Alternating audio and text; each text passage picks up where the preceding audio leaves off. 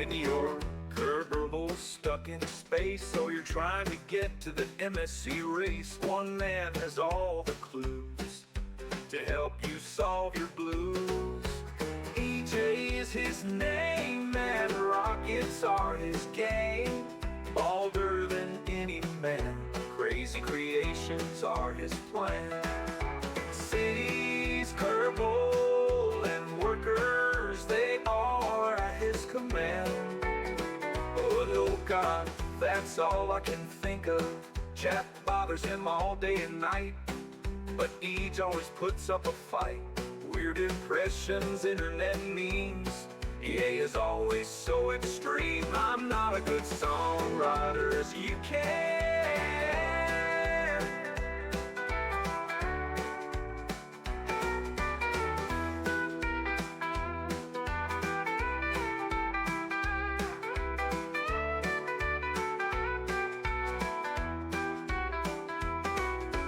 Turbo stuck in space, well, you're trying to get to the MSC race.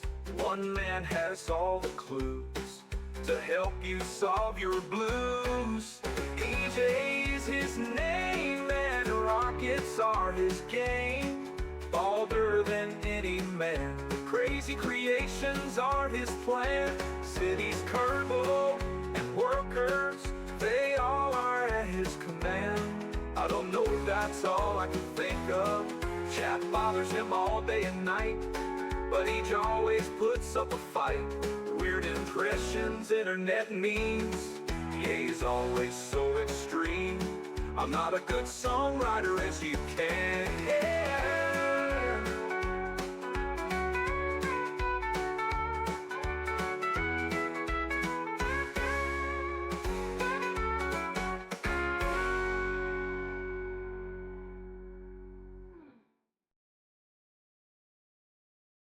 Discovery, go at throttle up.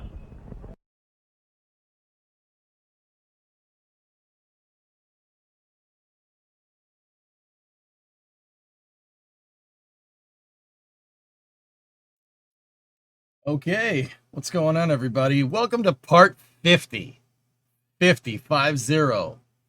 the crew cab Coronet. Oh boy, 50 parts. Didn't really want it to go this long, but yeah, it's probably gonna end up being 100 when we're done. But what? Fine, whatever. Oh boy.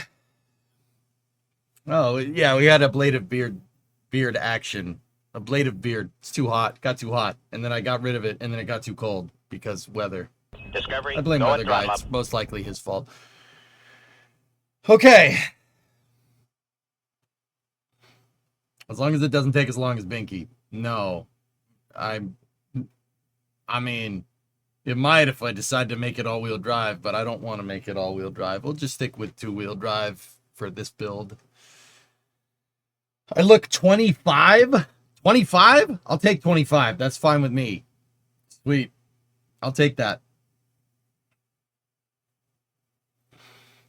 All right.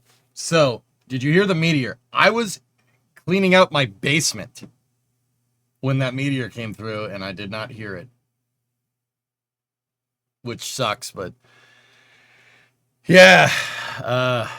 Yeah, it was super close. I definitely would have heard it. It's funny because everybody's like, oh my God, why did it, did it blow up? Where did it land? Et cetera, et cetera. Guys, it looked like it came in at a very, very steep re-entry angle and microburst. It popped. When meteors come in too fast, if the meteorite is metallic, the metal can only absorb so much heat before the atmosphere gets very angry with it. And bye-bye. Did you see the satellite image of LC-36? Yeah, it's not great. It's not great, dude. Yeah, I've seen them. Oh.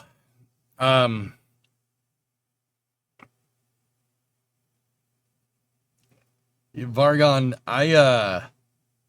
I'm pretty sure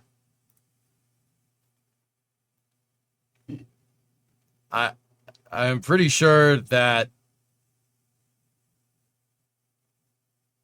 dude, the amount of force that went into that flame trench to get it to do that.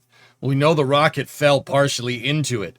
Rocket fell into the trench, and then it blew up. It was only for a split second, but the amount of force that came out of that thing was enough to just blow up the entire pad. The whole pad went up in the air and then came back down. Like, the pad, the deck, everything, which is... I mean, the whole New Glenn thing is, I think, is a very, very good reminder of the amount of power that these vehicles have. And, you know, we kind of just, you know, you get a lot of launches like with Electron and with, you know, Falcon, and just the amount of force that these things actually have. Even a small thing like Electron, the amount of power that if you release it all at once by accident, you'll know. That asteroid we had over the weekend was probably a piece of New Glenn coming back down. Yeah, I'd believe that. Yeah, the sat picture is... The sat picture is crazy, dude. So if you're watching from the car side of things, just... Yeah, give me a second. We will get out into the shop in a moment. So see that square piece? That square piece is supposed to be right here. You see where this is a flame duct right here? You see where it tapers in and it gets straight right there? That's where that piece is supposed to be. It is nowhere near it. That right there is probably 2 to 3 million pounds of launch plate. If I had to guess, it's just a ballpark. Yeah, the amount of force that it... So the rocket, guys, for once again, the people that don't know, the rocket blew up. This was a gigantic rocket. It blew up on the pad and destroyed the pad. If you want a little bit of scale here, the rocket is about as tall as the Saturn V, and just a little bit skinnier, and it was fully fueled. They were testing it, and it just obliterated itself. That's not great.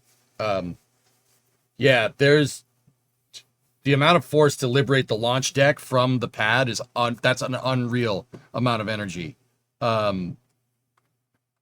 Yeah, it's like, frankly, just kind of frightening how much power that thing actually had when it popped. No, not even close to a nuke. If you dropped like Fat Man, like the Fat Man bomb, like not Hiroshima, Nagasaki here, there'd be no pad left. There would be a crater. None of this would exist. This was not nuclear. It was maybe about a third of a nuclear blast, but it was still pretty damn powerful. But yeah, the fact that the launch deck is sitting in the duct right there, and that's over there, just... There's no discernible piece of the rocket here that I can see. Maybe that's the engine section. Maybe. But yeah. Yeah, that was... You ever wonder why we launched... Why Rocket Labs... Or what? Not Rocket Labs. Why rocket launch sites are like far away from things? That's why. Just in case that happens. Yeah. 3 to 4 kilotons from what people were telling me. Anyway, we're going out into the shop today. Let's see if the garage camera wants to play nice today. Hey, there it is.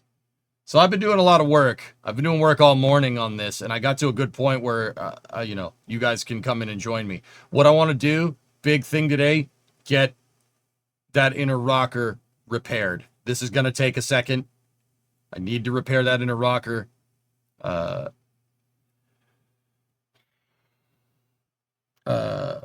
Or not kiloton, 3 to 4 megatons, excuse me. Not kilotons. Beirut was bigger than this, way bigger.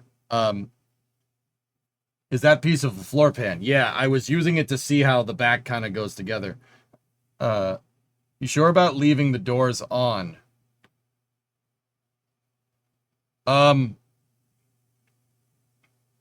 Yeah, the doors are a good way for me to test that the chassis hasn't moved. Yeah, I'm gonna keep them there. We should be able to do it. The inner rocker, we don't need to take the doors off. The outer rocker, that's kind of the debate I was having, and that's why it took me a second to start the stream, because I was just sitting there with a cup of coffee going, But I decided, well, that's not a Discovery, battle that I go need to throttle fight up. right now. Let's just get the inner rocker repaired, and then we can go putzing around with the outer one. Hey, Hypersonic, Tier 2 92-month resub. Can it drive yet? Can it drive yet?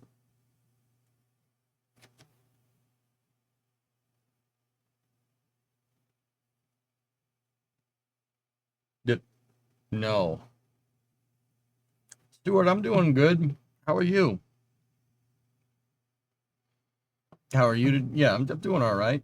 Doing okay. Let's get going. Let's get going. Discovery, go at throttle up. Hey, hi, Clue. Thank you, guys. It's good to see you. Hope everybody had a good weekend. Let's get out there and get to it, shall we?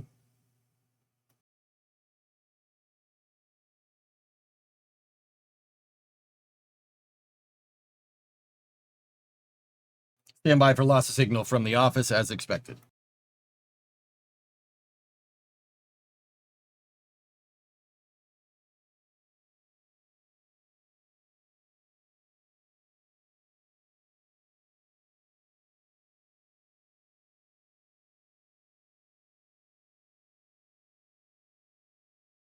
Discovery, go at throttle up.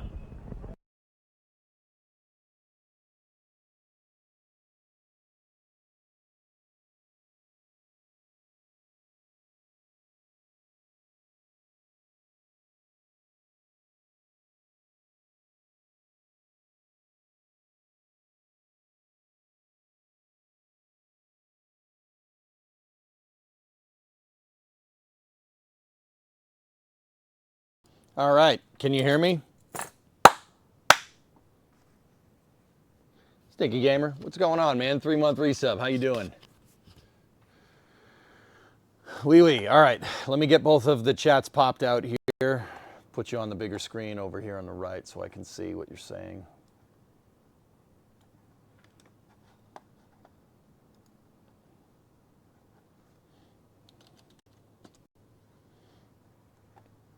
Yeah, I got Twitch up. We got to get YouTube up here. So yeah, guys, I've been Discovery, go at throttle up. doing a lot of work on the car because we are way behind on this project, and that was due to financial constraints last year. But I want to get this shell ready to go. I want to get the shell ready to go so I can move this car. Right now, you try to move it, you're not going to get very far. There's not much structure left because I cut most of it out because it was rusty and it wasn't structure at all anyway. So I want to get this moving, at least the shell nice and solid. So all this repaired, I want to get it all repaired so I can put a lift in here. Chat during the Artemis missions tipped enough to, you guys were so good to me through the Artemis mission that I have enough for a lift.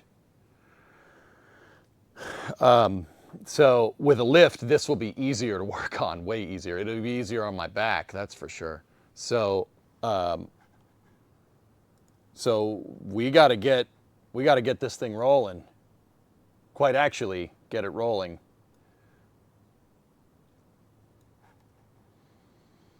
Winning, what's going on? How are you?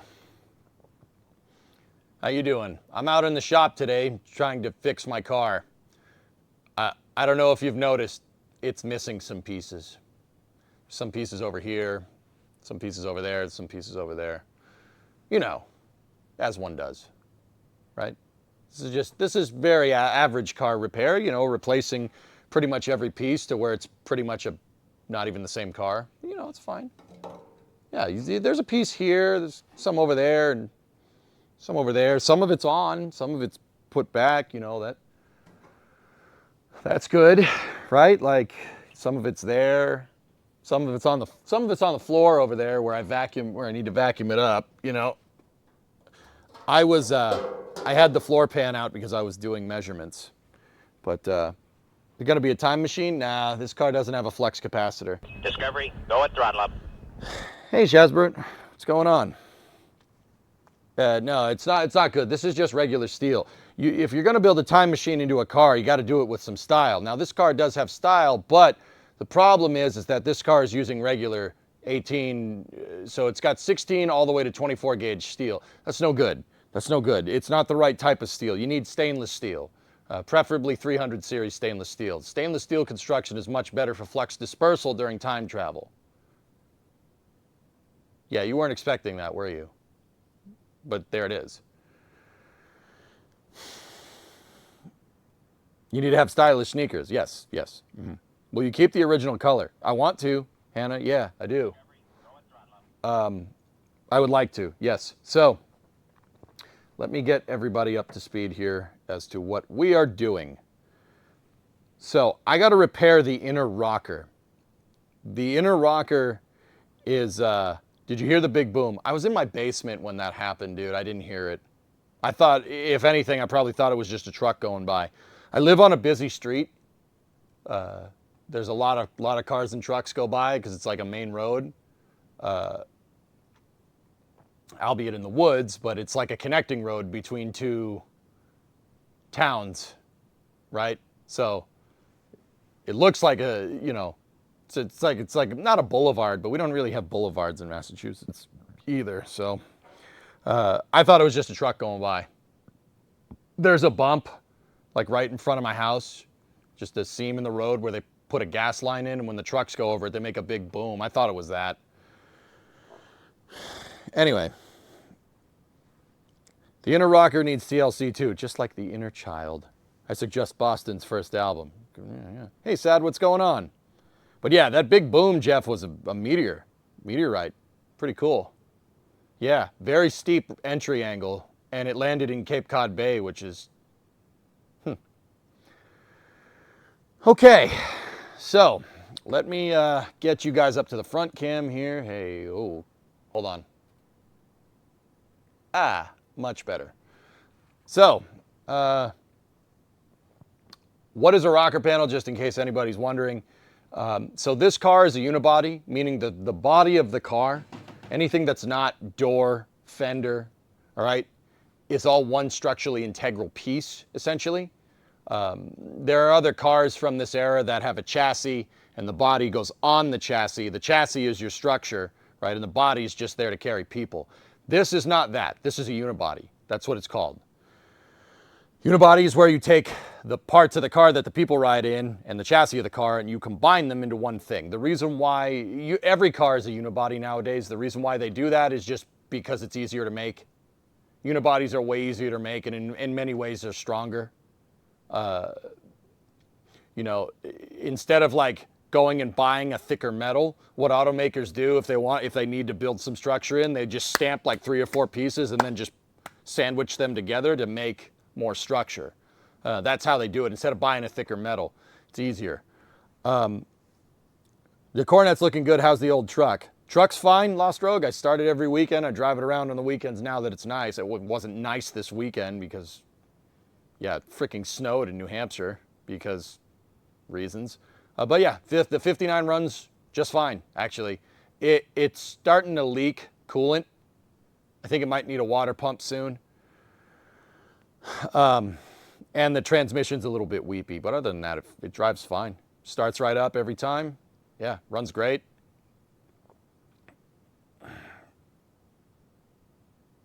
It snowed up in the mountains in New Hampshire, drummer, so yeah, don't worry about that. We didn't get snow where I was at. This camera's still a little choppy. Hold on. Hello? It was snowing in New Hampshire, yeah. In parts of New Hampshire around the mountains, yeah. Once I have money, I'll be Shelby swapping my Focus. Okay. Yeah, good luck with that. All right, so what are we up to today? The rocker, like I said, is basically part of the structure of the car. It's underneath the doors. What do they look like? It looks like this. The rocker is made out of 2 pieces. All right, you have your outer rocker, which is this, and then you have the inner rocker, which is kind of like it's kind of like an L shape, and it meets up like that. They meet together, and when you put them together, it makes a huge, basically a gigantic structural member that connects the front and the back of the car together. I don't think I need to say why I don't want that area to be rusty.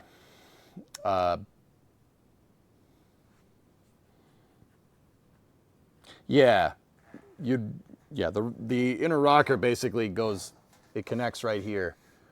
Like I said, it's L-shaped, so it goes out here and then down.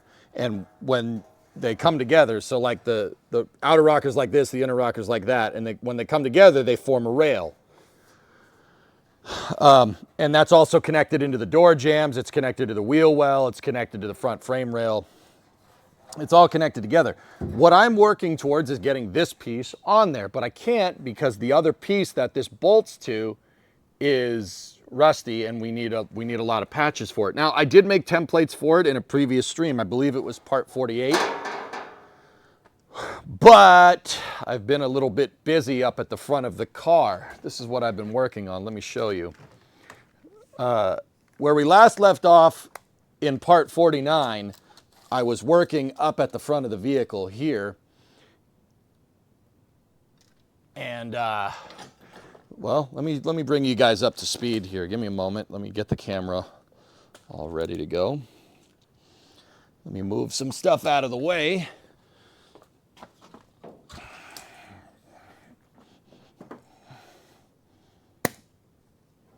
Got to move some of my pneumatic stuff out of the way because I was using the grinding, or the die grinder a lot. We were using the die grinder a lot. Let me show you. So, made some changes up at the front of the car. If you take a look, well, I cleaned up all this, cleaned up all that, cleaned up the fender mating surface right here. Yeah, I painted it. I mean, I painted it as best as I could. This is just roll bar paint, but, you know, I wanted a W. I wanted a W here because this car is rusty. It's rusty, but not from here forward. I still can't figure that out. I went in here and painted the inner channel in the rail. There was dirt and stuff in there, but there's no holes in it. It's totally fine. I put compressed air through the frame rail and blew all the dust out the front. I've cleaned up since then, but the control arm still is schmutzy. I mean, we got to do the bushing, so I got to take that off. It'll be easier to paint it when we take it off. But, yeah, there you go. It's, I painted it, I cleaned up the edges, I made it look nice, and I cut out all the crap that was right over there on the left side of your screen. If you look down by the front of the door, there's a big hole. Hey, Chief. FYI, this is actually part 54. I don't know what that means, drummer, but okay. EJ, if people want to see a pickup being made, Ford does factory tours of the F-150 factory in Detroit. That's the River Rouge plant, dude. I've been there. Yeah. Part of the Henry Ford, man. Awesome. Awesome tour. Really good stuff. Now your atmosphere is filled with mouse dust. It was actually dirt in there, Jim. For once, I went to, fix something, and there was not mouse nest in there. In fact, the inside of I think I got most of the mouse nests, if not all of them. There might be one or two more on the other side. We don't know. But it does not smell like mouse in there anymore, which is great. I mean, only had to cut out like most of the car. So how much rust did you find? About as much as what was expected, dude. The rocker panel at the front, Hellfish, has a cap piece that that I did cut out. I got at it, dude. The die grinder is my favorite tool. It's my new favorite tool. Frick drilling spot welds, the die grinder will absolutely obliterate a spot weld. But here, if you look, we had this thing nice and cleaned up, right? I mean, obviously it's pitting, but if you look at the back, that's junk. It looks like the rest of the car. It looks like the Titanic. So I actually didn't get around to buying these over the weekend. I'll buy them tonight. Yeah, I'll buy these tonight. No more Honda. No, not as far as I know. But yeah, I cut this out. I cut the remaining portions of the rocker out. Let me show you. And I basically got us to good metal as much as I possibly could. Let me zoom in on the in front of the door here. So I spent a lot of time here. I've spent a lot of time here throughout the day, and throughout today and over the past couple of days, just cutting out as much caca as I could, and brought us to good metal. There's good metal here. It's just a smidge thin, but it's good metal. This is the inner rocker, a good part of the inner rocker. All down here, I cut out all the schmutz. This is the front. This is one of the pieces that connects the rockers to the frame rail. That's this piece right here. That's a major structural piece that holds the front of the car together. Fortunately, that's not broken, which is great. There's no rust on it as far as I can tell. This goes right into the passenger footwell right there, so that's good. This plate right here, you can see just a little bit. I got to cut a little bit more of that out, but the door jamb, I cut all the rust out of the door jamb. There's a little pinhole right there, but I hit it with a die grinder, and we'll zap that with the welder. Now we need a new cap. The cap goes up at the front right here, but we have to go down under here, and we have to repair the rocker panel. Let me see if I can just get you guys a good angle of this. So we got to repair the rocker panel over here. This is what I want to do today. Down here. So this right here represents where the bottom of it needs to be. It needs to go all the way back to our repair back there. I have to replate all of this. There is some weird geometric stuff going on up here. These things are normal. There's supposed to be 3 reliefs there. That's a leftover piece from the stamping process. I saw those and I freaked out a little bit.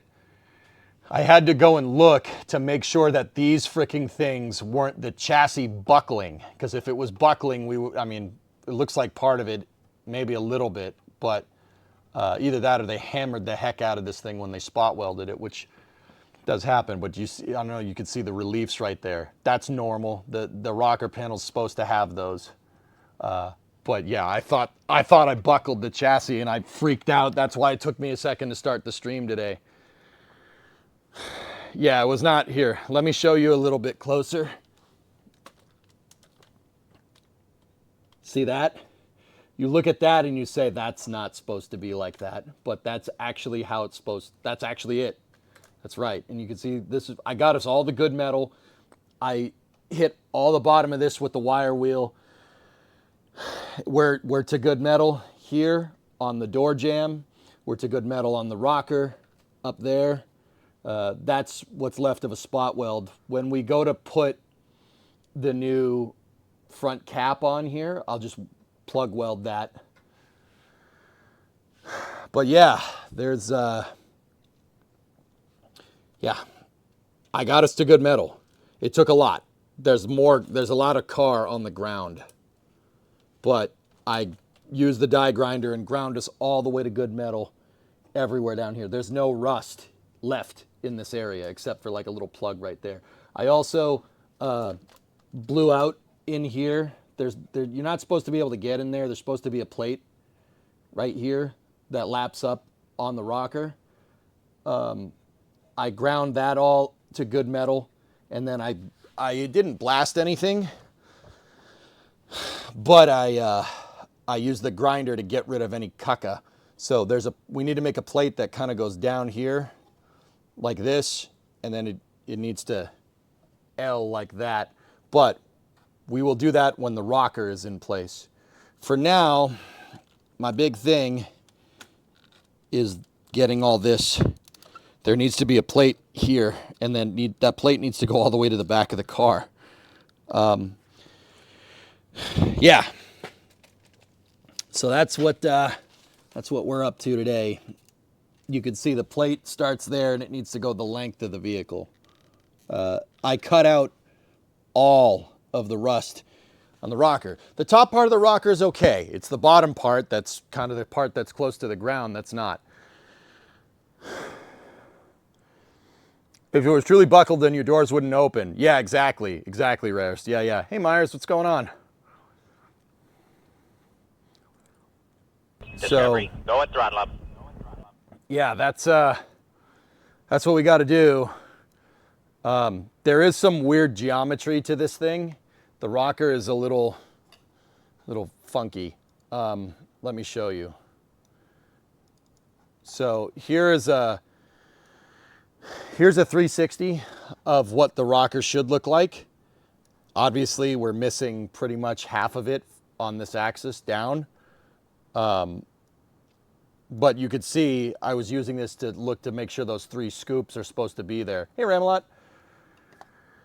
And they absolutely are, which makes me a lot happier. Now, some things to notice. The rocker has a bend in it. See the bend right there? And this part up front, around where the ripples are, right? That part's pretty flat, and then there's kind of like a triangle right here, and then like if you look at it here, right, it's straight right there, and then it bends up. I don't know if you guys can see that on the screen. See this piece kind of right where I'm pointing? There is some weird geometry to the rocker. It's not just like a straight piece of metal, but that's okay. I should be able to fix it. But yeah, that's like if you see, this piece is right on the screen right there. See where the hole is, front right? That's the top part of the rocker. That hole would be right here, right where my mouse cursor is. Yeah, but I got all the rust out of this thing. Part of the problem is, not the problem, but a learning experience when I did the trunk was to really sit there and grind out as much rust as you possibly can. Just get it to good metal. Just cut it out. Cut it out, make a bigger template. If you have to use a little bit more metal, so be it, right? How is that big boom? What? All right, great.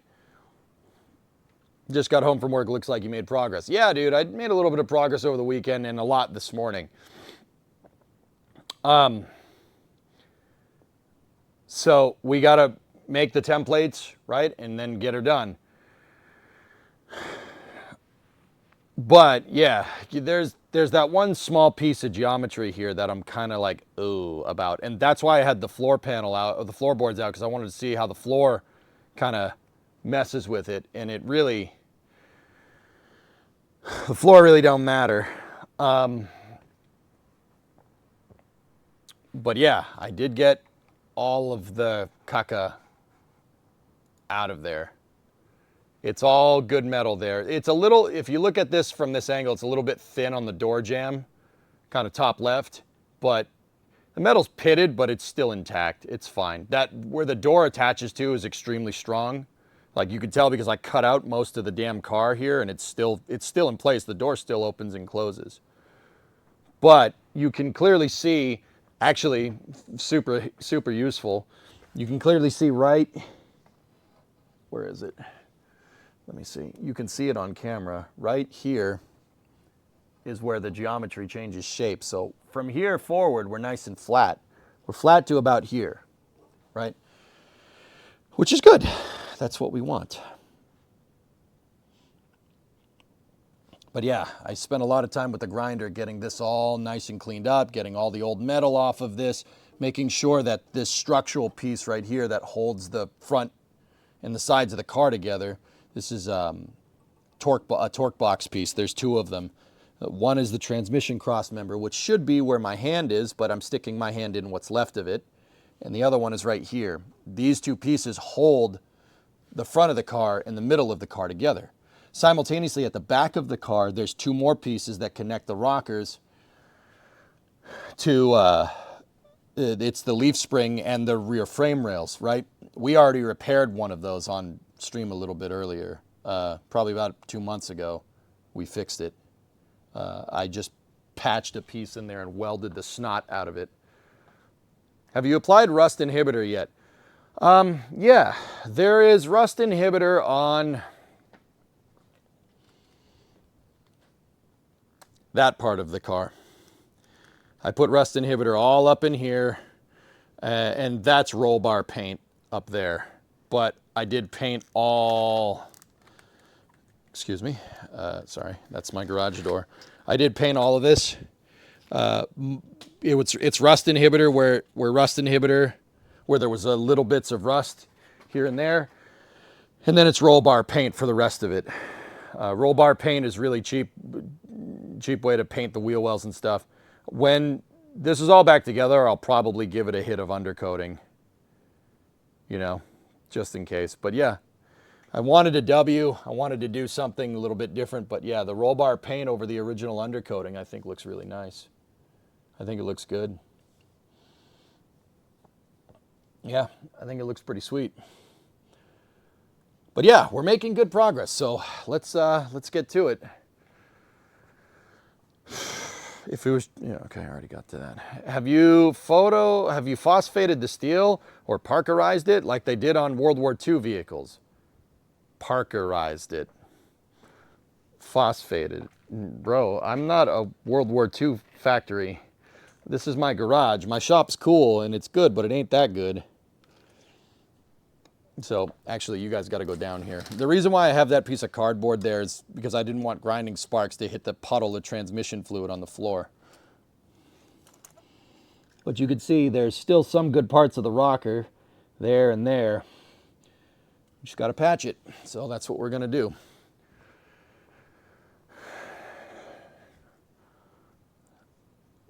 That basically from the left side of your screen all the way to the right, if you look, there's gray. There's a gray piece of metal, far left side of your screen. That's where I've gotten the patch up to. We have to do the rest, and we're gonna have to figure out that weird bit of geometry right here. I don't know how the heck I'm gonna make that, but glad you made significant progress. Yeah. The other thing is I want to check the top of the inner rocker just before we go to plate everything. I want to check the top of it on the inside of the car. The reason why I want to do that is just to make sure there's no surprises. The bottom of that rocker looks okay, and I have no reason to believe that the top of the rocker would be bad, but you know, always check. Like, see these channels right here? If you look, there's some reliefs for where the torsion bar cross member mounts, and then there's some reliefs back here for where the seat belt mounts need to be. And then there's just reliefs in it for drainage purposes. See that? I want to make sure this channel up here is okay. So the first thing that we're going to do today is get in there and clean it. I'm going to get in there with the wire wheel and just clean this out as best as I can. That's going to get messy. Yep. It's going to get messy, but that's this business, so let's roll. I'm going to put the camera inside of the car where I had it so you guys can see.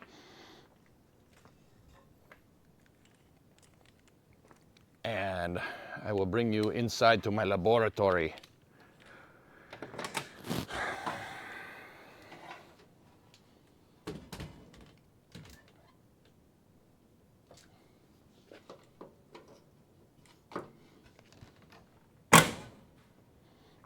Make sure that's not pinching these cables. Nope, cable's got plenty of slack. Cool. All right, excellent. You just apply OSFO from ACE. It's one of the best ever rust inhibitors. It changes the structure of the surface of the metal to stop rust permanently. It's not hard or tricky to apply. It is, well, when you have a chance to look it up. All right. So, that's the inside channel on the rocker right there. You can see it's seen better days. Yeah, it's seen better days. Let's just leave it at that. Let me open up the door. You'll see just how much structure we have cut out of this thing. It's pretty significant. It will be significant. There will be a chosen one. It will be significant. And then he killed the dog. Should have enough light. There. Yeah. See that? That's That's pretty bad. That's pretty broken. But that most of that is the floor pan, or what's left of it. This is why I have floor pans in. That's why I bought them. Yeah, this is seen better days. Yeah, we're gonna have to.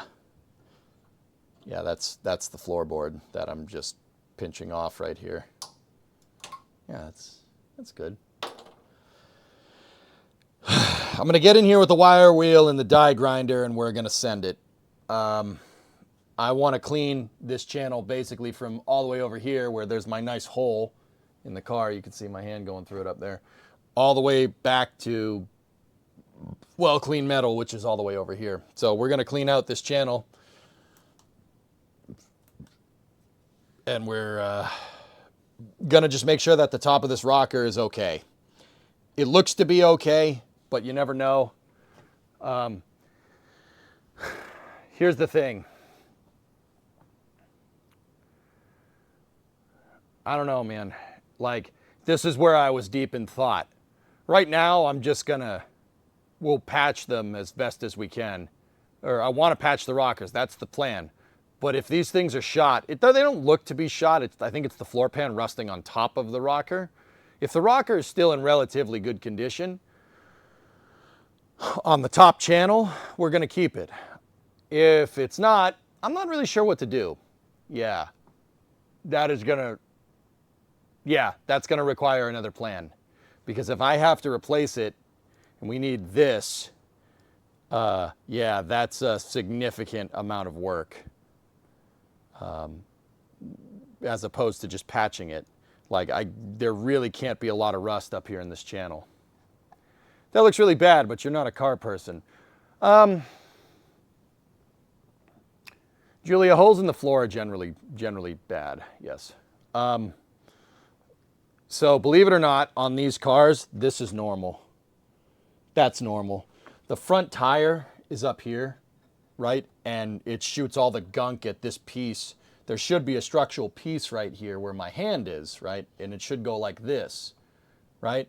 But what happens is it shoots gunk at it, and all the dirt and grime gets caught in it. And then if you drive it in the snow or you drive it in rain, it shoots water in there, and the dirt holds moisture inside, and it rusts from the inside out, which is basically what happened here. Yeah, that's pretty normal. That's a normal spot where these things rust. This over here, I don't know. I have no idea why this rusted the way it did. I actually, I don't have any idea. That's just a very strange spot for that to happen. The cars don't generally rust right here. These cars, they do rust over here. That's normal. This is very strange. The reason why this one's strange, Julie, is because this is the seat belt mount, or the seat mount. So there's two brackets that are L-shaped that go like this, right here and right here. You can see the holes for them, right? And that's what holds the seat in place. The seat is anchored directly into the main structure of the vehicle with these bracket pieces. I don't know why it would rust there. And this right here is very weird because this rusted from the top, right? It didn't rust from underneath. Like the moisture didn't come through the floor. This rusted out because something was on top of it that made it rust, which is weird. The only thing I can think of is that there was maybe a leak in one of the windows, or somebody, left the car outside with the windows down for a long time. I certainly didn't in the life that I've had this thing. Yeah, I don't know why it's rusting right there. But then again, there's a lot of weird spots on this car where it's rusting where it shouldn't. But yeah, I'm not sure what the heck's going on here. But the cool part is that the seatbelt bracket's actually in good condition. So that's kind of neat. All right, so I'm going to get the wire wheel out. I'm going to get my headphones. Headphone users, that wire wheel is very, very loud. And I got to turn the compressor on so I can get at stuff with the die grinder. At least you have a floor, unlike Blue Origin. Dude, this floorboard is more mangled than slick dirt. No, it's not. You know what? I was about to say it. No, it's really not. This is in pretty good condition comparatively. Was there a mouse nest on the back corner? Maybe, Ernok. Maybe. Yeah, that's a very weird spot for it to do that. But then again, the crazy thing is that if you look at the other side of the car, you know, you want to talk about weird spots. There's no floorboard over there. That's just straight out to the side of the car, which is weird. But see, it's over there on the driver's side, it's rusting in the exact same spot. The holes in the floorboard right there, that happens from leaks in the windshield. The windshield will drip water down in there, and water gets trapped on the rug of the car, and it holds it there, and it rusts it from the inside out. Yeah, the seals go on these old cars, and when they go, or if they've been sitting in the sun too long, or if they've been out and about, it just, yeah, it drips and rusts it from the inside out, dude, which sucks, but whatever. I'm going to make sure when we put all this stuff in, so the windshield has to be pulled. I don't know. Maybe, probably, I'll probably do it at some point. That's the other thing. The windshield being in is the other indicator that I know that we haven't compromised the structure of this car somehow. Even though I cut out all of it, the windshield hasn't cracked. The glass will crack, front and rear, if the chassis starts to twist too much, in a way it shouldn't. It'll crack it. It has not cracked the glass. Yeah, exactly, Ian. These things were not... Glad to see EJ back in the garage. Yep. These things were not meant to last 50 years. Yes, this car is... That's the other thing, guys. The car is 57 years old. It's from 1969. It's 57 freaking years. So, let me get my gloves on.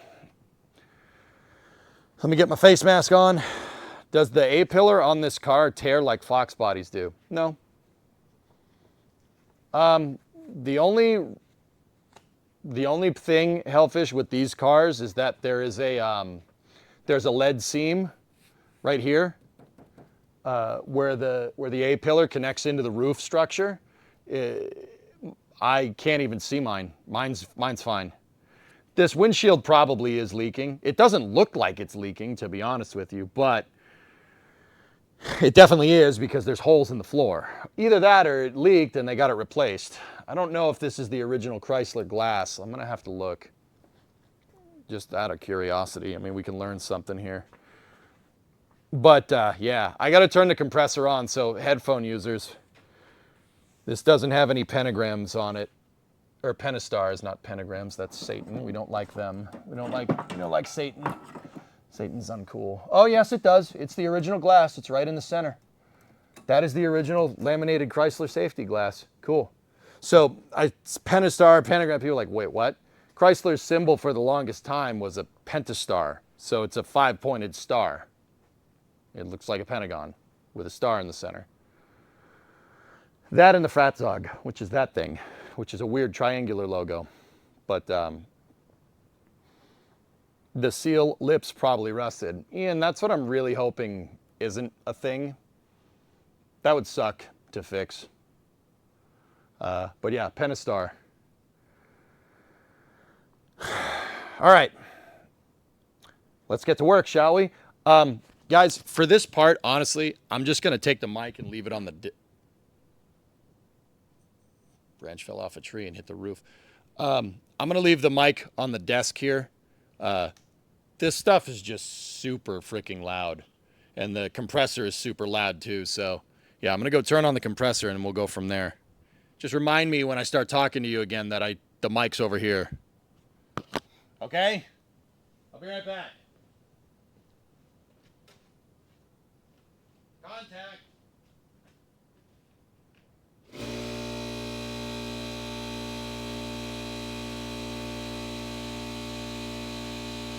See?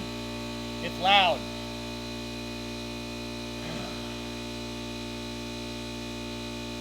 Well, I'm going to open up the garage door too. Actually, you know what, dudes? It's probably better if my voice is closer than the damn compressor is, so I'll just leave it on. Screw it.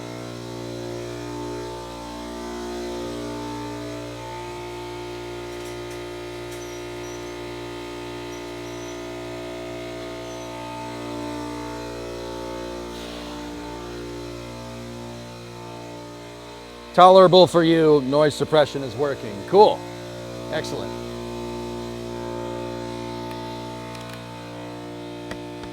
Do we get any rockers in? I'm working on it. I just got to check the top of the rocker before we start making parts. All right. Here we go. Let's get to it. So I have my grinder wheel here, but I have a stainless steel wire wheel on it. And what I'm going to do is just kind of, we're going to go down here and just make sure that everything is good. So I suppose I'll start here and move. Here we go.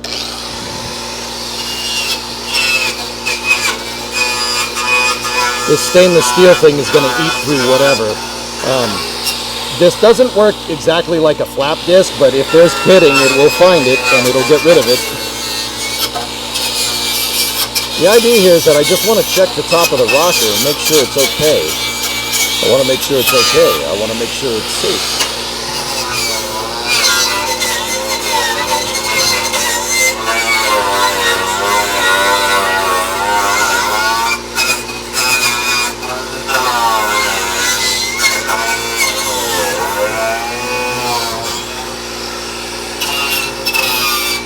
Yeah, see? That's the pan though, so.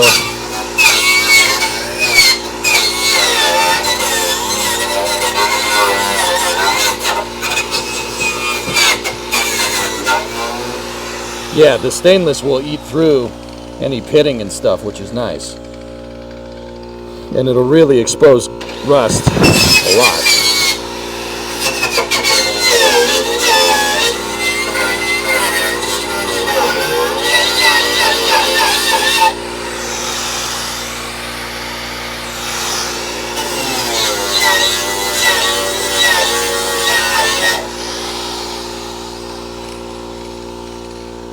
Hang on, I kind of have to go at it in a different direction.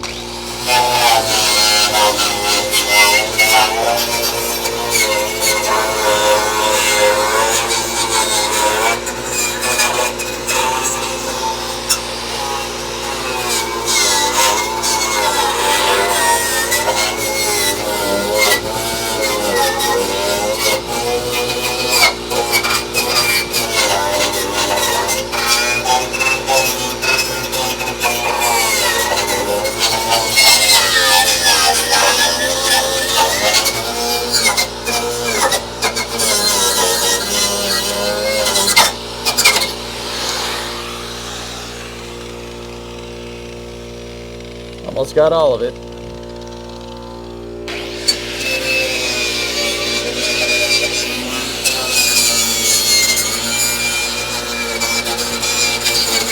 Yeah, see, it's just uncovering more rust, but it's uncovering rust on a part that we already have, because I knew that it was rusty.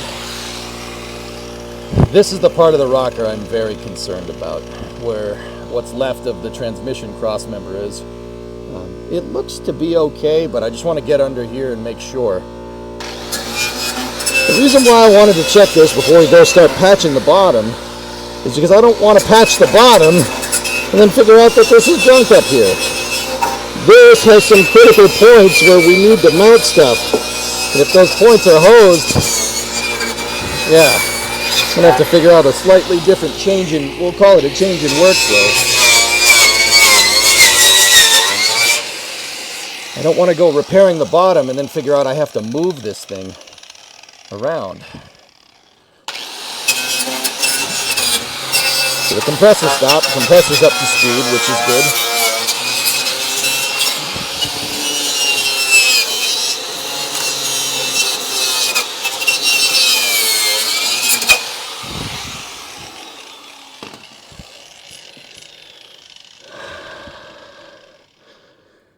Okay. What do you guys think? It's pretty good. It's not bad. Yeah. Well, the pan is awful. The rocker looks not the worst. There is so much rust in that damn pan. How did it rust there? I just don't get it. Yeah, the top of the rocker, though, looks okay. It's not the worst I've seen. I need a flashlight for you guys. Those flashlights that are in there, excuse me, they're out of batteries.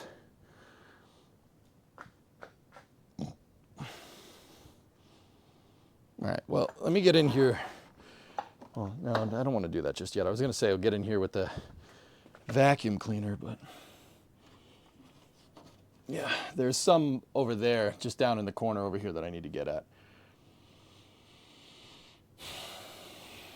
Yeah, see? I don't know how this even happens. Very strange. I'm not entirely sure there's any structure here anyway. I might just grind it off, especially like around here. I might just get the die grinder and just, you know, so I can see. I don't want to go screwing around with the seat mounts, you know. That's the other reason why I really hope that this top part of the rocker is okay. I don't want to screw around with the seat mounts, and I don't want to screw around with the position where the tabs pick up for the cross member.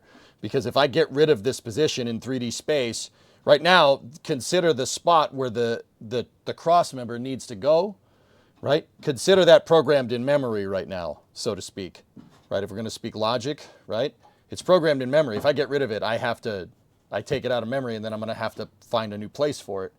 And, you know, there's a lot of fiddling around with that. I don't want to do that because this car is not on a frame jig. It's just on jack stands. So I would really like to make sure that this is all okay. So we're probably going to grind out a little bit of this.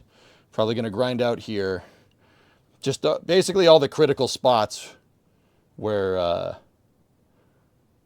this needs to, where we need to, like, other parts attached to it. And honestly, it doesn't look too bad. It looks pretty good. Let me get my air line here and the die grinder, and we will start checking out what's good with the die grinder. I have new pans, guys. Don't worry about that. Yeah, I have a new pan for either side. What I don't have is rockers. The reason why I decided I wanted to patch the rockers instead is because if you take apart the rocker, you're basically taking apart the entire center of the car. And there's that whole programmed logic thing that I just told you about. I'm trying to save as much as I can. That's what I did with the trunk, with the frame rails in the trunk. I saved as much of it as I could so I could remember where the heck all of it goes. You don't want to go cutting out too much and then figure out you broke something and then have to, you know, go and figure out where that lives and stuff. I did that to an extent, but that's because the frame rails were gacked when I welded them together. When I first braced them. Yeah, see? See? Look at that. Junk.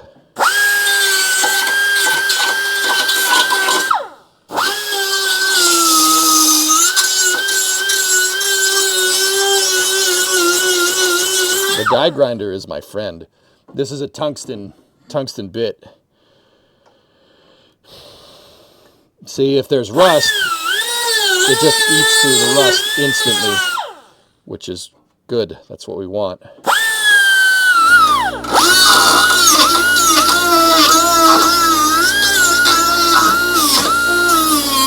The metal always takes a little bit more to get at, which is good.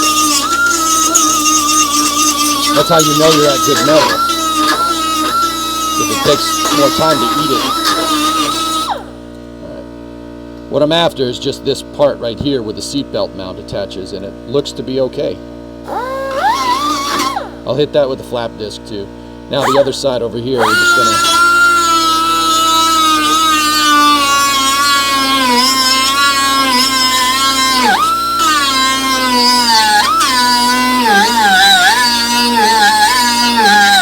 That part of the floor is actually good metal, which is pretty cool, but...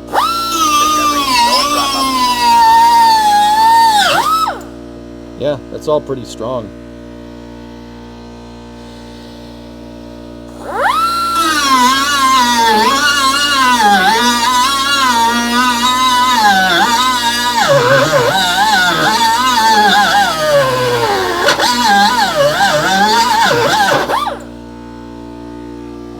try to just zip a little bit off with the grinder here.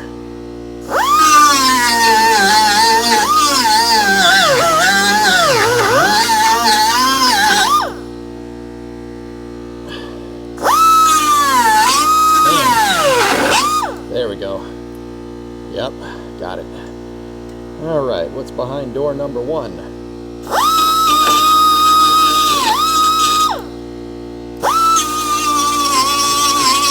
Seam sealer, black seam sealer there. That's good. Seam sealer seems good, man.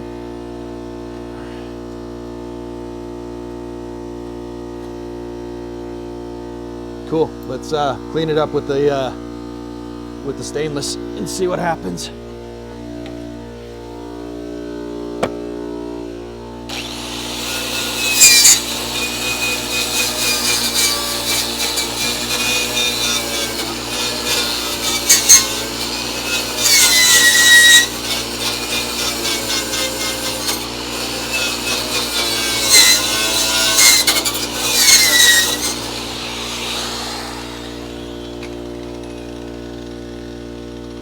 Yeah, that's fine.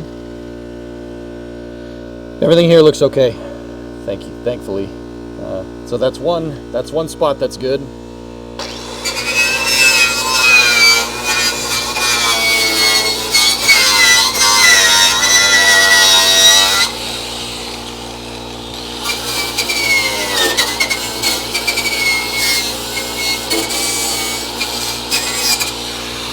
Sweet. Respirator time? I have the door open, dude, and a face mask. We're good.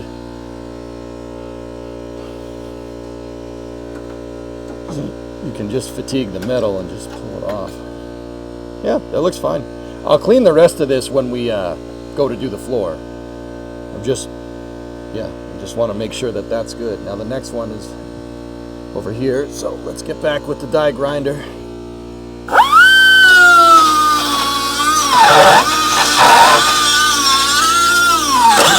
A lot of rust.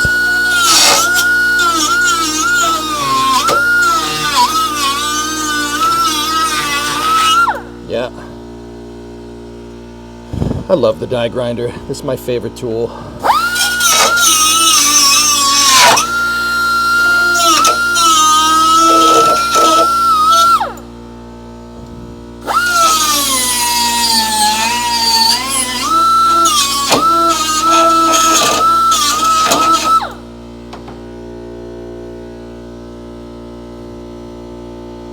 Everything looks good there.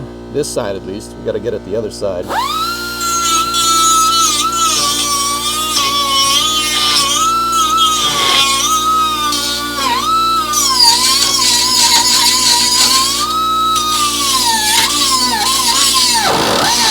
Oh, when it finds rust, it just eats it. Did you hear it go? That's how you know it's at rust. It makes a very different noise.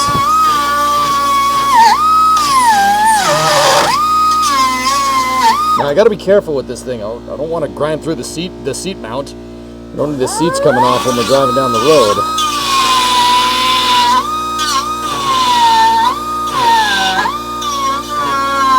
This is just to get the rusty bits of floor pan, which I'm already replacing, out of the way. Now I could go at this with like a cutoff wheel and stuff, but then you risk cutting into the rocker, and I don't want to do that. So that's why I'm just taking my time with the die grinder.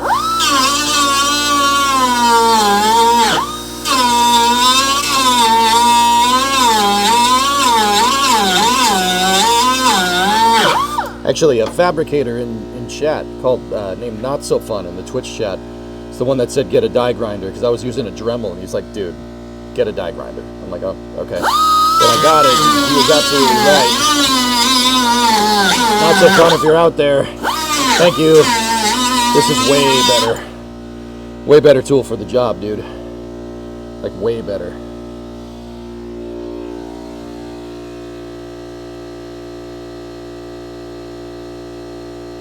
No, it looks good. That looks okay.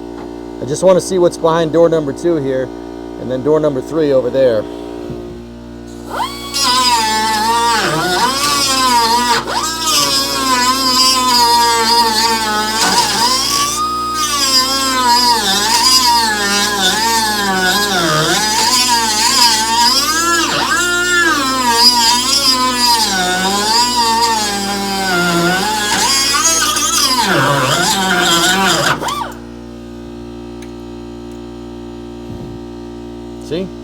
picks right through it.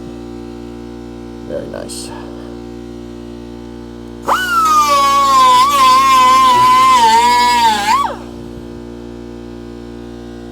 There's a little bit of rust there, but not bad.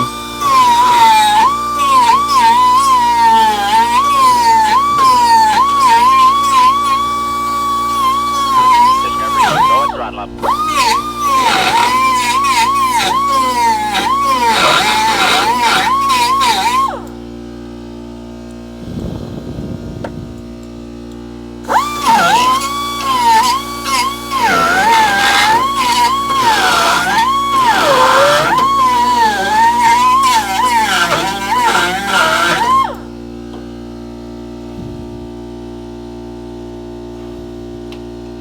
Just want to get it so I can get the flap disc, or not the flap disc, the wire wheel in here. Got a little bit more to do.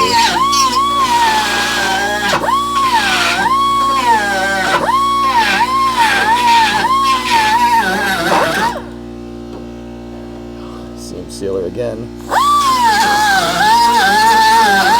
Die grinder just ate through the seam sealer, which is fine. That's what we want.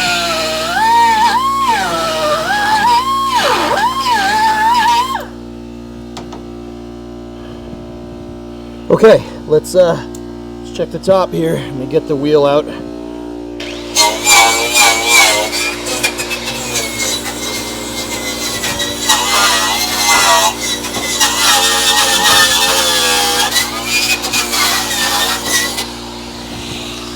It's fine. Somebody missed with the spot welder right there on the floor, on the factory floor, but I mean, it's a little pitted. It looks like the reason why this is rusting is because crap's getting stuck up in here. There's a little bit of a seam between the floor and the top of the rocker, and it was spot welded. And it looks like they just ran a bead of seam sealer on the inside, but not on the outside channel, but not on the inside. I won't make that mistake, and crap gets stuck up in there. And yeah, I can see the schmutz. See the schmutz in there. Here, look, see? That was stuck in between it. That's why that's rusting. I was wrong. I said it rusted from the top. It definitely didn't. This is just road crap stuck in there, and water gets trapped in here, and the metal expands because it rusts. When stuff rusts, it expands, and it, well, breaks it. But seatbelt mounts are secured. That's good. They are not moving. They're definitely in place. And even the rocker with no structure left is still extremely strong. Okay, door number 3. Door number 1 and 2 are perfect, dudes.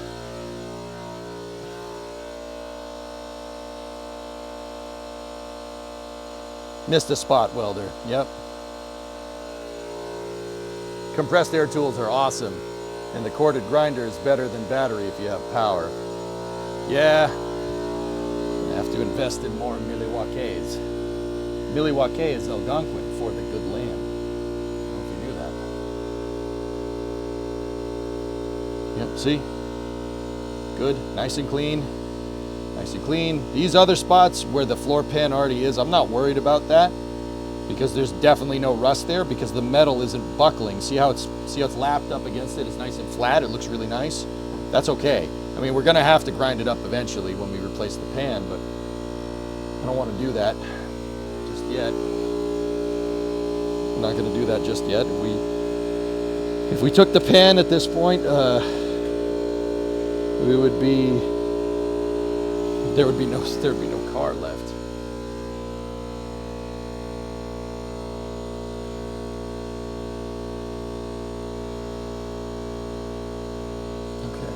This is where we're going to check out now. Let's get the die grinder back.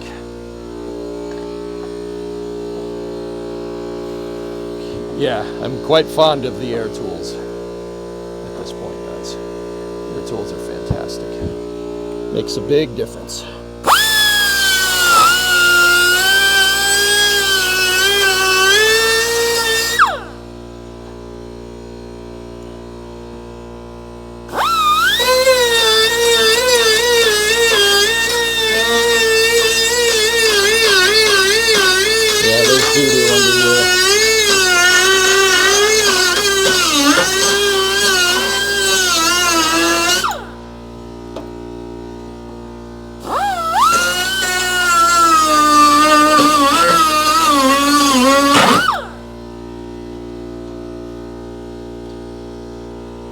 Whew. Okay.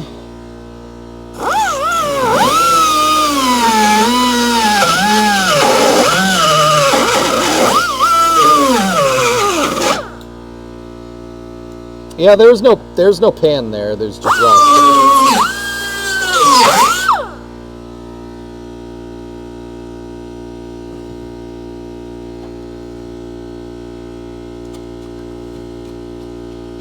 Yeah. The original transmission or torsion bar cross member is good, or well, that tab is good. The rest of it, not so much. Yeah, not so much. Yeah, that's a good way to say that. So I'm going to grind this spot weld out here.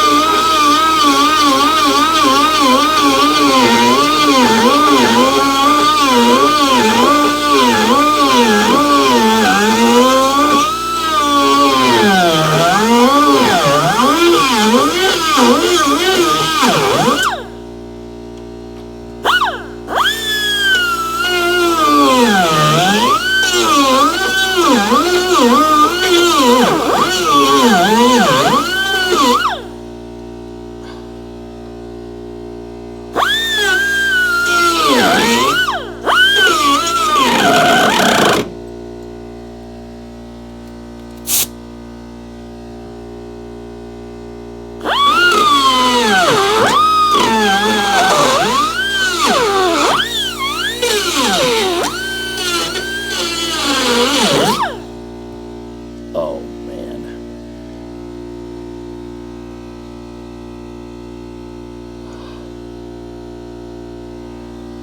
Yeah, we went through the rocker. That's okay.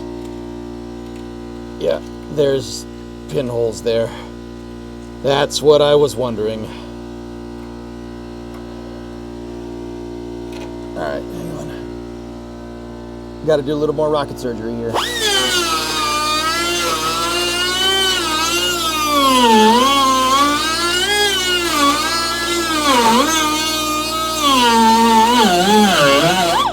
Yeah, it went. Yeah, see, there's a hole there, right around the spot weld. Yeah, that's what I was worried about. Can you guys see it? Yeah, barely. Dude, how's that torsion bar hanging on? I have no idea. I have no idea how this car moved. I don't know how this car was able. Dude, we drove it around. I drove it around. I drove it into the shop.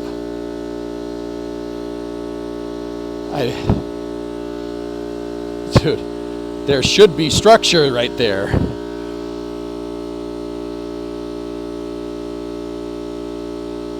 Yeah, I might be able to just get at it with the brass hammer and just plug it. Yeah, see. Good. Yeah, see, this is the iron oxide that gets stuck in there.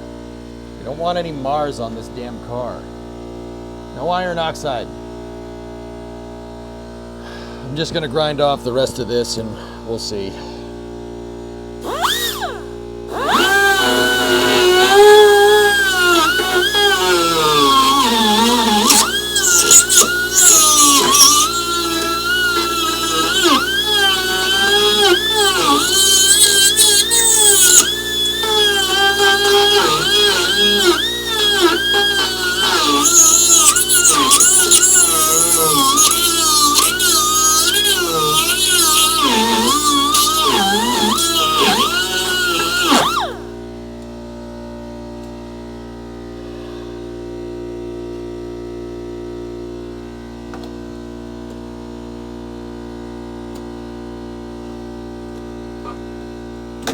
Let me get the grinding wheel.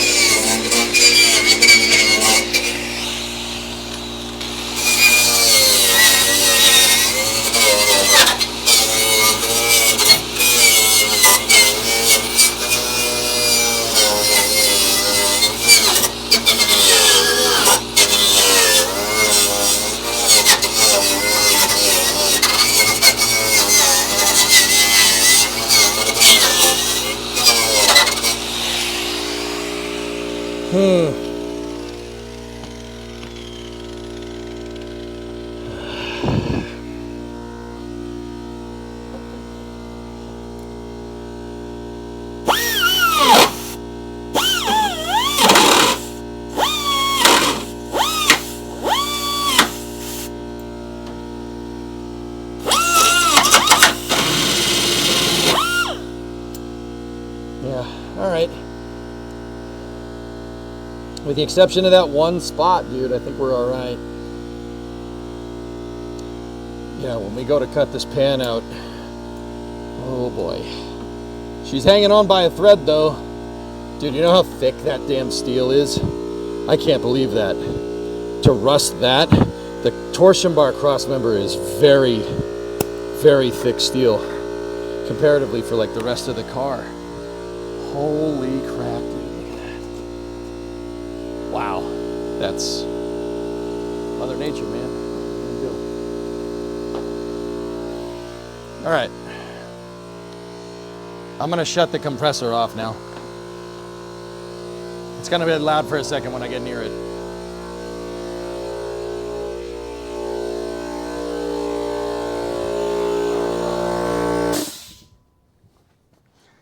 Damn, dude, that thing is, yeah, that spot weld took some rust with it, but I ground it all out. Ground it out to more or less good metal. We're gonna need to get rid of this caca sooner rather than later, but the top of the rocker channel is fine. It's okay. It's rough, but it's all right. It's only that one spot, and that's the spot where it's the most rusty. I'm not really worried about the rest of it up here. Hope I don't eat those words.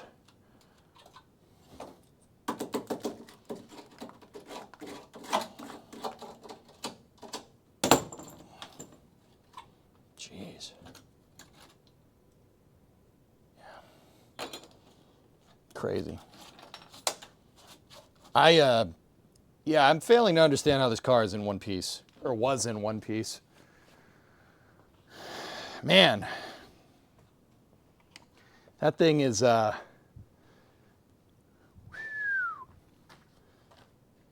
it's, like I said, I wanted to figure out what a car that's too far gone means. I think we got our answer. WeatherTech floor mat, call it good, my guy. What I missed? Why is the floor gone? I was checking the top channel on the inner rocker just to make sure it's okay. I found one trouble spot, but that's nothing that's not easily welded, right? Well, you guys I need to flip the camera so you guys can see it. One trouble spot right there in the rustiest spot of the entire thing, but these parts of the rocker are fine. Now, here, you guys want to see something interesting? Watch this. So you guys can see there's a nice big old hole right there, and we are backlit to hell. Hold on, let me shut the garage door. I only had it open so we could, so I didn't inhale rust. I don't like doing that. So let me get the transmission cross member, the new one, and let me show you what this thing is supposed to look like, what that area is supposed to look like. This is supposed to look like that. That's what's supposed to be there.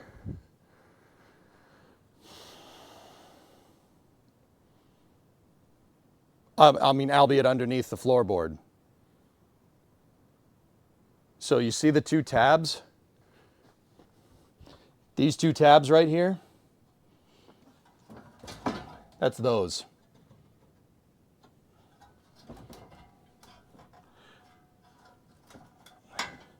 Yeah.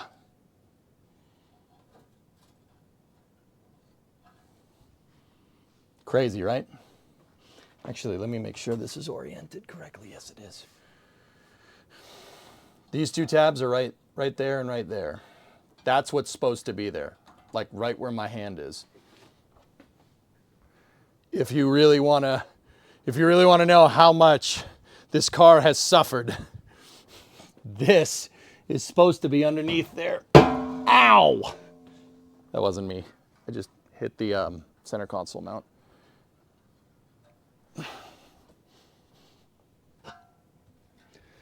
But you saw that I have a replacement, so it's okay. Yeah, the rocker is supposed to go down here, and it's supposed to plate. We need to plate it underneath. There's nothing left there. I can't believe that. That's absolutely insane.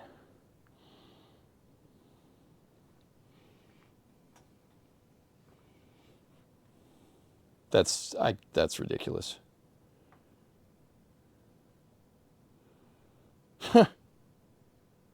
Wow. You did burnouts in that thing. Maybe you're stunned. Maybe you're stunned. Yeah, EJ's truck space and rocker panel golf ball whacker guy review. That wasted away pretty good. Yeah, Rares, that's what happens, dude. That's what happens in that area. Because the front tire is shooting schmutz up in there. I'm gonna have to see if like maybe we can make like a splash guard or something. Like you put some mud flaps on the damn thing. I don't know. Because that's ridiculous. I've never seen that. That's well, I'm not gonna say I've never seen that. I've watched plenty of YouTube videos with cars that are way rustier than this get fixed, but that's on YouTube. That's not reality.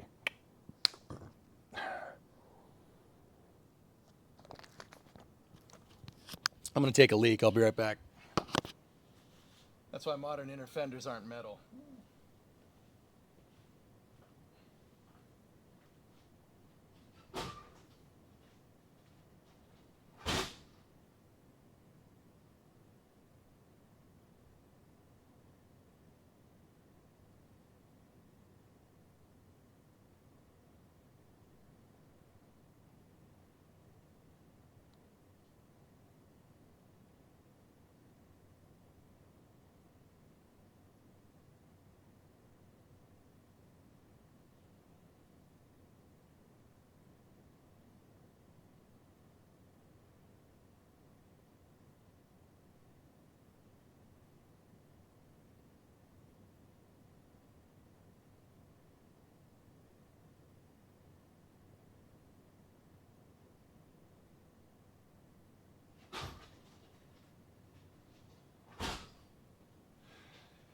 I'm back from outer space.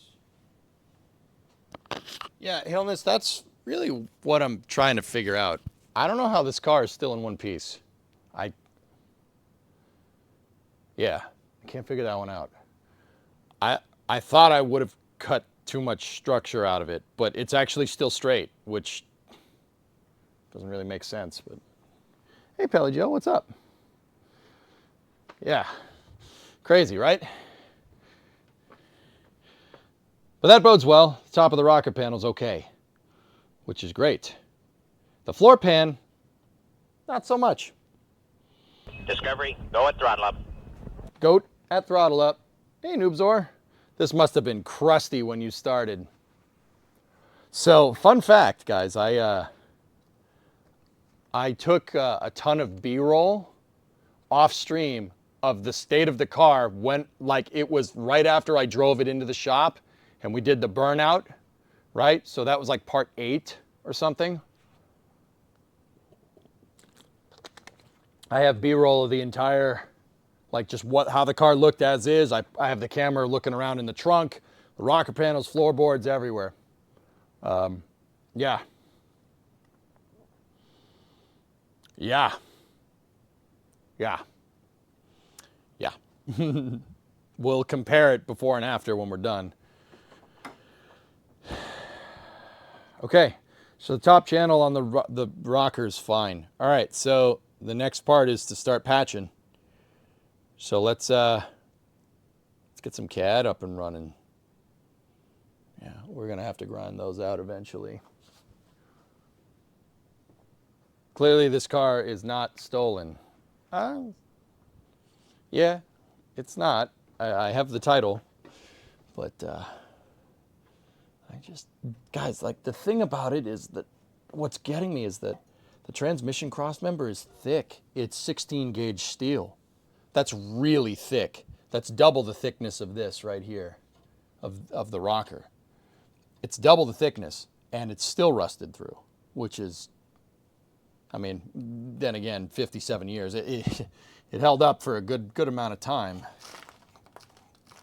Yeah, lovely. More cars coming out when we, yep, okay.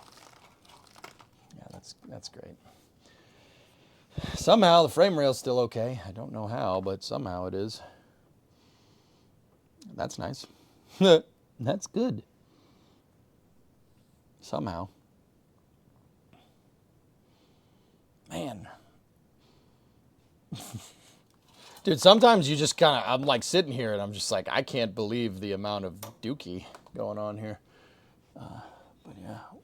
But see, the channels for the torsion bar cross member are intact, which is good. Except for that little bit that was rusty that I ground through. It's just, yeah. Remind me when we put this floor on, guys, to absolutely seam seal the snot out of all of this. I'm just gonna goop it on. I don't care if it's if it seeps out the bottom. I want that whole channel just gooped in seam sealer. You know? Yeah, I'm just gonna goop it up. Discovery, go at throttle Hey, up. Sea Kraken. What's up, dude?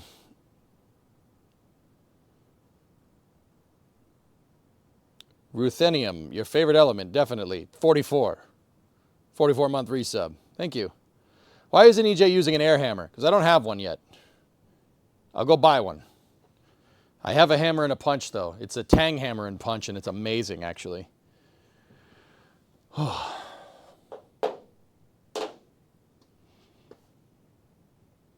right. I'm happy. I suspected that was all clean, but I just wanted to be sure. All right, so now what we need to do is start getting into some CAD work. So I'm going to start moving the lights around. Let me change the camera to the high cam. Or that camera. I got to move cameras around so we can start to move and fix things.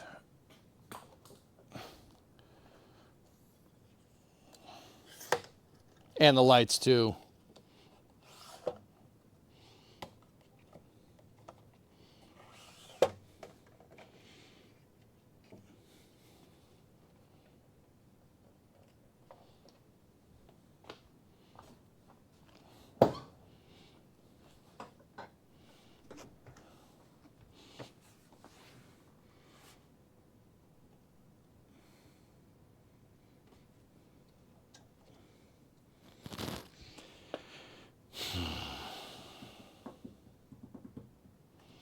I'm thinking, again, shouldn't probably think too hard. I might hurt something.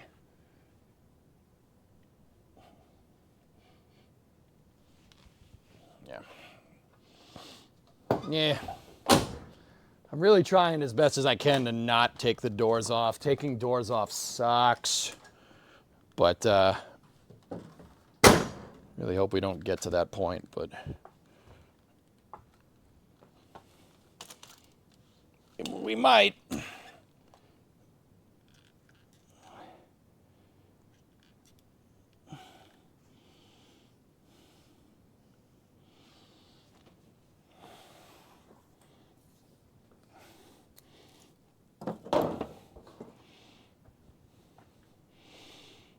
All right, let me just check that camera shot. AI says you're going to be working on this car until 2028. I inputted all the streams and had it analyzed. What do you think of that?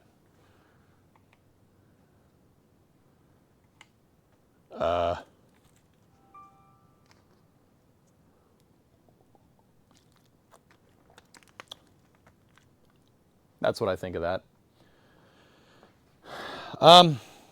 We could just keep doing car streams until the shell is finished if you want. I don't have any problem doing that. In fact, I make a ton of progress if I come out here a couple hours early.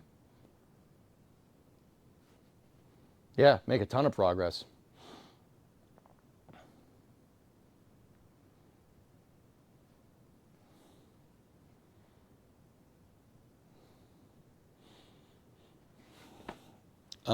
Yeah. Well, Brun, that, yeah. I mean, I want to tell you to piss off, but you can piss off, I guess. No, like, remember, dude, there was that whole fiasco with the accountant. I don't think the AI took that into account now, did he? Or did it? So I have to, we should be making more progress. Like, the thing is like, I have all of the metal. I have all the metal. There's no more metal unless I wanted to replace the inner rocker, and we just proved that we don't absolutely have to. I can just patch it. I have enough to build a car here. We have everything. That's what was hindering me before.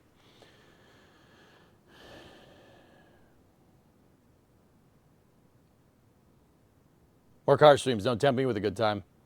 Binky just posted a video. They've been working on that car for 12 years. I do not want to be working on this car until I'm 50. I don't know. We're not doing that. I want the shell, guys. I want the shell of this car good pretty much in a month. I'm prepared to put time in. Yeah, I want the shell of the car good. I have all the metal to do it. And I know what people are going to say, oh, that's not going to happen, it's not going to happen. You know what, you're probably right. You just don't have to be a jerk about it. But also, what took this side so freaking long is, one, I didn't have the metal, so I didn't know what I needed to do, right? Didn't have the metal, didn't know what I needed to do to get to like make some certain parts. I didn't know what I couldn't cut out of the car. I have a workflow figured out now and a plan of attack here with this side of the car. It's not going to take that long to do the other side because all the think work is what takes a long time. If you guys watch Project Binky, you watch Bad Obsession, they'll tell you the same thing. It takes a long time to figure out what the heck you're going to do. There's no instruction manual for what I'm doing here.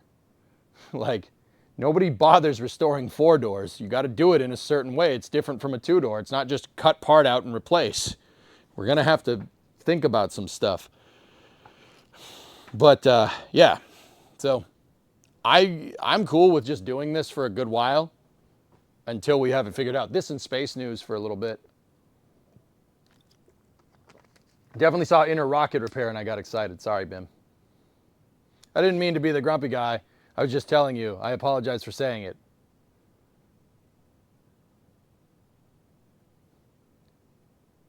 What did you think I was going to say to that? Hey, Yum Food.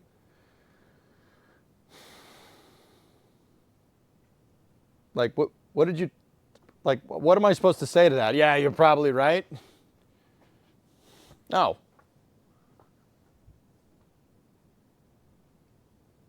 Like, I don't know what you want. Run, like, what do you want me to say to this?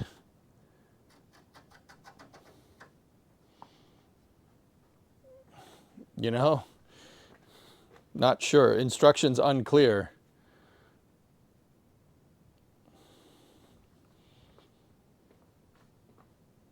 All right, let's get the construction paper out and the scissors, and let's roll.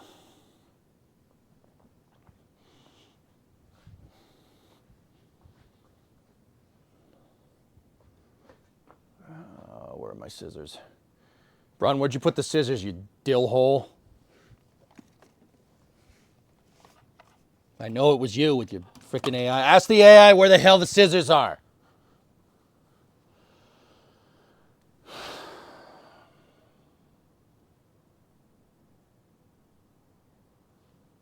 Cardboard aided design, yes. Maybe they're on top of the car. Maybe I put them up there. That's been kind of my spot for tools for a little bit. There's needle nose, channel locks, ball peen hammer, clamp, brass hammer, vice grip, flathead screwdriver. I got my punches over here.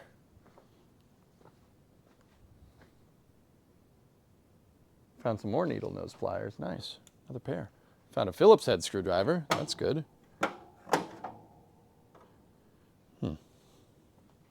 There's my punch.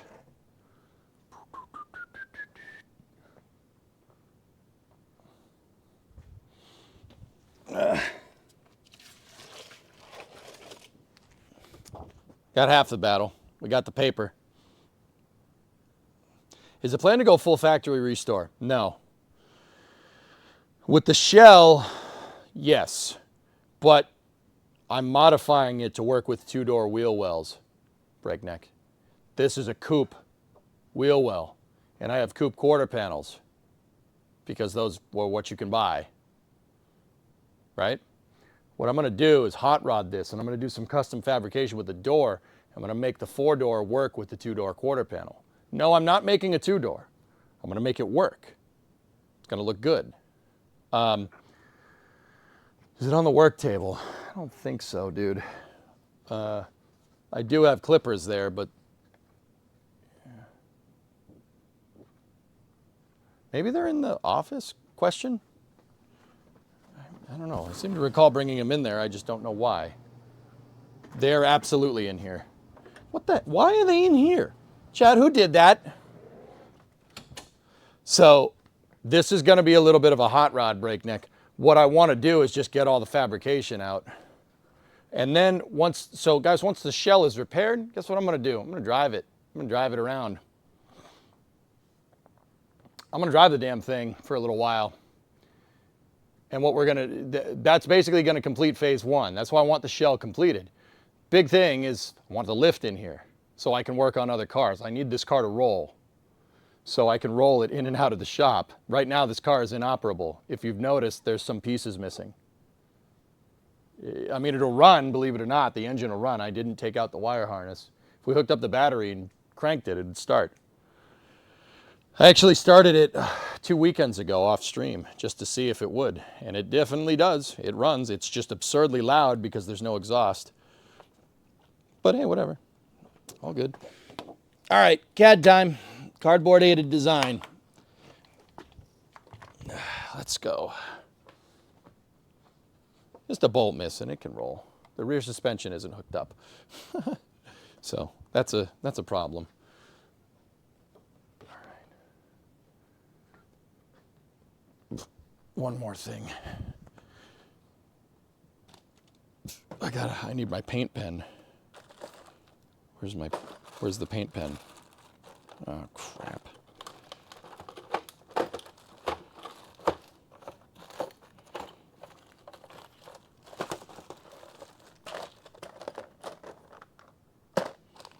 Check your bum. No. It's not in there. Discovery, go at throttle up. I didn't have the paint pen today. I don't know where it went. It usually was around my paper. Question.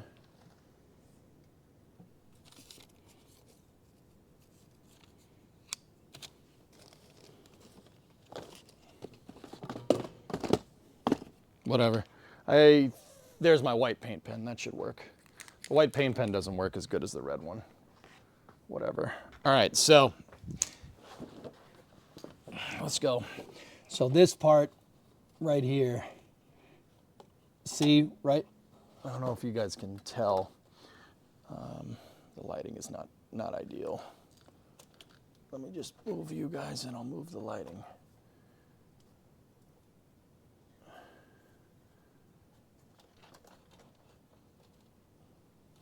There we go. So see this piece right here? See how it kind of tapers out? We're going to need to take that into account. This is actually supposed to do that. See how you can just see how it moves this way a little bit. So that means basically until about here, this is just a flat piece.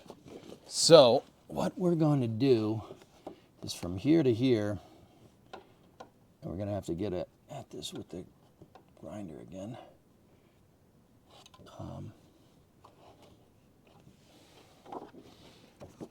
Yeah, we need a piece that's about this long here, like this, and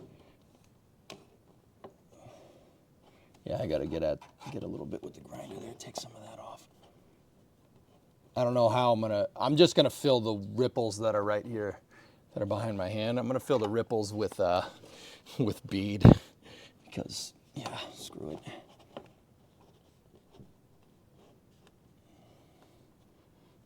Now the bottom is right there, and the front is right there. There we go.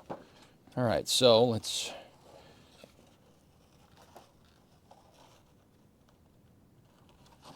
So I put creases in the paper where I need to cut, and now we just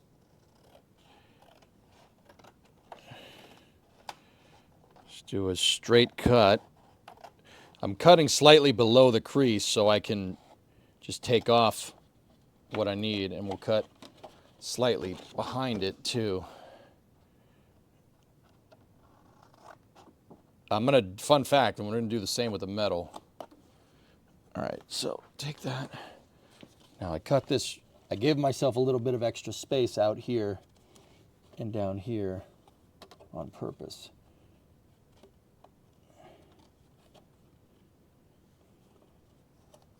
So now we can really cut this thing.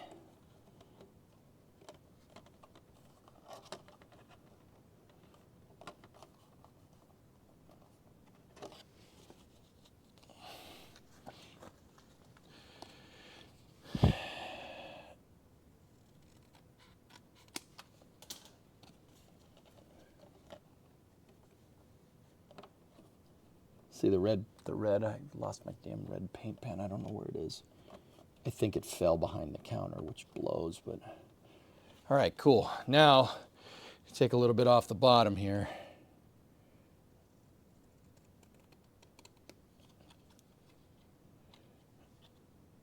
With this, just take your time. You don't need to cut fast.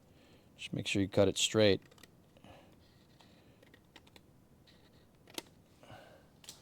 See? Pretty damn straight.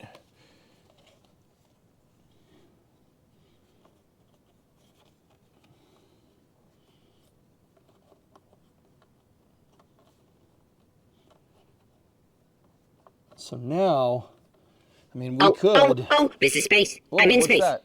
What's that? Who did a what? Shazberg gifted a sub. Thank you.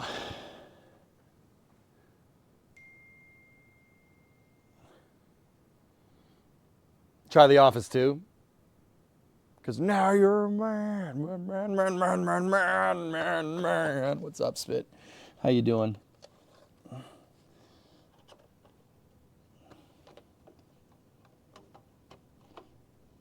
What makes a man fixing a car? Is it cardboard-aided design? That's my phone going off, guys. I have my phone. Guys, I normally keep the phone on silent, but I have the phone on ring just in case Bree needs me.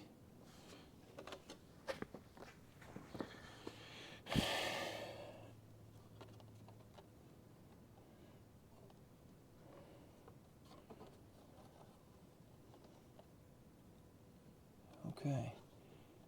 Okay. Pretty good.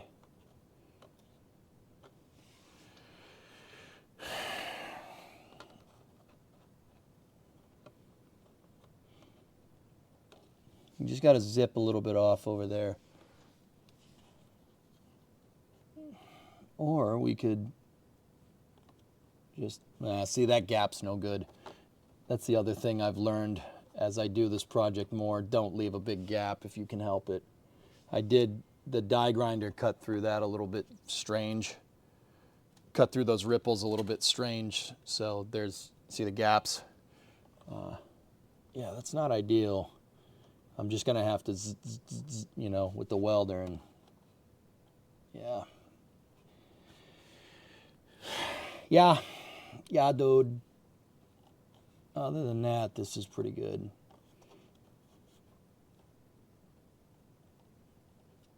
This line isn't perfectly straight, but it should be okay.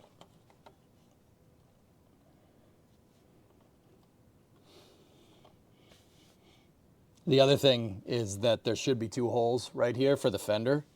Yeah, it should be 2 holes for the fender. We don't have those. When I put the outer rocker on, the outer rocker has the holes, and I'll just drill them through.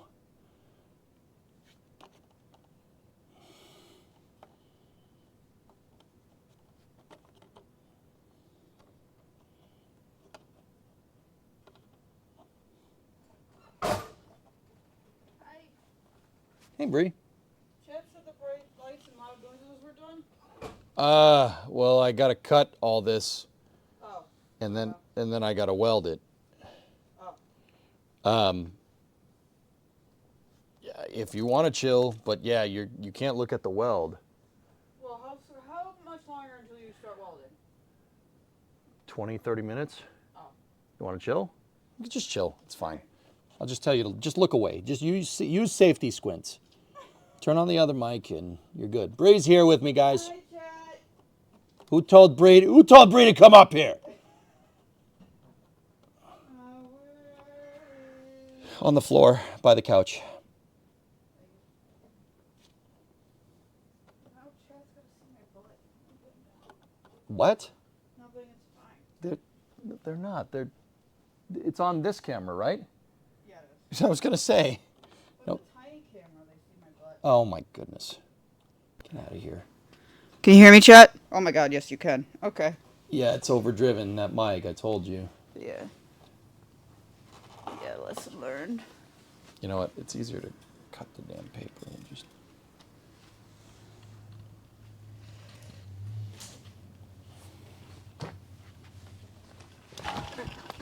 You alright? Yeah. I was gonna say, it sounds like it fell. Yeah, into the couch. Oh, okay. Well, that's It's the good. best place to fall. Yeah. No, you're not wrong.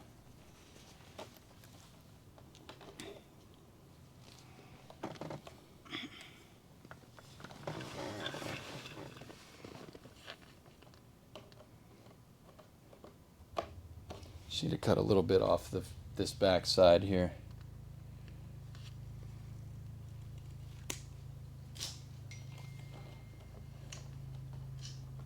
Suppose I can put my phone on silent because you're here. This is true.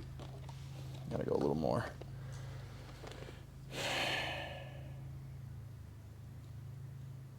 Sorry for your ears, Chat.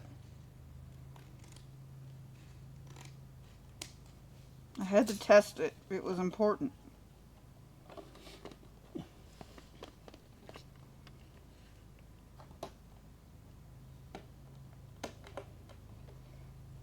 There we go. That fits pretty damn good.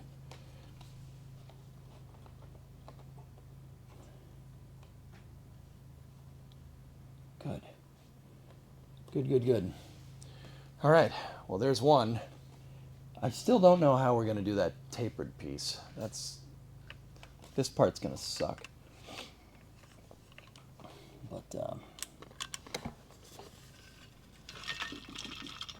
we have the metal brake, and I'm sure we could get it done.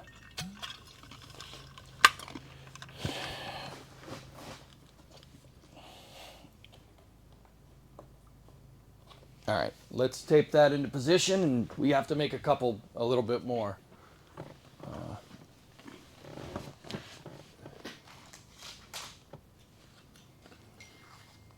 All right, okay, all right. Stupid. You guys ever become part of a group chat and people are talking about something that just you don't care about, and it's like ding, ding, ding, ding, ding. You're just like, all right. Mute that conversation, please. Are you extending or replacing that metal thing? Replacing it.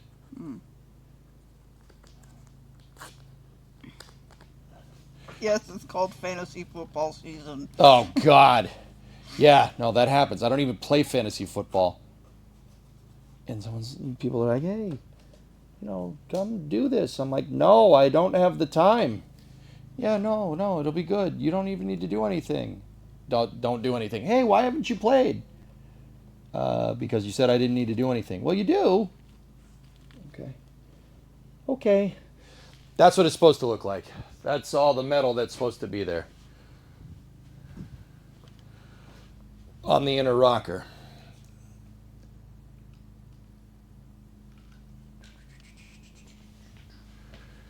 And I'm going to get the CAD template that I made the other day. And I'm going to tape this one back into position too. To see what we still need to make.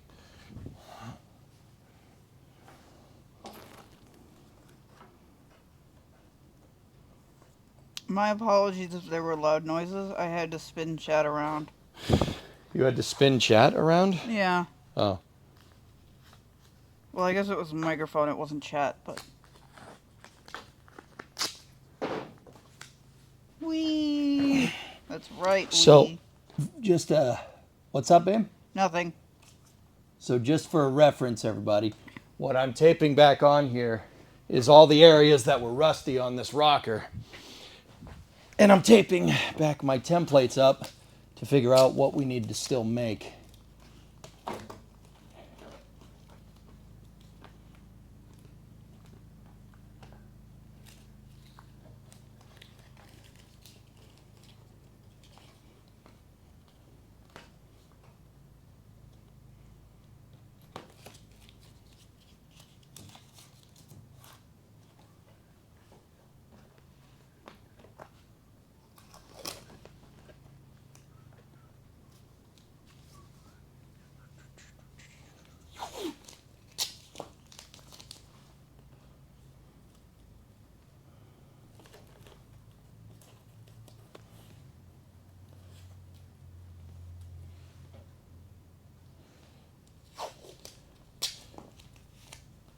The reason why this is such just a strange freaking shape is because I had to cut around the seat belt or the seat mounts and stuff. They were still good, and I didn't want to go messing with the seat mounts at all.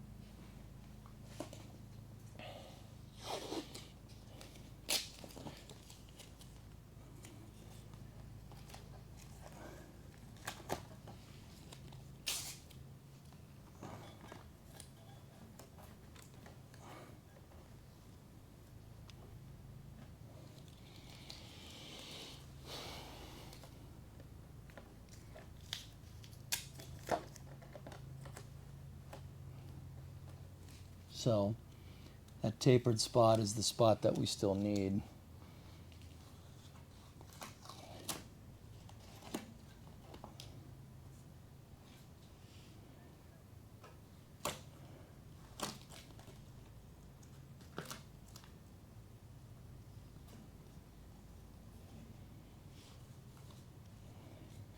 I just got to figure out how geometrically the whole thing goes together. I do believe that this is actually like bent. It bends in a little bit right here. And I think that's how that all kind of comes together, because this needs to be nice and flat. And yeah, I think that's how that all goes.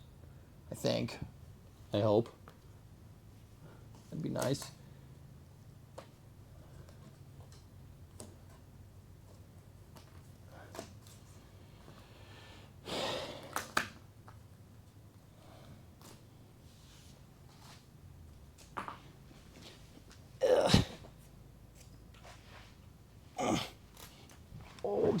Okay. Yeah. So this part of so right where my hand is, right?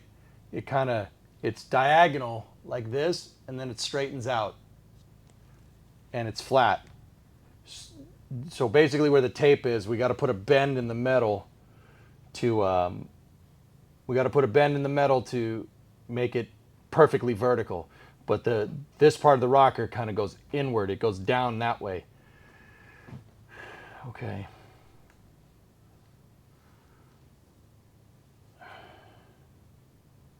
All right. That's not too bad. I just don't know what the hell we're going to do about that. But, whatever. Do you have that piece to replicate it? The rocker? No, the weird shaped piece you're talking about. No, I just have pictures of it online. Mine was there, but when I poked at it, it fell apart. Mine was there. It did exist at some point. Probably 20, 30, 40 years ago, maybe. Did you show Chad that you saved the jack-o'-lantern? Yeah, I did, actually. I did show them that. I showed them the rocker cap. Cool.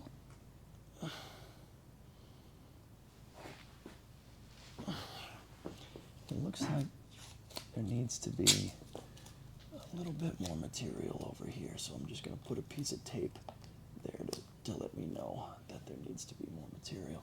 I'm trying to make sure this car the cardboard template is snug.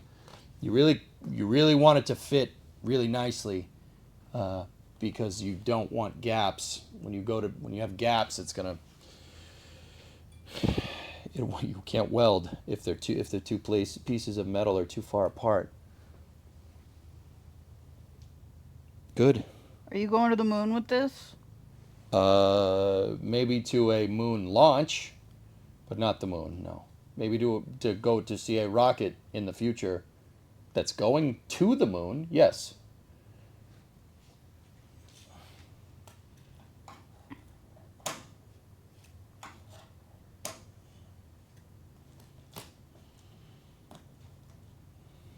Dumb Bremo question time. Yeah. What's up? Why wouldn't you just make one big long rectangle and weld it over it? The seatbelt mounts.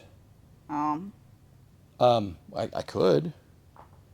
I could just, yeah. but I only have 2-foot-long plates.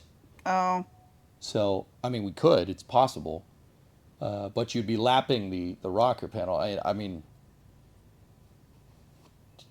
we could, okay. but I kind of already made all this. Fair. So, you know.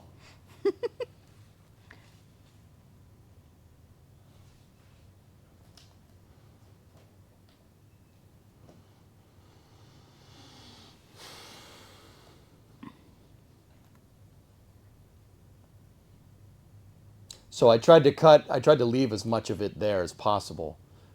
But there's the seat mounts, babe. So where my fingers are, guys, right here and here, there's a bracket to mount the front seat, right? Right here and here. So, I mean, I want to keep those. Like, the way I was describing it to Chad earlier is that I want to keep them programmed in memory. Okay. I want to store them, keep them in memory. Right now, they're stored in memory. They're hard coded, right? Yeah. Well, that's not stored in memory, but you get the idea. Hard coded would probably be a better way to describe it. I don't want, if I take them off, then I'm going to have to, what we would have to do, I mean, they're in good condition. They're okay. If I take those off, I mean, I suppose we could just drill the damn.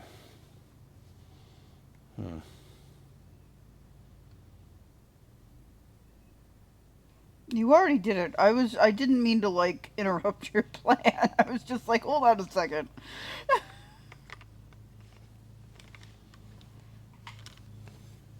Well, now you got me thinking, like,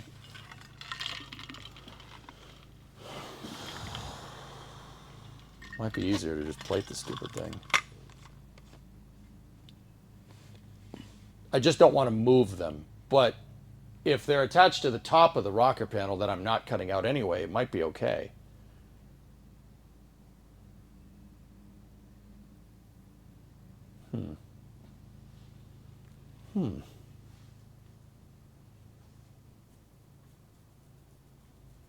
I am a programmer, Terminator Pig. That is my job.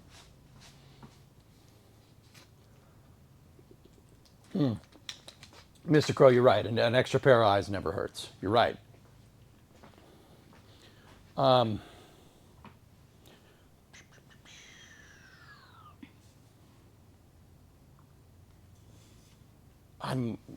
me look. I might be able to. Nah, I don't want to drill those damn spot welds out. I mean, we could, but I run the risk of grinding into the seat mount, and I don't want to weaken that. You know what I mean? Yeah. Yeah, don't screw with the seat mounts. I didn't realize. That's kind of the reason why I made this weird shape, Yeah. right? Like, that was the whole point.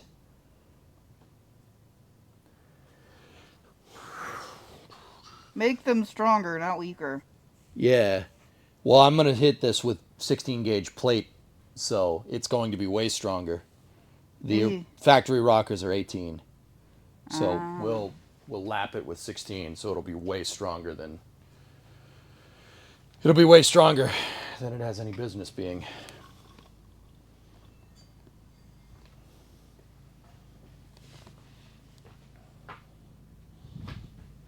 Yeah. Okay. So these pieces right here, let's do this. We know these pieces are flat right here. Let me figure this out. Ready? These pieces need to be flat up against each other. So what I'm going to do is I'm going to take a piece of tape, and we're going to fold that piece of tape over, right, and make it flat. So that leaves us with a very strange freaking shape.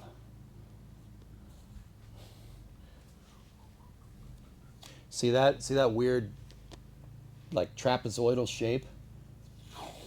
That's actually, you know what? I don't think it's a trapezoid. I think it's this. It's a triangle, not a trapezoid. So if we do this like that, yeah.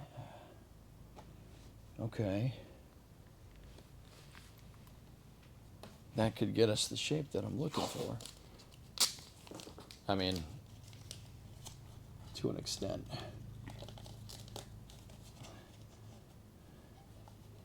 I found that working back through with CAD and just, yeah, messing with this really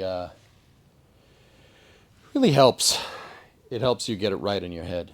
See what I mean? You could really see the difference now that I put that angle in there. See how that's like, it still is a trapezoid, but yeah, that's gonna be a strange shape to get right. But we can do it. So what I should do is we'll make this shape up to here, right? Because that's the flat part, and we could either, well, I don't want to bend it, right? Because the whole bottom of where the pinch weld is down here, that's flat. When I say flat, I mean it's perfectly vertical. It's not like angled inward like this, so it has to be perfectly vertical like that. See?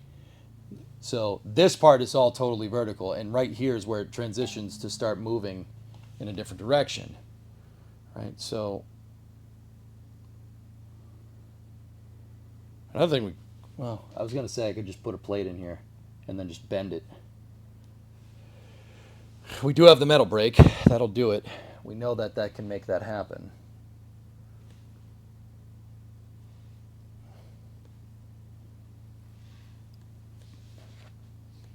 Yeah. Yeah, that'll work.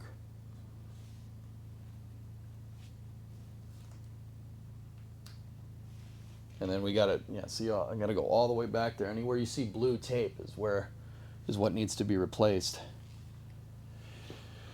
I'm trying to do all this without replacing the rocker.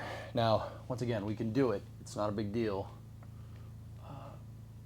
It's just, yeah, this is a little bit involved, but I want to get this done. That's what we're doing today.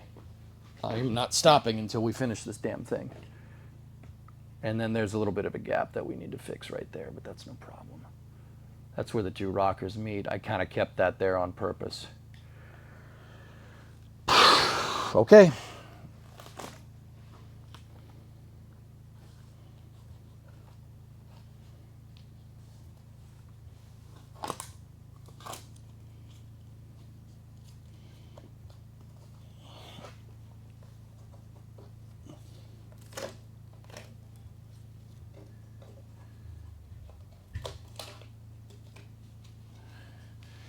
All right, there we go.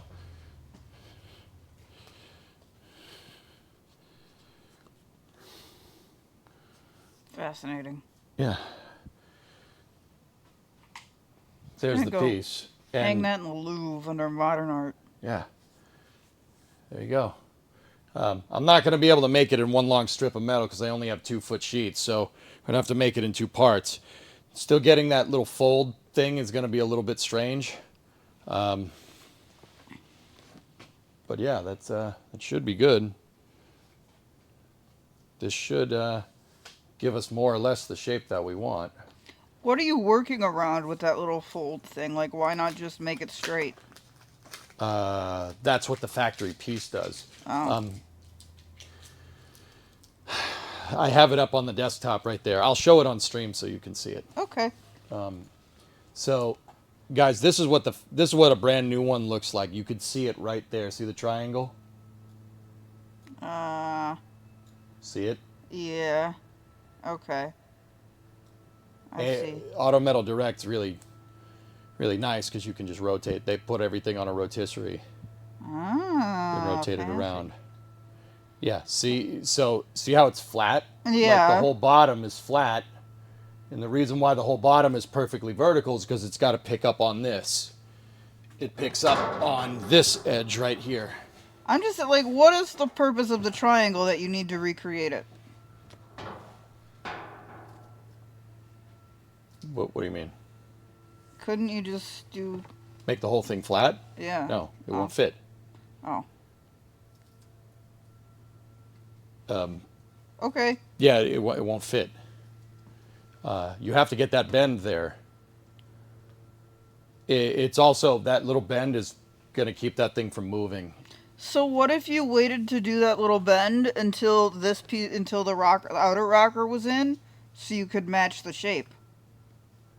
That might be what I do. I might just make this completely flat. Yeah. And then, well, the thing is that in order to pick up on the front mount, hold on. The whole part of the rocker is not angled. The part up there where the jack-o'-lantern piece, where this piece is, see, that's flat. Okay. See, this is flat. So the thing kind of twists like this. Right. See what I'm saying? Kind of does that. So getting that triangle piece is like what? So what I'm probably going to do, here's what I'm thinking. Weld all this stuff in. Now from here, like back, should be pretty easy. I mean, you could just grab some pliers and just bend it. Yeah. And bend it into the pinch. That's not a big deal. I could just sit there and hammer it. Or I could put it in my metal brake, try to give it a little bit of a bend, no problem. That's probably what I will do. Just give this a little bit of a bend. We just got to make sure I bend it in the right direction. Is he talking to an AI? That's my wife. My wife is sitting on my shop couch. That's Brimo. Hi, it's me. I'm Brimo. Brimo's not AI, not that I know of. Last time I checked, I wasn't. Okay. I might be merging with Claude, though. Who knows?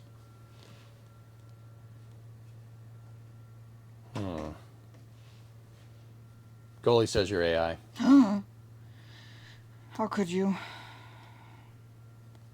But you're a synth, so different. Brimo.ai. Women aren't real. That's not the whole rule, Peace Boy. The whole rule is women aren't real until proven otherwise. I'm just saying. I can prove it. Hi, Kelly. Okay. Head Primo, is this true? Yeah, Brimo, is that Gork? Is this true? Anyway, so, yeah. I'm going to have to figure that one out. I think I'll start by just making the flat piece up front, because this front part is perfectly vertical, so that should be pretty straightforward to do.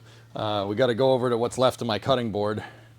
There's a quarter panel in front of it, so it's going to be infinitely more difficult to do this.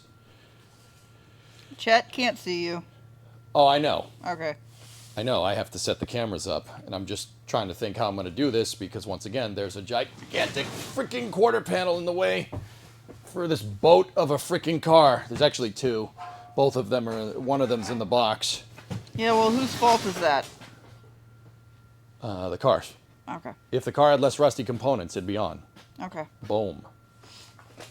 Got him. Good thing I have steel-toed boots, or else that really would have sucked.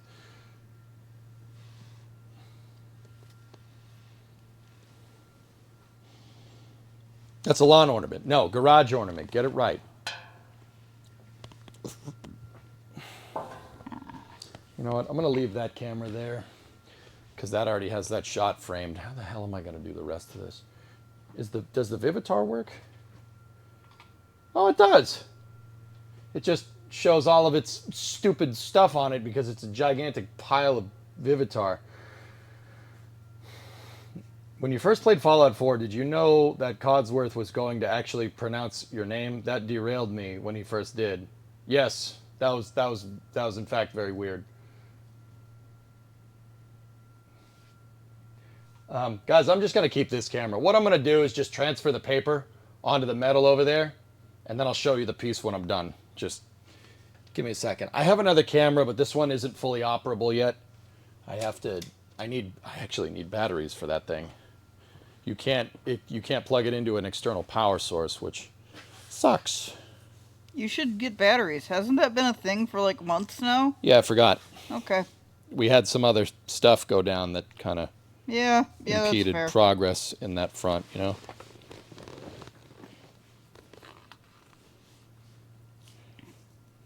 You'd switch the camera view back. I know. The Vivitar, I can't reach it. There's too much stuff in the way. It's up Oh. there on the shelf. I thought you were going to use the Vivitar. I might be able to. All right. Here. Let's try that. But the stupid thing has all the frickin' things.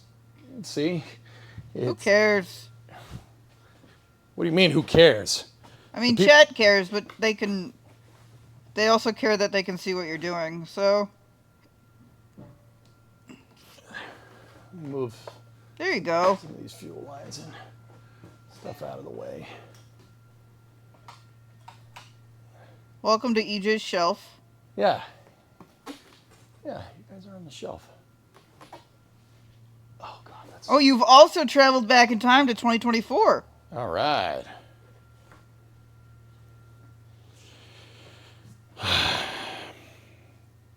This is EJ's time machine garage.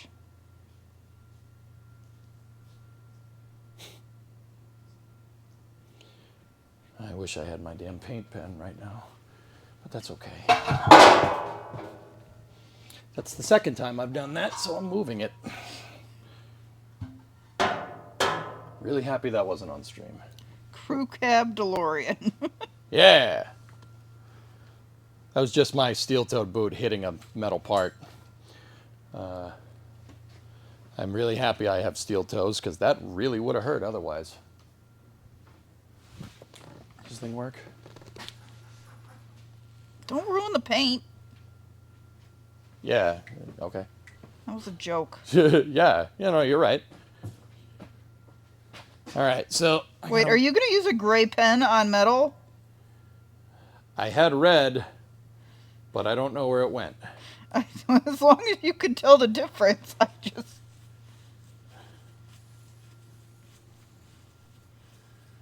We have not finished them yet, Tessa, but I might have one tonight.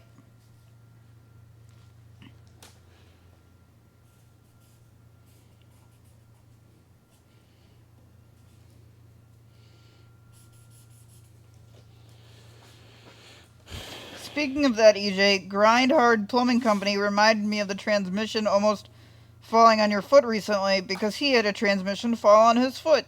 Yeah, grind hard. Right on. Those guys do crazy fabrication. They're, frankly, way more talented than me. Yep, John, cardboard's back. Doing CAD.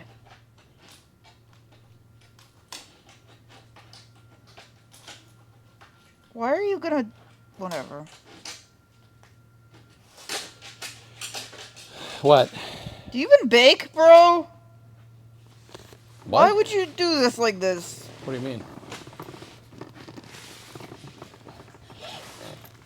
It's gonna trigger me. What are you talking about? You were doing it like a diagonal, right? That's not the right piece. Oh. This is the right piece. Yeah, so line it up on the edge and then... Of course. It just looked like it was at a diagonal. It's because they're two different pieces of metal, lady.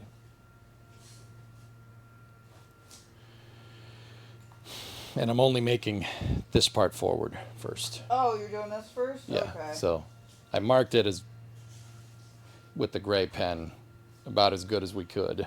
Maybe you're not going to be able to see that. Well, I should be all right. I should be okay.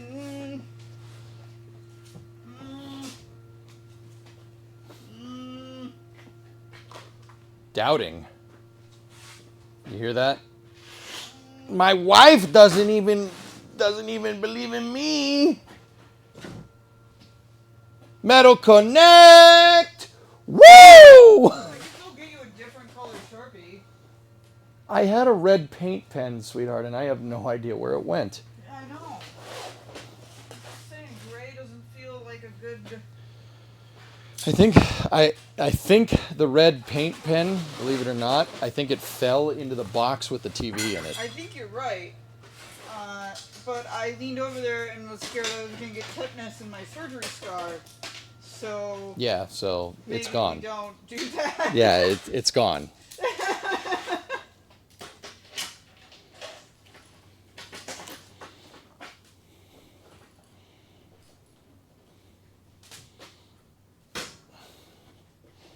Do you want me to go? No, it's fine. I can see it. Okay. It'll be good. I just got to get my grinding wheel. You can give Blue Origin advanced warning of problems ahead. Because we're in 2024. Oh yeah, dude. I'll tell you what, dude. It's like, well, while I'm just changing the wheel, man. What did I say? Like, I can't. Like, I'm not trying to say that I predicted this was going to happen, because I didn't. But now he's going to say that he predicted this was going to happen. No, why you got to take the wind out of my sails like that, lady? Jeez. Because I love you and that's part of my job. No, like, when they did the NG3 countdown, we watched that, and I'm like sitting here going, what are you guys doing? Like, you're all over the place with New Glenn, right? You're all over the place. And like, they were like looking for anomalies, and they weren't looking for anomalies and everything. Like, and it seems like it was very rushed, right? And, you know, then they had a failure, right? And then, they had a mishap, and then they got their mishap figured out, right? And then, right, they did it. They had it solved like in a month or something, right? And then they were like, okay, we got a hot fire. We got to get going, right? It very much seems like they're kind of all over the place. Like, I'm not trying to say that I predicted it, but I could have told you that something like this, you got to be careful with stuff like this, and they're kind of all over the place. I did say that during that launch stream. Why? Why won't you come off? There we go. Julian says it felt like they had no clue on what they were doing, so a catastrophic failure was just a matter of time. That's, I don't want to say that, because I can't do better. That's why I say they're all over the place, which is very easy. Guys, like, it's very easy to just get wound up in the minutia and then have a launch pad blow up in your face. I know, because that's happened to me in Kerbal. It's definitely a thing. So, I'm not saying that I could do better, but the times where that happened was when I wasn't fully locked in. And I tried to do something that required being locked in, and it did not work. Like, just food for thought. Where are your loud noises headphones? What? Your loud noise, your headphones. The things that block the. Can I use them, or are you using them? Were you going to use them? If you're going to use them, you can use them. I have another way. Okay.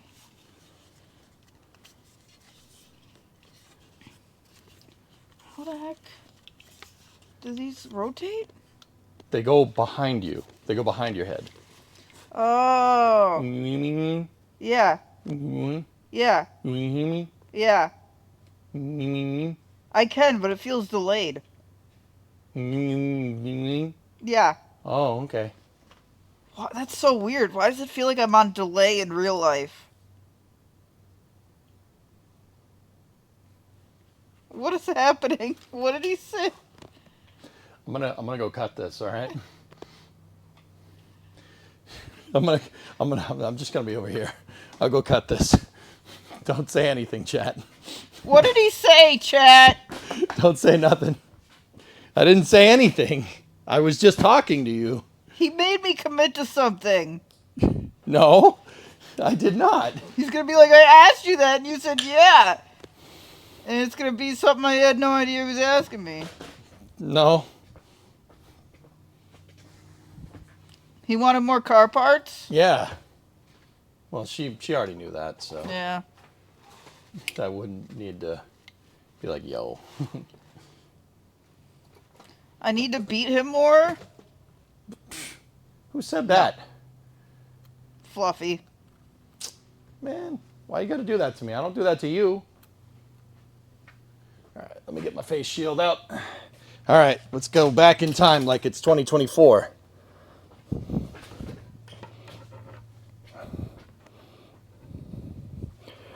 Yes, I am EJ's wife.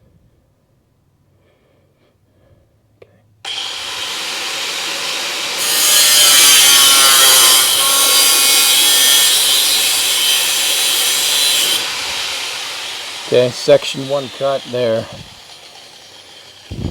Now, Hear my pulse breathe.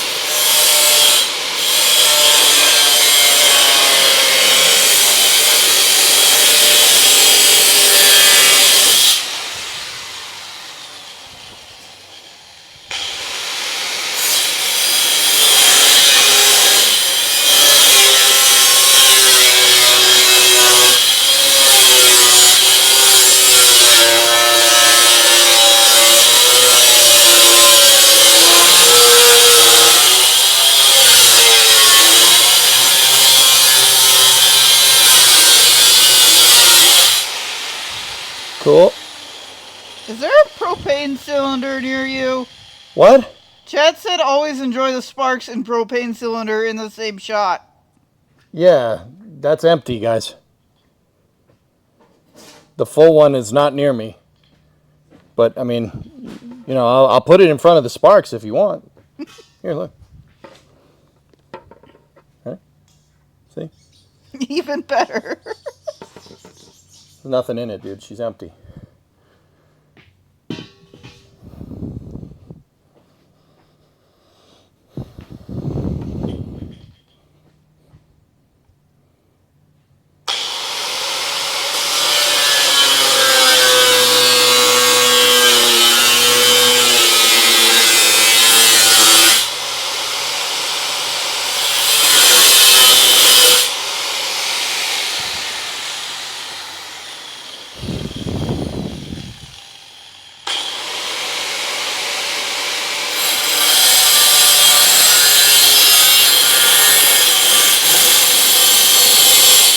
Probably should have done that cut first, but that's okay.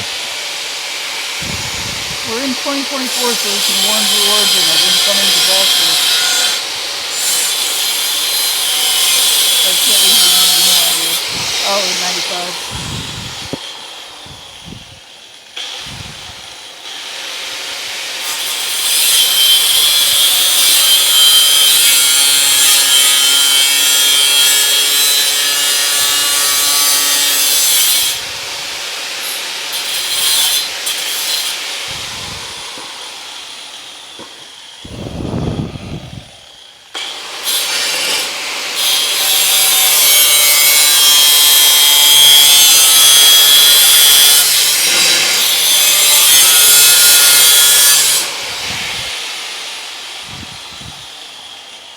No, that one looks terrible. I'm going to have to smooth it out, but it's okay.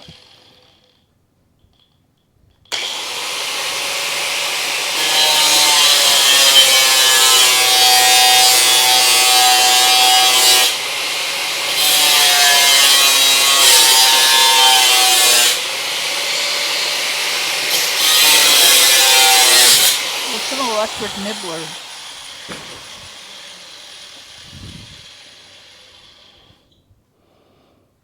Neat. There you go. Nice. There's your first piece. I got to deburr it. I can do that back over here, though.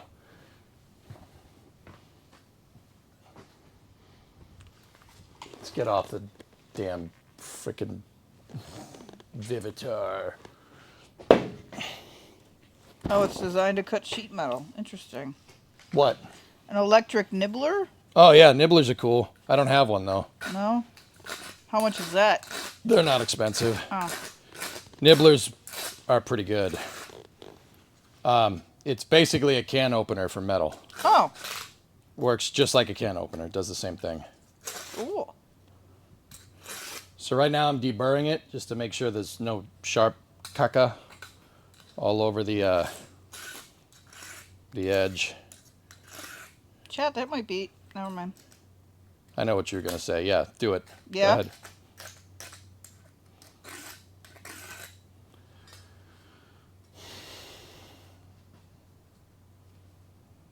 With the amount of metal that we cut, XJ, you might... Probably right, though, dude. All right, I'm going to take this to the bench grinder real quick. Grind that edge kind of flat. I kind of messed up on the cut. But I gave myself a lot of extra material here on purpose. High predominant. Padongadong? So no nibbler zone? No nibbling? That's a shame. Wait. How much... I don't understand.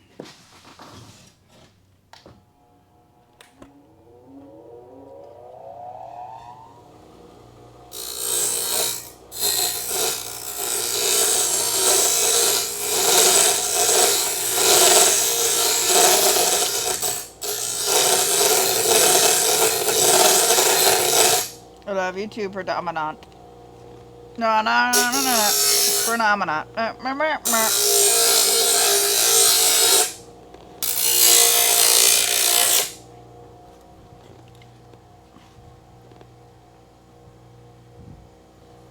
Much better.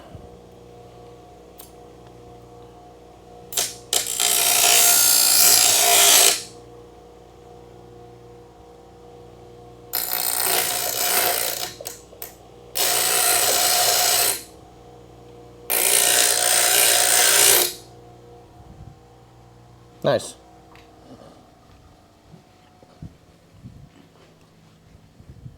So like I said, I gave myself a lot of extra material here, but that's what you kind of got to do. You got to fit, and then you got to test, and you got to fit, and you got to test, and you got to cut a little bit, and test it, and cut it a little bit, and test it.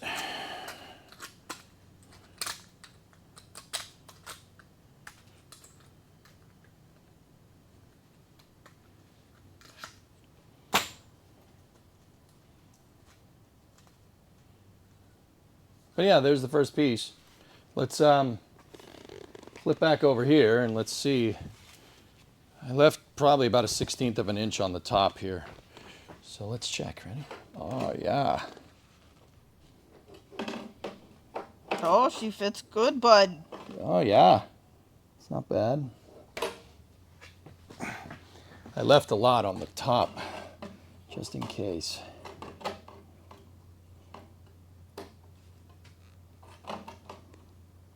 Oh yeah, I left way too much.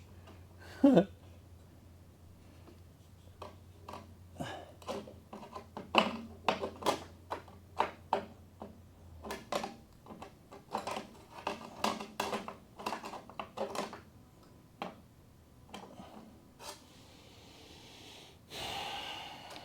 of awesome you made that from cardboard, says blockchain. Yeah, cardboard aided design, dude.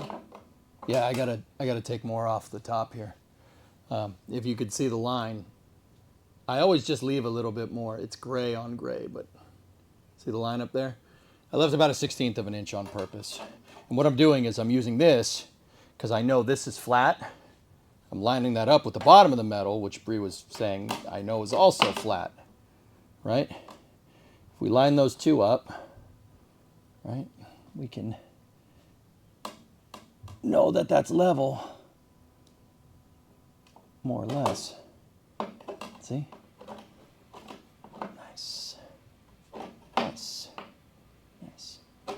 The other thing we could do is just leave this piece like this and then just sit here with the die grinder and make it fit. There's an easy way to do that, actually. If we wanted to, I could just paint this. Just spritz it with paint. Does it really matter if it goes over a little bit? Like you're just Yes, I don't want it to go over. You want to butt them up against each other. Okay. That way the weld is kind of holding both of them together. Oh. You know what I'm saying? Like you want to leave a gap right there and have the weld fill the gap so it holds them together like glue, but hot glue, very hot glue. Let's say. I thought the Meteor was a truck, Ram-a-Lot, so What's up? he asked about the Meteor boom. Oh yeah, I was in the basement cleaning. I was cleaning the basement, guys. I cleaned out a room in the basement, and I did not hear it. Bree, did you hear it? I thought it was a truck, but it upset Titan, so... I did hear the dog start barking like crazy around 2, so that's when it came through. So.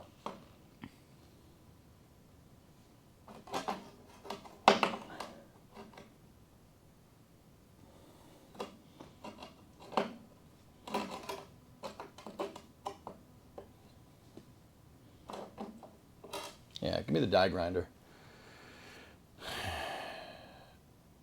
We can just kind of go back and forth here.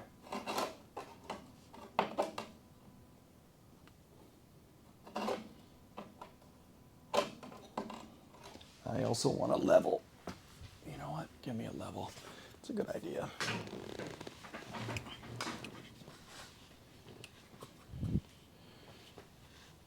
Oh, you're not making loud noises. Why did I... Not yet, at least. Huh? Not yet. Not yet.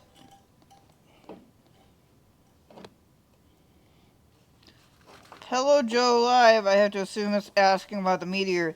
How come that just happens? Can't we predict that? That one was really small, and it definitely came from solar orbit, judging by the reentry trajectory.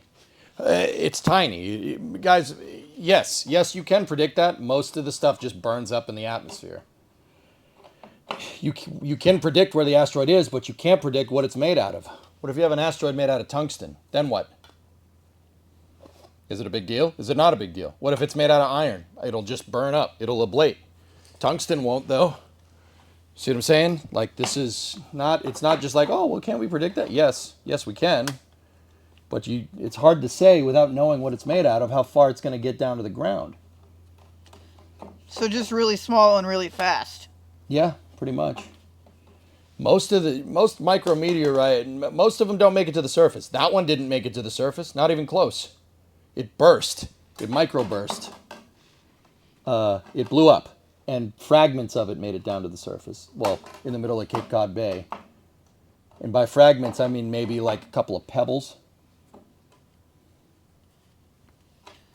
Yeah, they said it was equal to 300 tons of TNT. The meteorite? Yeah. Neat. Pello said, got it, thanks. Yeah, it's just...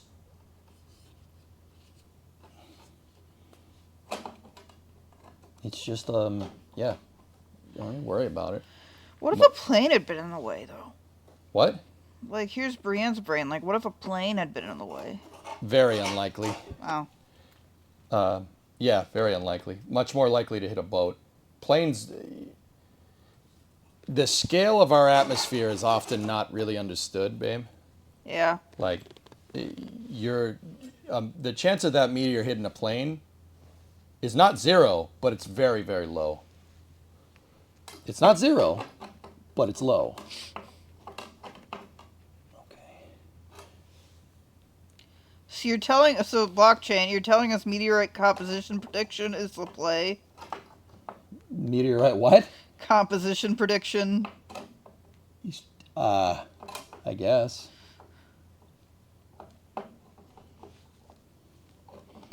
Smaster says, what happened just got here?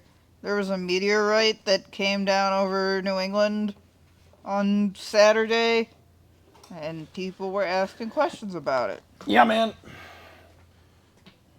Then a meteor hit. And then that's when things got knocked up into 12th gear. But these New Englanders have a strong bond over Dunkin' Donuts. It's New England Meteor Mocha Latte Dunkachino, the movie. Whatever.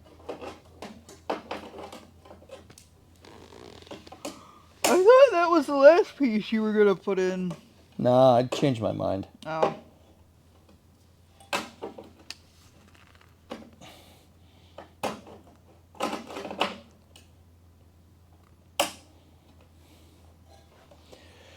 All right, so what I'm going to do here is I'm going to spritz this with, Are your power tools M12 or M18? What does that mean? I have a Milwaukee M18. It's just called, it's Two Brothers. It's just called Two Brothers. Don't buy him things. Chat. So see, just let in a little bit of spray paint right there, right? Spritz a little bit of chassis paint. Actually, weld-through primer probably would have been a bit smarter decision. And then, if you take this off, it shows you exactly what you need to remove.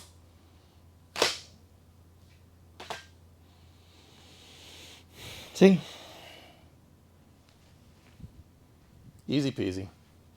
You're going to get some loud noises here in a second. I got to turn the compressor back on, dudes.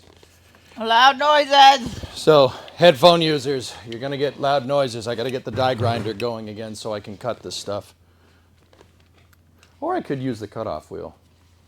I need the die grinder for part of it, but you know what? I want the cutoff wheel for this. Scratch that. We are going to need the die grinder to get up at the front, but yeah. Why are you cutting that thing? Why wouldn't you cut the piece of metal? It's just a little slither. Oh, okay. Like, you could do it either way. Like, Okay. I was just curious. so I don't want to, like, okay, so if I have to cut that piece of metal, I have to take it and I have to clamp it to the table, and that's a tiny piece. I don't want to run the risk of it moving, right? Because it's a small piece. Like, you don't want to be on the table and then zip it off the table and have it hit you in the crotch or something. Okay. The car isn't moving. That's true. It's easier to take material off of the car. Okay. You know what I mean?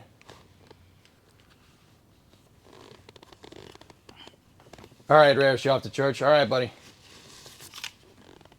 All right, let me get the grinding wheel.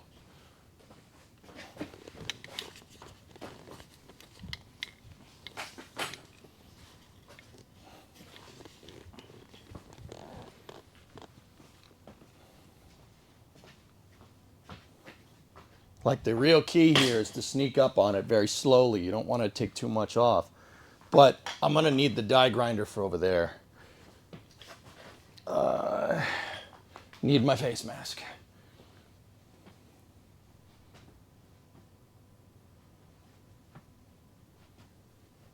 Where the heck did it go? Chat.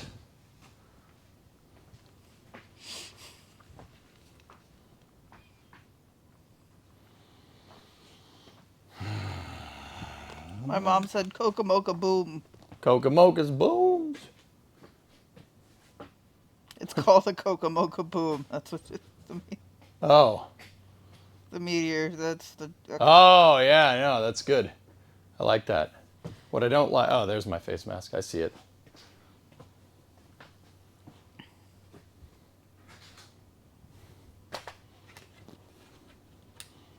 See that little strip of silver, guys? We're just going to zip that out here real fast. Loud noises incoming.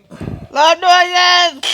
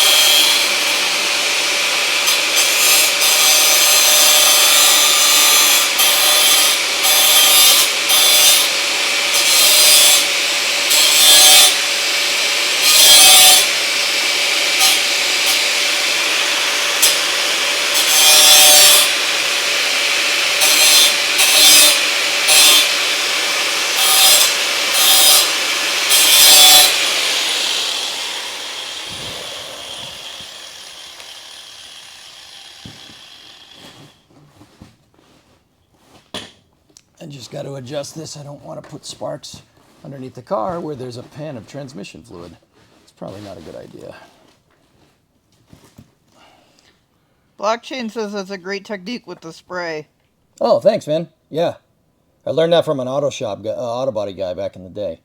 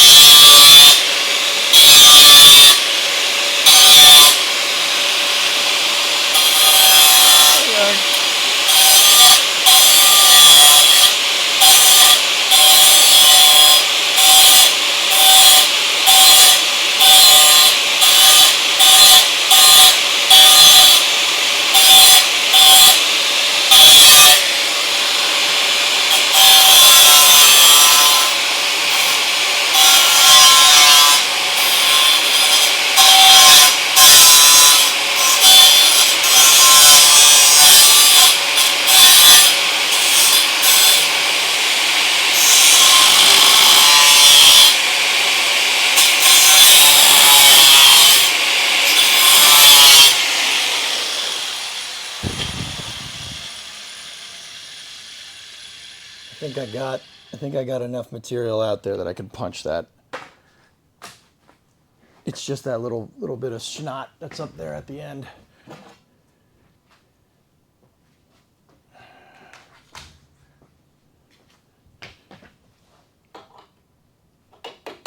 Hey. You know, I'm surgical with this thing, Jake. Sweet. Cool. Let's check fitment again. Oh. Oh. Very good. Yeah, it's pretty good, man. It's a pretty good fit. Not Beautiful. bad. Might have to zip a little bit off more in one or two areas, but more or less.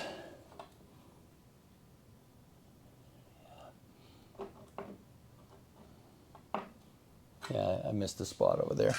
All right, headphone users again.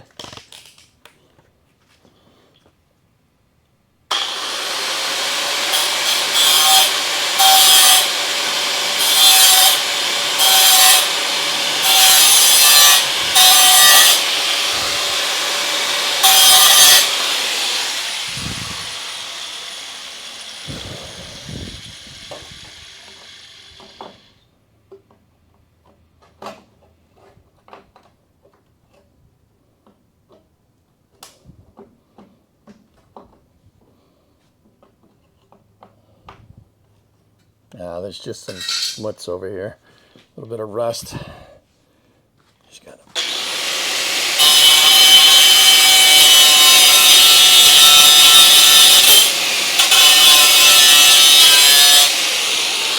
There we go. I slipped a little bit, but we're all right.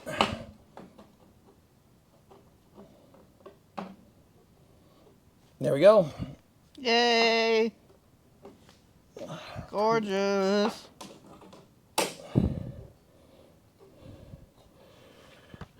All right, first piece.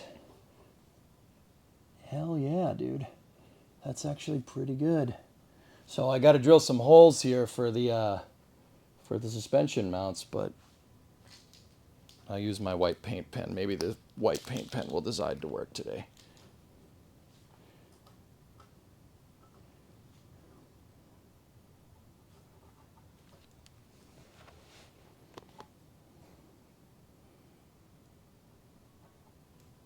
Yeah, it's working. There. Cool. So that's where it's going to pick up on that front suspension mount, right there, there, and there.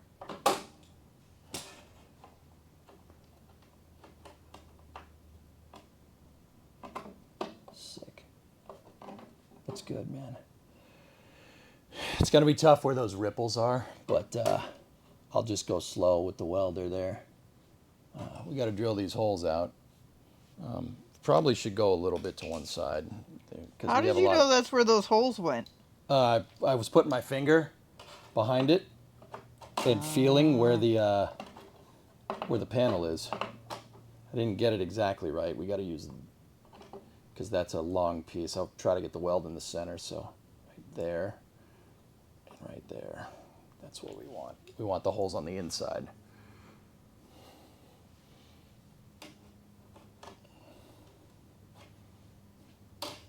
Yep.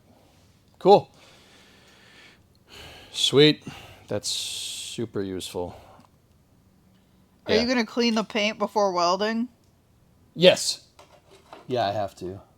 We'll just, yeah, we can just get it in position, and then I got to get this, we got to go at this with a wire brush and just zap it back in, man. Pretty good. Pretty good. Pretty good. That's the front of a rocker. And we are lined up with that triangular taper, which is fantastic. That's what we want. Cool. Let's drill some holes. Sick.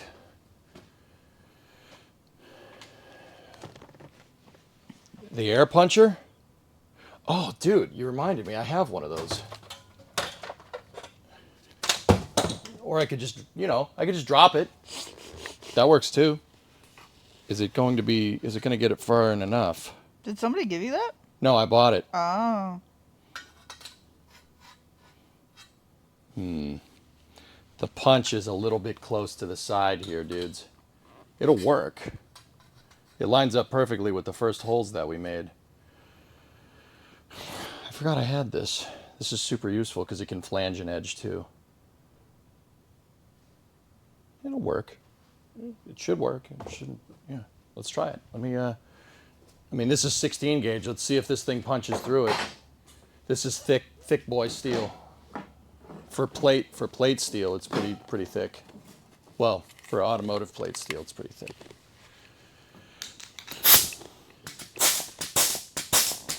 Yeah, baby. You know what? I'm gonna put the mask on just in case.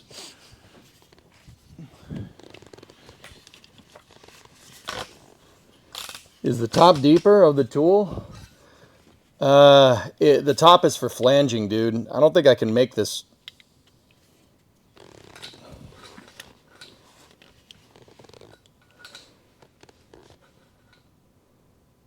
Any deeper, but hey, it did it. All right. Nice. That wasn't bad at all. Much easier than drilling a damn hole. Oh, that is so good. This thing is awesome. This thing is pretty good. You're just going to go make holes in all of your metal now for like... The Chief. It's the Chief. That's a Harbor Freight one, dudes. That's pretty good, man. I mean, the holes are not exactly where I wanted them, but they're damn close. It's good enough. That's enough to work. Wow. Hip Hop says, I've been in and out of the Coronet project. Can someone give me a rough percent estimate of percent done?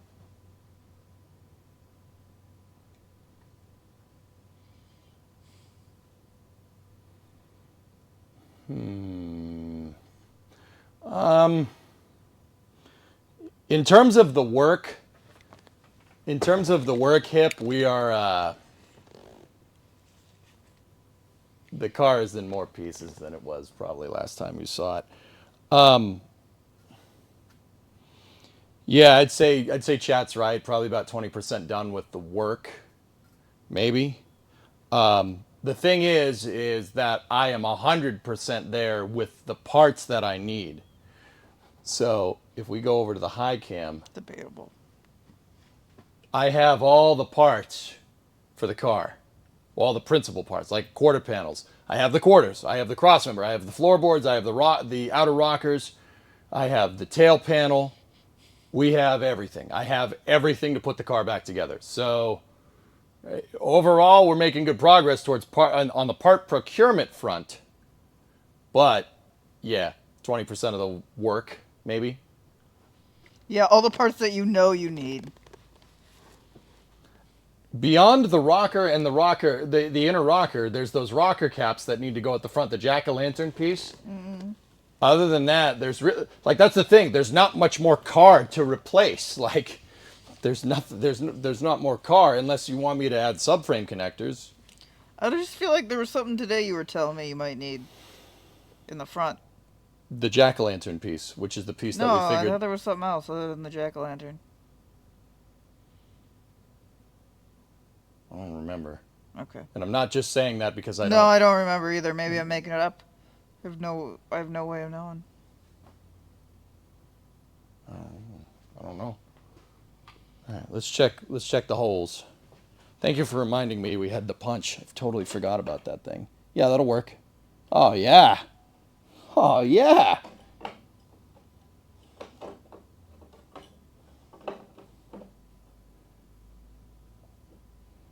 Nice. That's a pretty damn good fit, dude, if I do say so myself.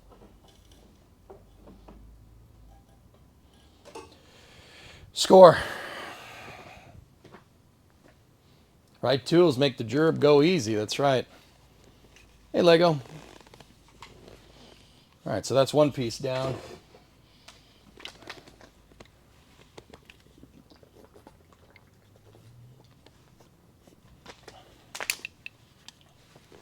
Also, EJ's looking swole, man. Dang, good work. I am actually the heaviest I've been in a long time, dude. But, yeah, it's not bad. Most of that's flab, but pretty good. I think you look great. That's the only opinion that matters. I mean, hip, I appreciate the compliment, but that's the only one that matters. You know what I mean? Know what I'm saying? Very, very, very manly. That's right.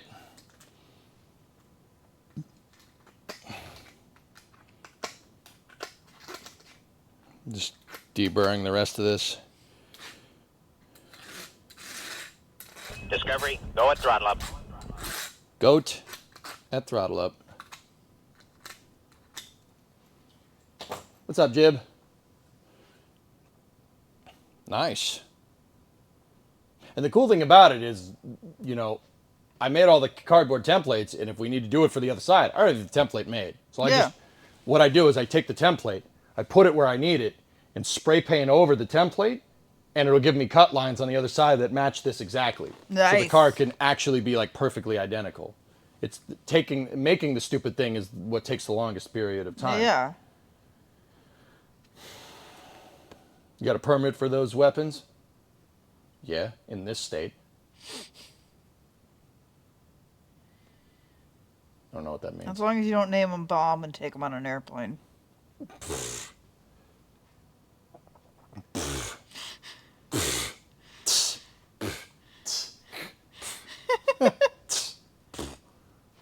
All right, I gotta clean the paint off of this thing. What can I use to do that? I don't feel like switching the cutting wheel back to the wire wheel, but we might need to. Actually, I could do with another one of the angle grinders, so I could have the wheel on one and the cutting wheel on the other. That could be useful. Or meteor bomb. See, that's why I should have done this with weld-through primer, because then it wouldn't be a big deal. I do have more weld-through. I'm going to do What's that. the problem with welding when there's paint on it? Like once again, stupid Bremo question. No, that's a good question. You need bare metal or you need the weld-through primer. The weld-through primer is primer that has metal flakes in it. You need to make a connection. The paint is an insulator. You can't make the connection to make a good zap. Zip zap. And even if you did get a good connection here, the paint reacting with the arc, not great. You don't want any contamination. Okay. So you don't want no contamination. You don't want there's a bunch of stuff. Actually, what I got to do now is I got to paint this thing with the weld through primer. Anyway, so let me see if I can just use the wire brush. Get this off here. Yeah, God, you said contamination. That's right.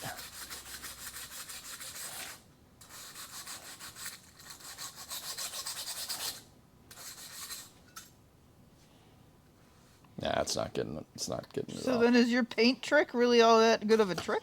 If I did it with the weld-through primer, Uh. yeah, it'd be great. The chassis paint was closer, and I didn't think about it. Fair enough. I just grabbed what was close. But yeah, if we were using weld-through, this would be a great idea. I don't feel like changing the damn wheel, but we have to. I don't think I have another thing here. I think my drill's still, the wire brush drill is still in the house.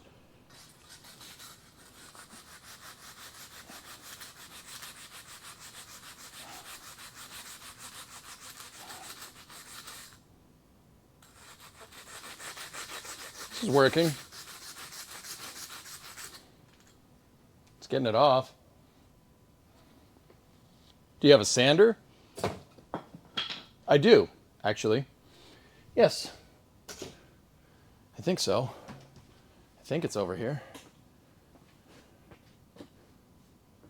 Yes, we heard the meteor the other day. Yeah, here we go. Here we go. Yeah. I have my my orbital. This'll work.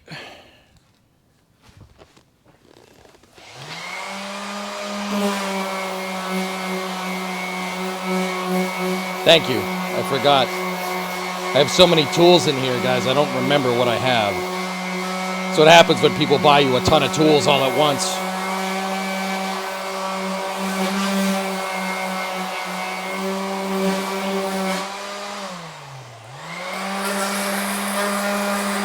You know what? I'm just going to hit both sides of this because we have to hit both sides with the weld through.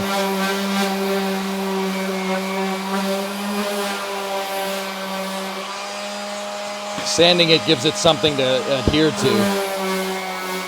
You want a rough surface anyway, so.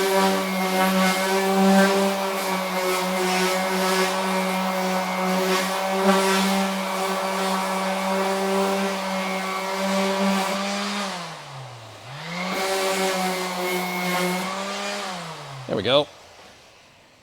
So I just hit this with the palm sander real quick, and now it's nice and clean. And now I gave it a little bit of a gritty edge to for the weld through to attach to. So that's good. I'm gonna do that now over here. Just gonna hit it with the weld through primer. What am I playing on Switch lately? Nothing. I was doing Pokemon. I looked at Tamagotchi Life, but I think it's more fun to watch people play it than to play it myself. Yeah.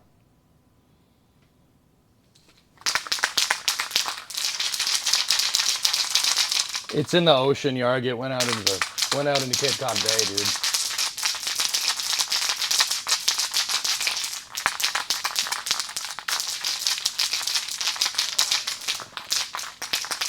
Hi, if you can't remember what tools you have, you're not using them enough. I guess we need to do more automotive streams. So. Chat's really into space news lately, though. What's that? Chat's really into space news lately, though. Well, just car streams and space news. All right. Just gonna have to get out in the shop a little bit earlier every day. If you're cool with that. Whatever. Hey, that's not no, chat. That's all I'm saying. All right, I got to do both sides of this thing, so we'll just make sure that works.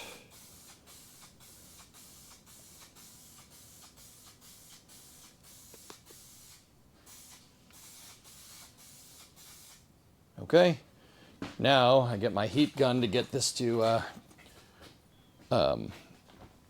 get the paint to warm up and dry. It'll get it to flash. That's the word. You can flash the paint on with a heat gun.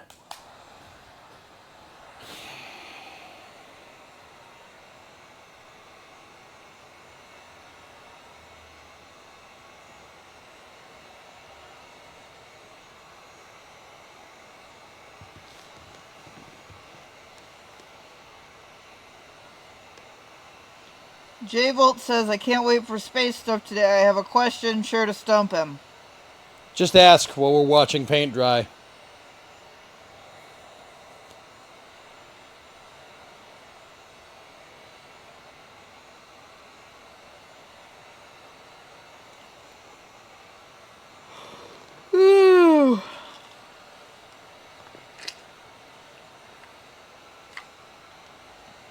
Go for question.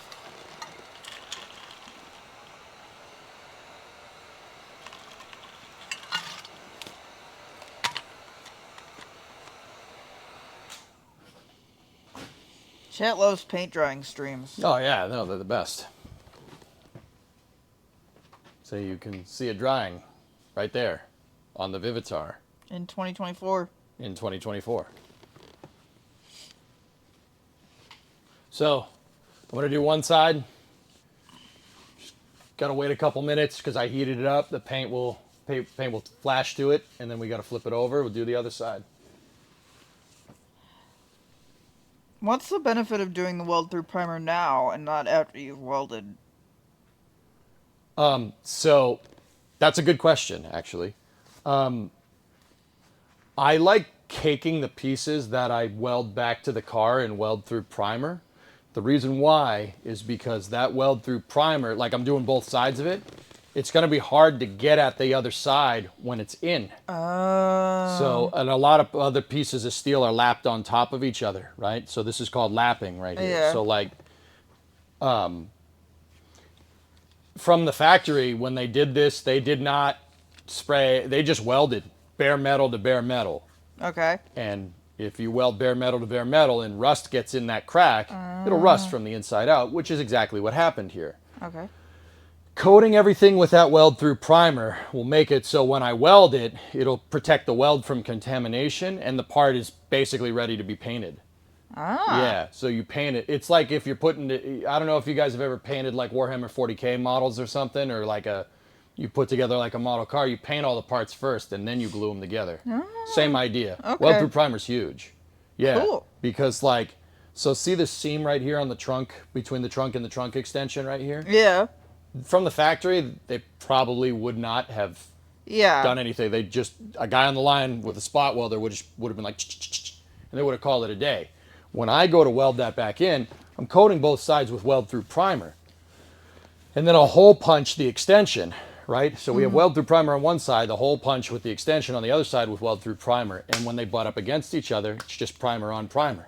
So it won't rust. You're not exposing any metal to the elements anymore. You're encapsulating it, which is what you want. That'll make this last 50 years, another 50 years. Okay, so it's just another layer of protection because paint protects metal. Correct. Got it. Yeah. Cool. Weld through primer is good because you can paint it or you could weld it. Weld through primer, John, is what it's called.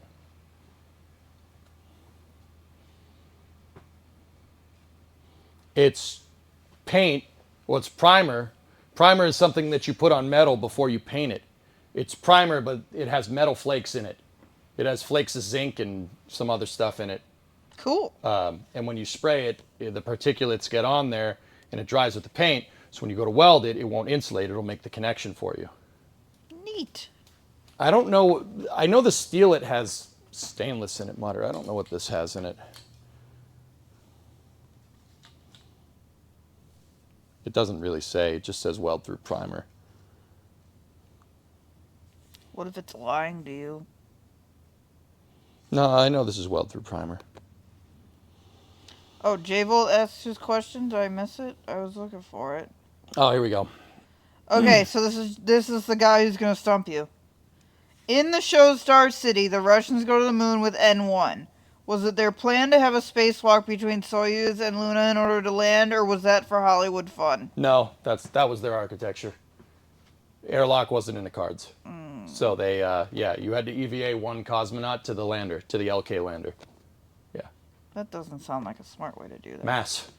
Less mass that way. Because you already have the spacesuit, because you already have to go down to the ground. It's just very pragmatic Russian thinking. You already have a suit. You're going to go down to the surface, put the suit on, and go to the other ship. Okay. That has zinc in it, by the way. It is zinc. Yeah, the best part is no part. But see, that's a trade-off. But it's a trade-off because now your mission operations are way more dangerous. Yeah. An EVA is no joke. That is Right. not something that should be taken lightly in any space flight mission. It's not like, you know, in the movies where they're just like, open the airlock, okay, you know, like, okay, let's go outside. Like, that's not how that works at all. If you try to like depress like what you see in a sci-fi movie with our current technology, you blow the airlock seals pretty fast. Because everything is designed to be light. The airlock isn't an industrial airlock. It's just designed to work. Time is not a constraint with your mission architecture, so it's something you can afford when you're going to do an EVA like on the space station or something, right? Makes It's sense. something you can afford. Apollo could do that. They could do it. That's right, John. They did test it on Apollo 9. Dave Scott EVA'd from the LEM to the CSM. It can be done. Dangerous, but they tested it. The reason why the Russians did that, once again, is because you already have the suit. The other thing is that the N1 rocket is using kerosene. First, second, and third stage. It's all kerosene. The Russians hadn't figured out hydrolocks. That's what helped the U.S. win the space race, right? We have hydrolocks technology.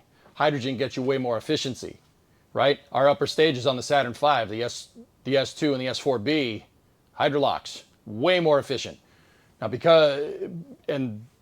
that allowed us to launch basically because the second and third stages are more efficient. We had more throw to the moon. We could throw more stuff out there. 45 metric ton TLI on the Saturn V.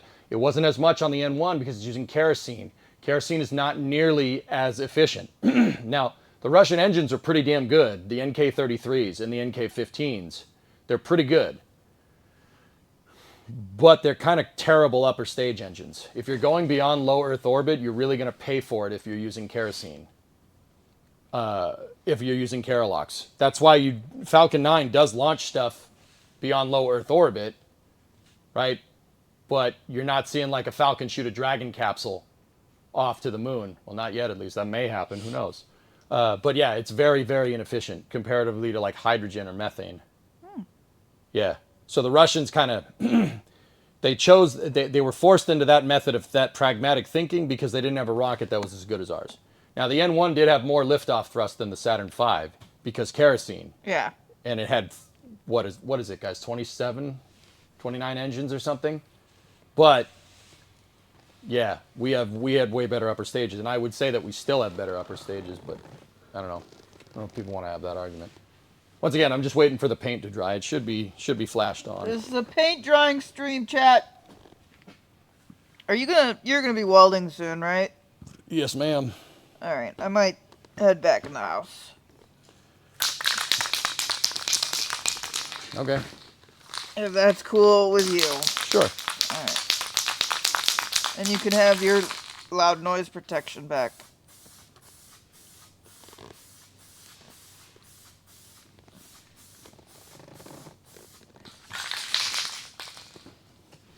No, I have to get myself up off this couch. I did it. Good job. Thank you. Oh, I was even trying to do it where I'm wrong. Excuse me.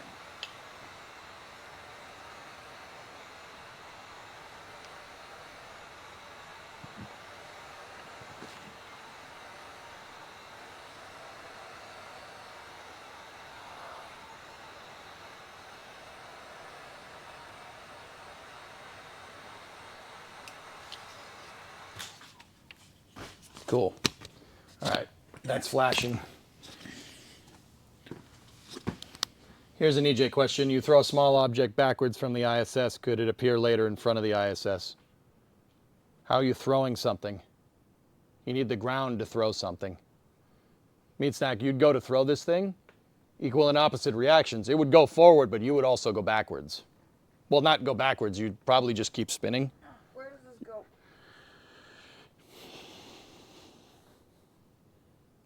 EVA. So, say this is the thing, right? You'd go to throw it. When you throw something on the ground, you're using the ground to push, right? When you go to throw it, it would probably just go like this, right? You'd probably just kind of have to Let it go. Say you were grabbing the ISS, then maybe you could lob it. It might come back. Yeah, I mean, maybe. What if it was a boomerang? That needs air. Did they test that on the moon? What? You good? Yeah, I'm good. I did it all by myself. Good job. Yeah, you don't even have your. I could have my hearing protection back? Yeah. All right. What? What? What? What? Oh, bye, chat. It was nice hanging out with you. Bye-bye. Bye bye. I love you. Love you. I'll be down in a little bit. Okay. Well, by a little bit, I mean a little while. I knew you won't be done before I go to bed. Yep. Bye-bye. Bye. Love you. Love you. What if you threw it on the moon? What would happen? You can't throw to orbital velocity on the moon. That's not a thing. Please, I don't want to deal with the coefficient of restitution. You sure? You sure you don't? You sure about that?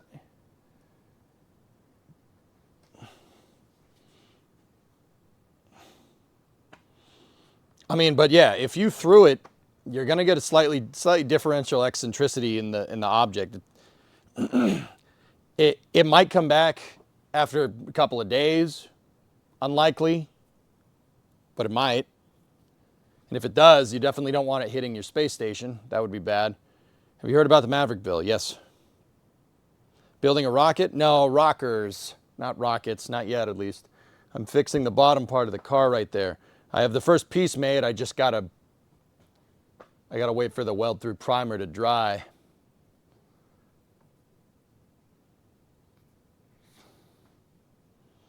But here, if we go to the other camera, if you see, yeah, I'm working on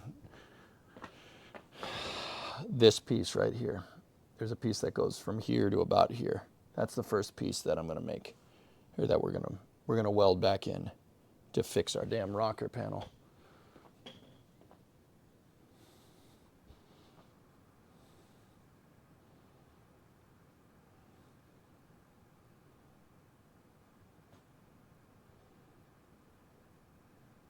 But yeah, that's we're just waiting for that paint to dry.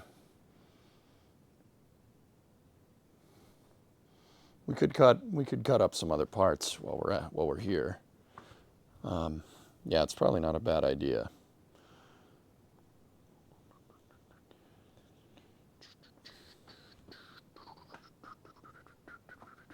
You're gonna switch to the Vivitar, which is in 2024.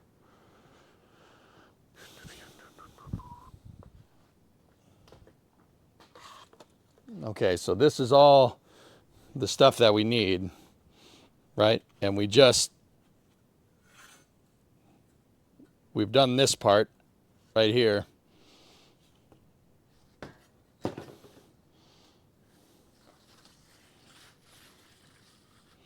Now we got to get the rest of this.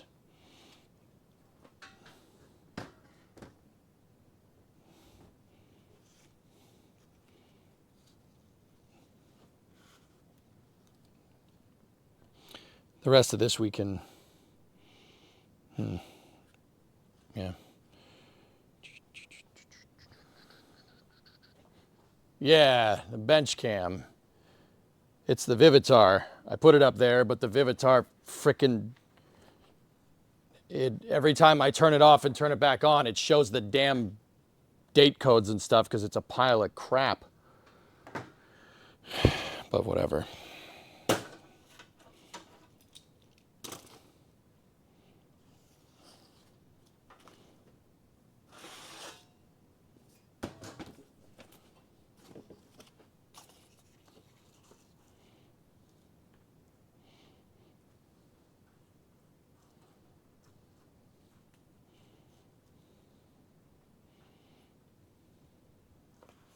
Let me go look at something.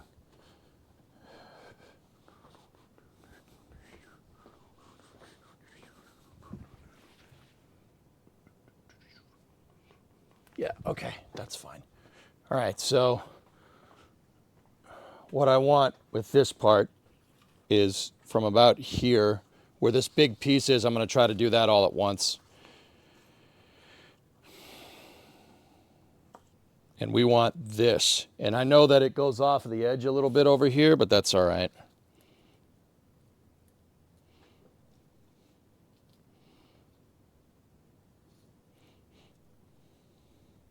So, you know what I'll do? We'll do another thing here. We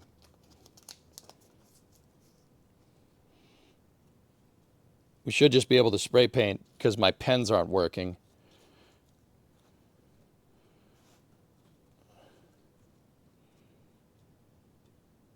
Should just be able to spray paint this into position.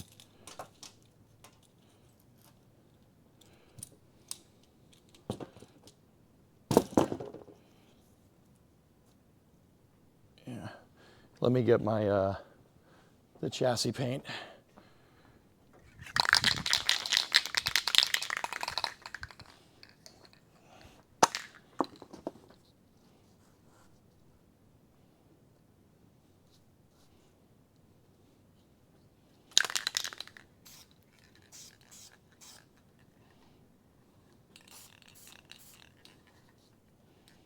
That's not working how I really want it to at all.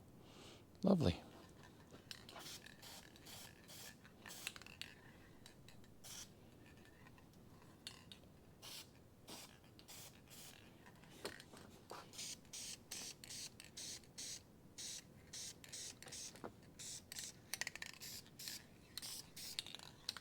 That's really caked on there, but whatever. Did it do what we wanted? Yeah, it did. Okay, that'll work. That edge came in a little bit weird, but that's all right. This is wet, so I'm just going to put that over there. And there's the next bit. There's the next piece that we need.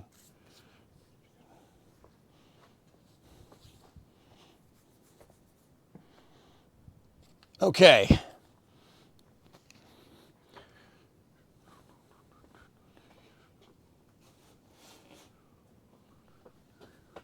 Let me clamp this.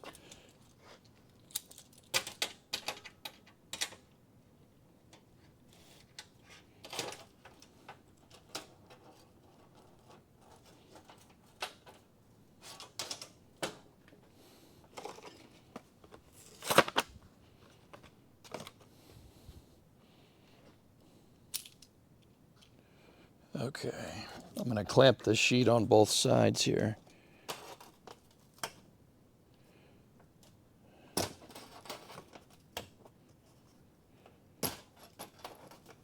Just got to make sure when I cut, we don't clip that piece off.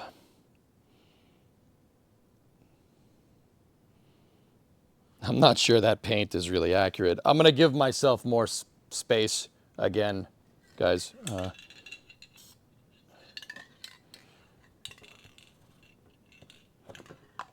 I'm going to cut on the outside of that line with the cutoff wheel.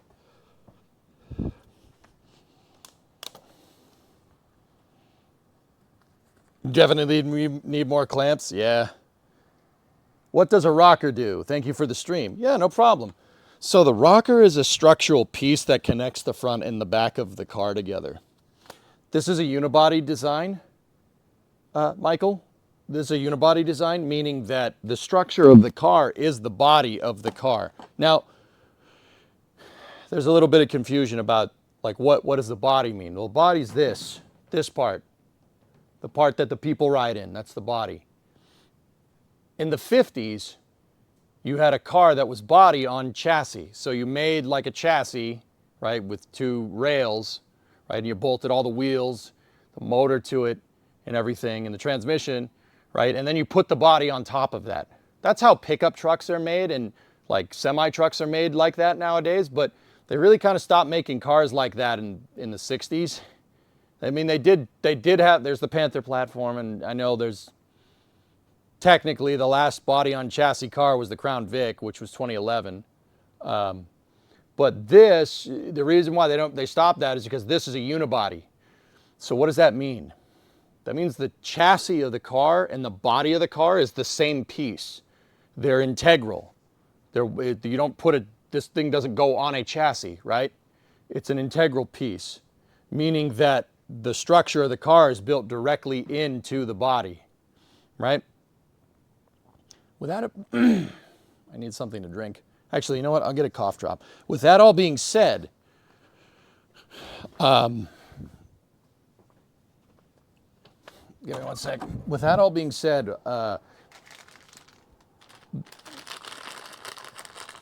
underneath the doors, if you look underneath the doors, there's a metal piece. I mean, most of the car is metal, dickhead. Not you, me. There's a metal piece, and down here, I'll open the door, it'll be easier to see it. See that light gray piece right here? That's the inner rocker. That connects the front and the back of the car together structurally. Now, obviously, there's some structure that is garnered by the floor. The floor of the car is obviously structural. The roof of the car is structural, right? My rockers are your primary thing that connects what hooks the front wheels to the car to what hooks the back wheels to the car. That kind of joins them together. It's a long strip of metal. It looks, ideally, it looks like that, right? See, the floor would be on this channel right here, right? And this is the outside. The outer rocker would be on the other side. If you look, this thing is kind of L-shaped, see that? And how this thing works, right? The inner rocker is shaped like an upside down L, and the outer rocker is kind of shaped like a C. And when they come together, right, when you put them together, it makes a structural beam that goes from the front to the rear of the car. Now I have the outer one. I bought the outer one. I have it right here. See? It's C-shaped. See that? The upside down L goes like this. But could I have bought the inner rocker? Sure. The problem is that if I'm going to do the inner rocker, you basically got to take the whole car apart. I'm talking like entirely, the entirety of the part. It's part of the, because it's part of it's a structural part of the chassis or the unibody. So I'd have to take doors off. I'd have to take the door jambs off. Like this piece right here would have to come, like, I'm not doing that. What I'm going to do is patch it. All right. I don't have the equipment to take the whole damn car apart. I mean, I could. You know, for the technical people, if we had a frame jig or something, it'd be better, but I don't. This is just leveled on jack stands, which is good enough. That's fine if you're not getting into doing rockers or frame rails, which I'm not. Yeah,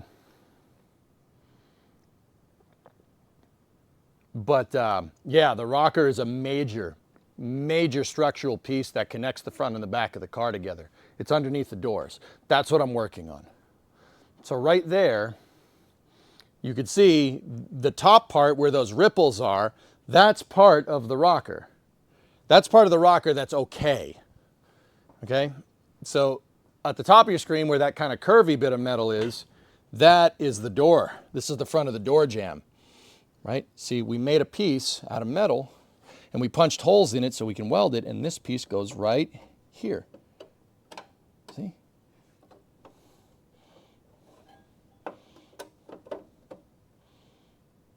That piece goes right there. That is what we're making. See? That's the front of the rocker. And see how the rocker is an L shape. It moves over, so it goes up and over. Right? What I have to do is if you look, see the bottom here? I have to do that all the way to the back of the car.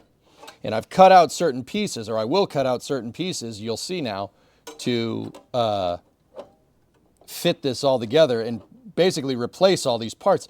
Now, once again, two things. Why didn't I just replace the entire rocker? Because then you'd have to take the L piece out. You'd have to take the top of this out, which means you'd have to take the door jamb off because that's how it was made from the factory.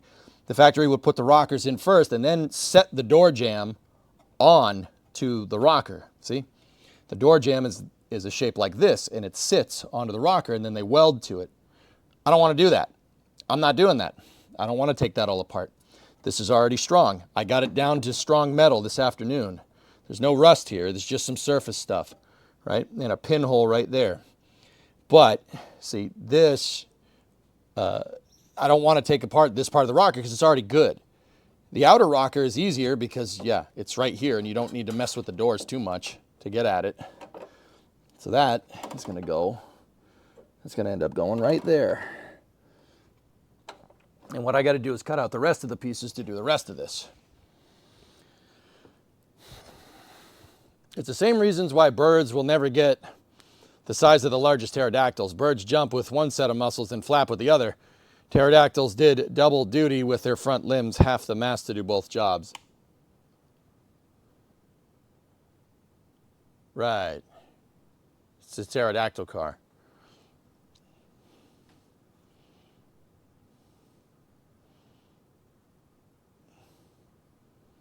Does that help, Michael? Or Michault 92, Michaud 92? Yep. I got to rebuild that whole underside piece, right? I got to rebuild the whole underside piece because I have the outer rocker in one piece. And the outer rocker's in one piece, and that's great. And once the whole inner rocker is good, then we could do the outer rocker. And then, see, this is the Matryoshka doll that is working on old cars or just cars in general. Once I got the rockers good, inner and outer, then I can work on fixing this right here. There's nothing left there. I have to rebuild the rear door jamb. Once that's good, and we figure out where that lives, then I can figure out where the wheel well lives. This is not welded in, it's just bolted. I just have it bolted in with nuts and bolts, right? Then we figure out where that goes. When we figure out where that goes, then we figure out where this piece goes. It looks right, it's pretty close, I've tested it, but point is, you gotta kind of go from the ground up. When I started building this car, or when I started this project, I was like, oh, I'll go front to back, or back to front. That'll make way more sense. Start at the back and work your way forward. No. The car wasn't built that way on the assembly line. That was my mistake. I should have started with the rockers. That's what we should have started with, and we should have worked our way up from there. But that's a lesson to know for next time. You start with the parts that are going to be laid down first on the assembly line. Now, the parts that are laid down first on the assembly line, technically in the 60s, would have been the front and rear frame rails. The front and rear, well, I patched the rear frame rails. Front frame rails are okay. They're not rusty. Thank God, because that would be 1,000 times harder to get right. So I should have started with the frame rails, and then the rockers, and then everything that hooks that all together, and then the pans, and then, you know, slowly work your way up. You should do it this way, not this way. But whatever, it's all right. That's why I seemingly have been skipping around, but it's okay.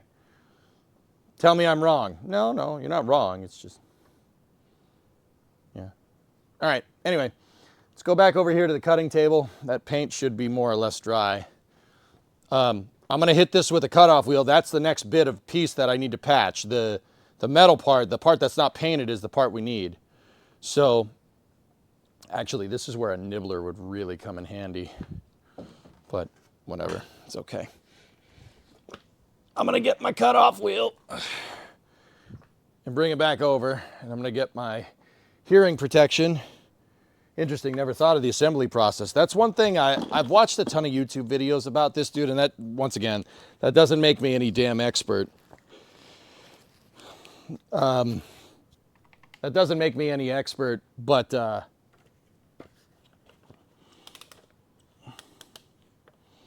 is this car from the Blue Origin explosion? Discovery, go at No, throttle it's up. too intact. Hey, Lig. No, I'm not having a six-pack for dinner. No, of course. Who would do that? But yeah, that's how everybody says to do it. That, and I like learning about how these old cars were put together. Lego, how much do you think it'll cost to rebuild the New Glenn launch pad? A couple $1 billion. I don't think they're going to rebuild one launch pad. I think they're going to build the LC-36 into a twin pad launch complex. I think this is just an easy, like, I think Blue got a little bit of a reprieve. They need more than one New Glenn pad. The more that I'm thinking about this, I get a wedgie and I don't care who knows it. I think they're going to bulldoze, like, they're going to clear it, use what they can to figure out what's wrong, maybe what happened with New Glenn, right? And then they're gonna bulldoze the whole damn thing. I guarantee you. They'll bulldoze it and they'll build a twin pad complex. Watch. I have no insider information. That's just what I would do. I would do that at this point, you know, because what they originally were going to do is build one pad and then build another one, right? You kind of lost the first one. The whole pad's toast, guys. That whole pad needs to be bulldozed. I'm not even kidding. All that concrete around the pad was superheated, junk. Get rid of it. It needs to be taken out. So if you're going to do all that, build two pads. Two pads at the same time. Screw it. They had already started clearing the ground on LC36B. Yeah. So Aqualix, what I think they're going to do is they're you know, that would have been like a separate pad somewhere else, right? Like I would just bulldoze the whole damn thing and use one HIF to service two pads. Like just seriously, just clear it out and build two of them like right next to each other. So like your HIF is right here. This is where 36A is right now. Move that off to the side and put two of them kind of next to each other and make it so the HIF goes to either one. That's just what I'd do. I don't know, it's just my opinion. But then again, you don't necessarily need to do that because their transporter erectors moved on SPMTs. So as long as you have a right of way, it can take turns and stuff, but who knows? I don't know. All I know is that, I mean, what I would do is build out a twin pad complex. Twin pad for New Glenn and launch a lot of 7x2. That's just me. I had a conversation with my buddies at NSF on the Flame Trench last Friday, and they disagreed with me. They were like, no, it's going to be for 9x4. I'm like, yes, let's just, you know, our heavy launch vehicle didn't work, so our super heavy launch vehicle is going to work.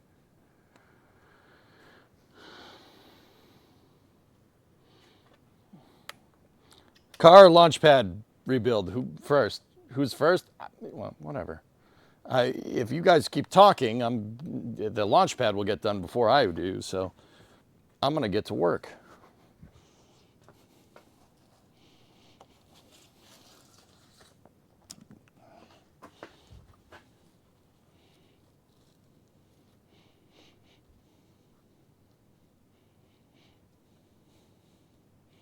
Yeah, the paint didn't really do what I wanted.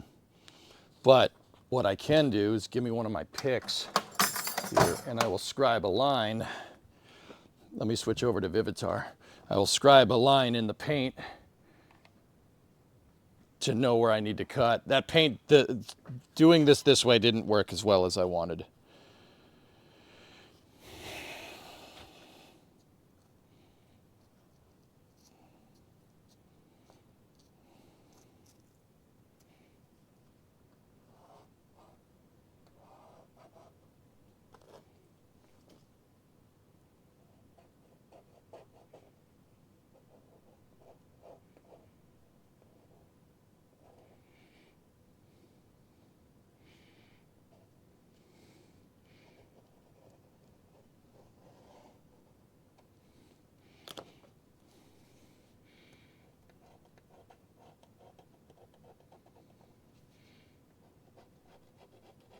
So I'm just scraping off some of the paint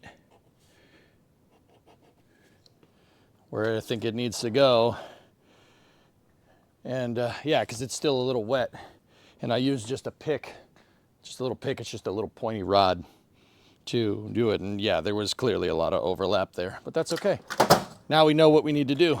Helmets down, headphone users. How are we going to do this? How do we want to do this? Let me think.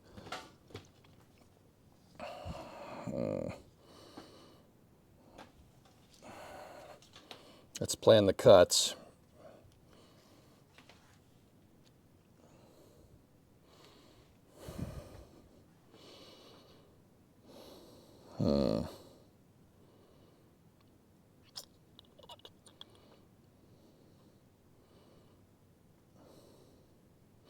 Yeah, we'll start in the center, work our way out.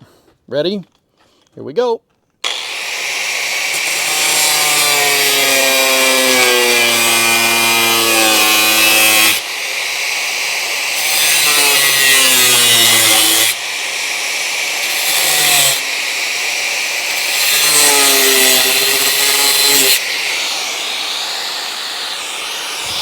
So like I did before, I'm just leaving a little bit of extra material out on the edges.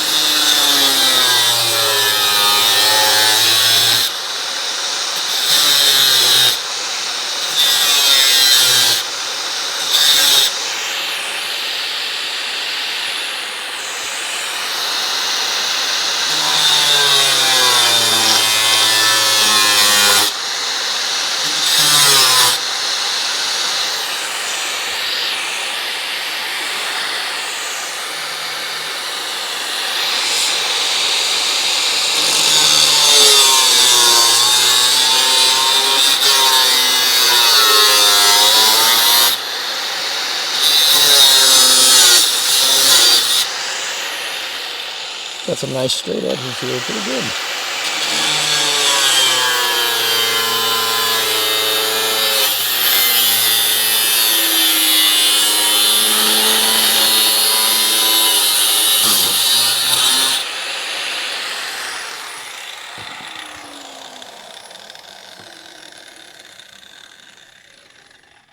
Just gotta get a little bit here on the edge.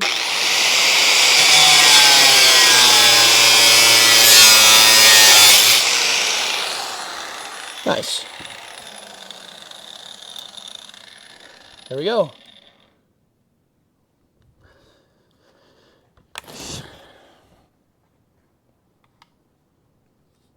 Cool. Yeah, you can see how badly the paint overlapped. That's really not great. But yeah, those edges are pretty damn straight. I got them pretty close. Now this, I don't think this piece is gonna fit. There's still a lot of chopping and sectioning to do, but we can check. So let's go here. You still think 9x4 is being sold as an upgrade to save face, but instead is a rebaseline a New Glenn with their assumptions corrected to compensate for mass bloat in service of actually hitting their goals. Yeah, you might be right, but there's this whole thing called reality. You know, reality's not going to be very nice to them if they think they can just text straight to like a super heavy launch vehicle, dude. Just like it wasn't nice to them when they thought they could text straight to a heavy launch vehicle instead of building, you know, a small one. Just saying. Just saying, dude.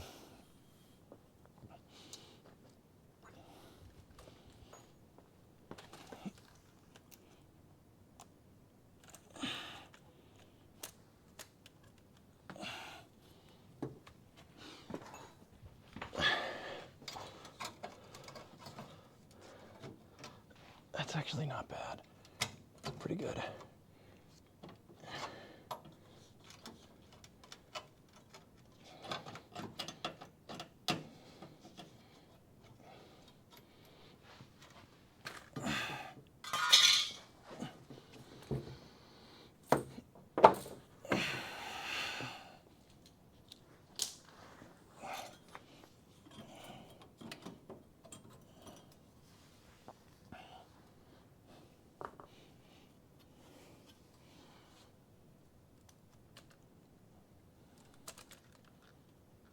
Here, you know what? I'm gonna turn you guys down so you can see this a little bit better.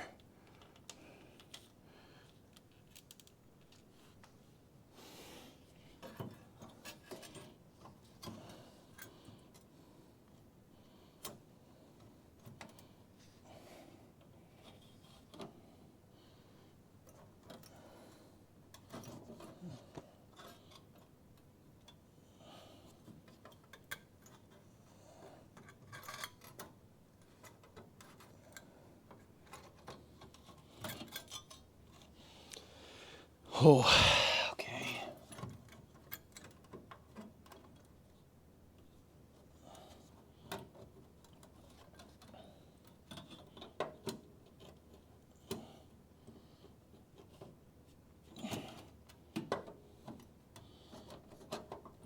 This one's not fitting as well. This, yeah, that paint scribing method sucked. I'll just go back to using my marker next time. I might have to scrap this piece, which would really suck, but...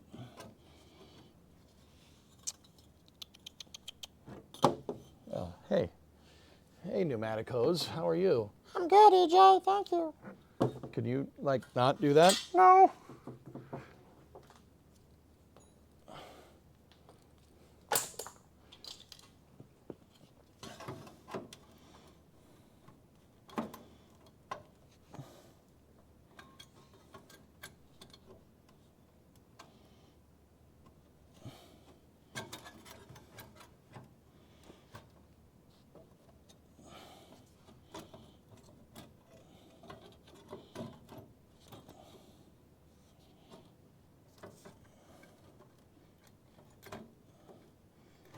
Yeah, I didn't cut this right at all. Yeah, that scribing method sucked. The paint was not ideal. That's not really what I wanted. I thought it would work that time, but it didn't. Oh, man. Yeah, we got so much extra material on here. Woof.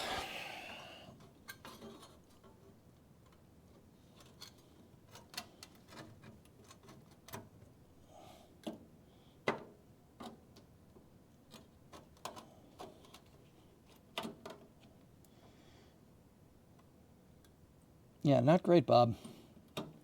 Not great.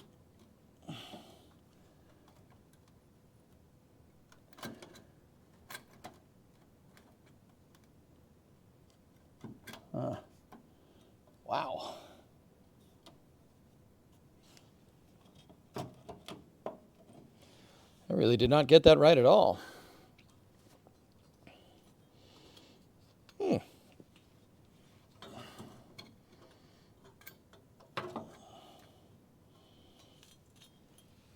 Yeah, that's not good.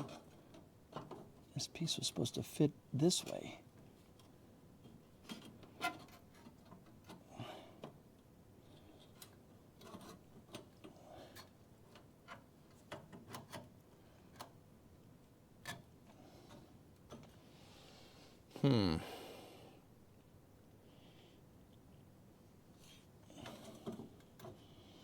I need to go at this with the die grinder anyway to get some of these edges.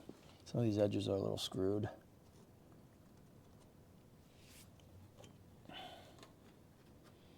Or the cutoff wheel. I'll just use the cutoff wheel. Yeah, that didn't, that piece, I left a little too much material on there. That's my fault, but it's okay. It's okay. We will fix. We will fix it.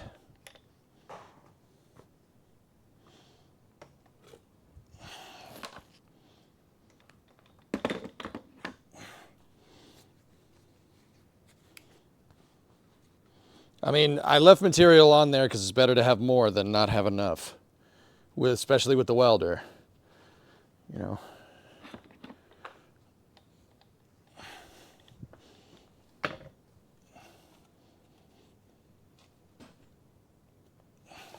Let me get my face mask. Give me ideas for what I should have in my Lego rocket launch complex. Fuel farm, water tower, launch pad, integration facility. There's a bunch of stuff, dude. Go look at real launch pads. Not 36, though. You don't want to look at 36 right now. Man. I left way too much on that.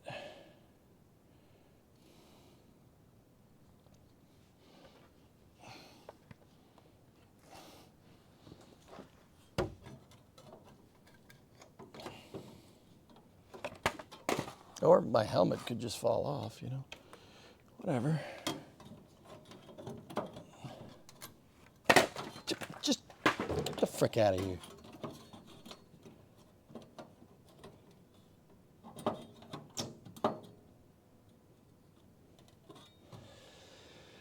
Okay. How am I gonna do this?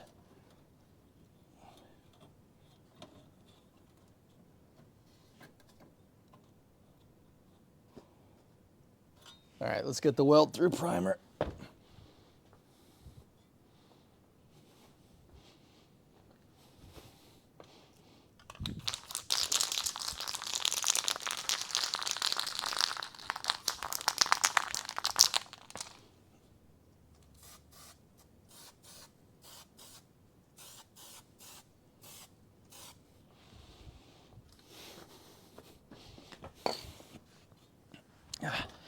So I'm going to do exactly what I did before.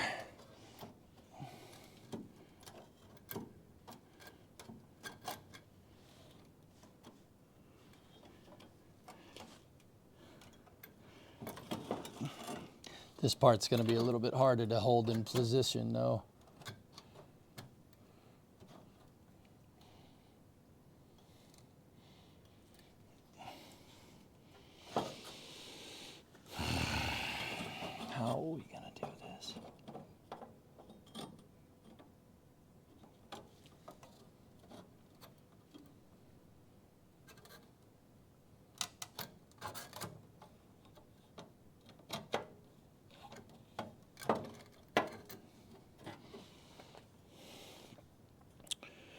All right, let me fix some stuff here.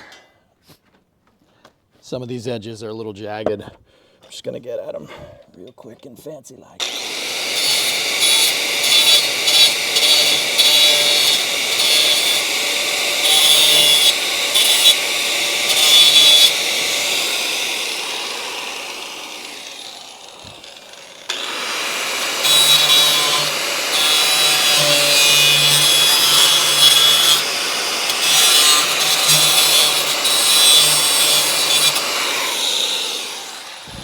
The old floor pan is kind of interfering up here, but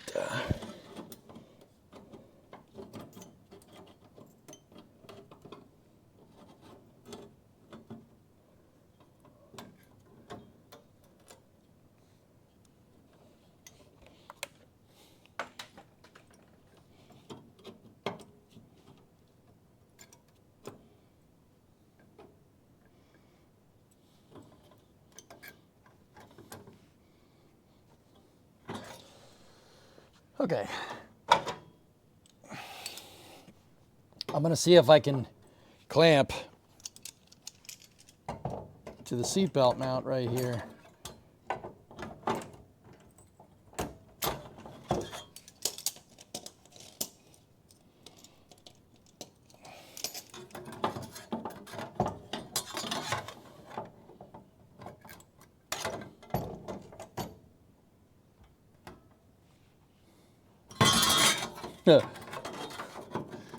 Freaking gravity, man. What a pain.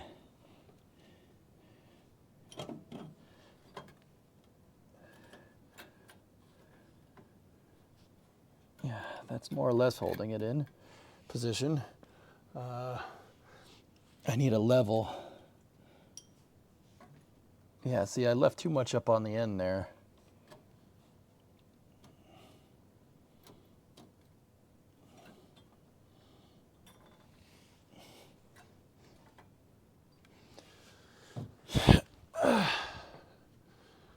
Where's my level? Where is my level?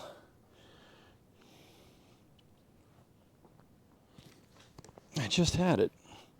Just like every other tool. It's getting there, guys. It's close. It's close to being right. I just want to make sure that it's nice and level to the ground. Or, well, I want to make sure it's not like tilted front to back, like from left to right on your screen. So I'm just going to get a little bubble level.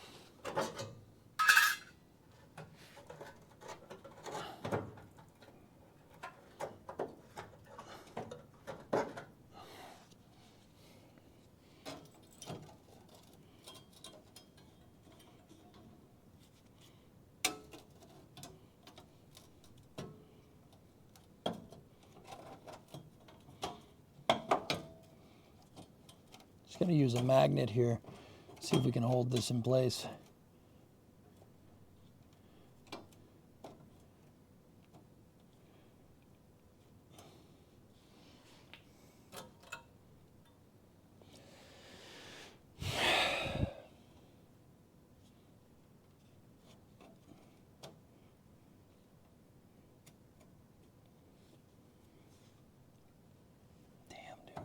How did I screw this up so bad?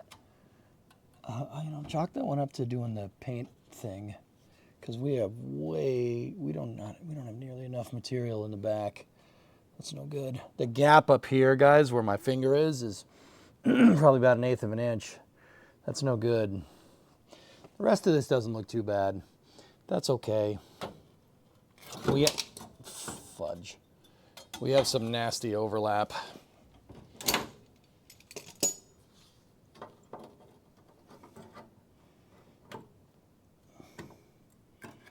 I might want to just cut these into individual pieces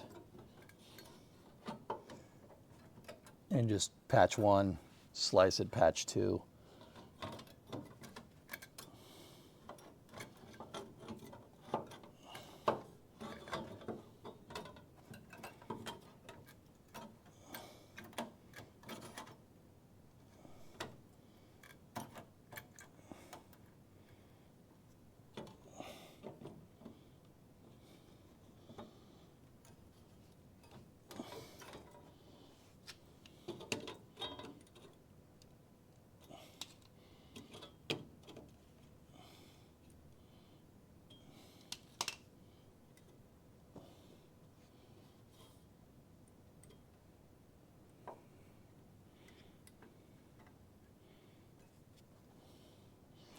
Now, you know, I think we can get away with this.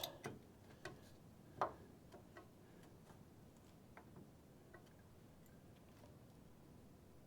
think we can get away with it. Let's just...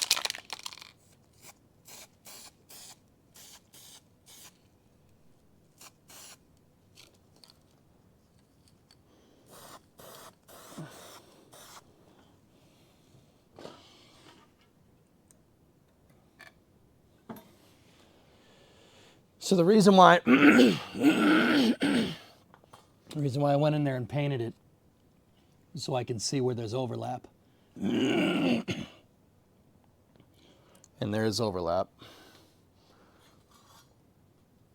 So now I know where to take parts off.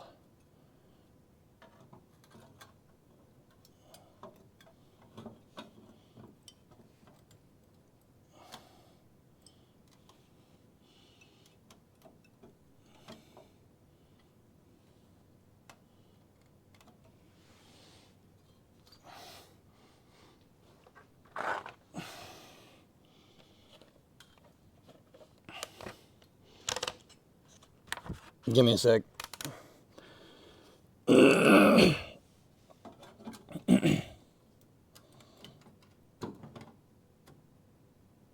Okay.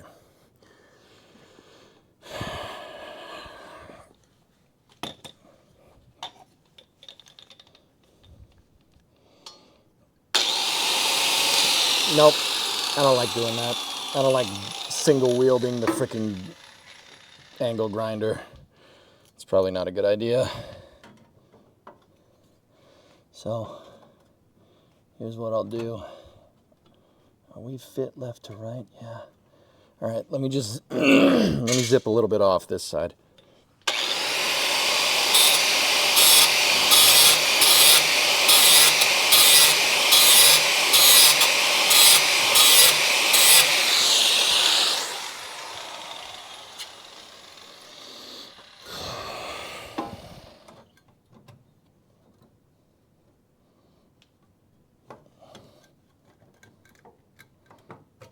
Getting there.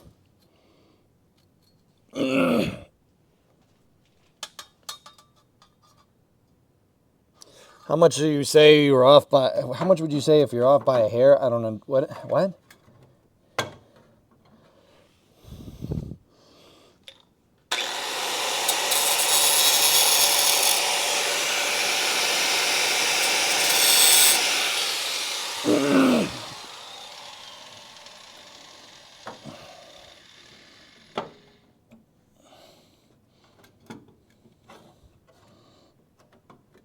It just needs to fit together like a damn puzzle piece. Man, that's all. I've almost got it. I don't like the gap up there, but,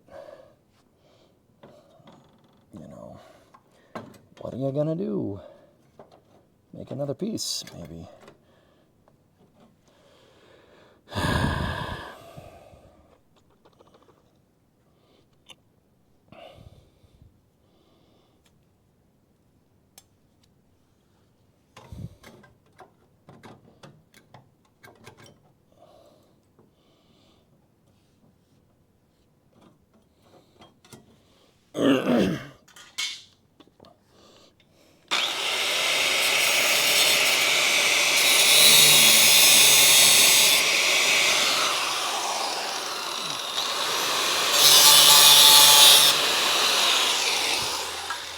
Just trimmed it a little bit.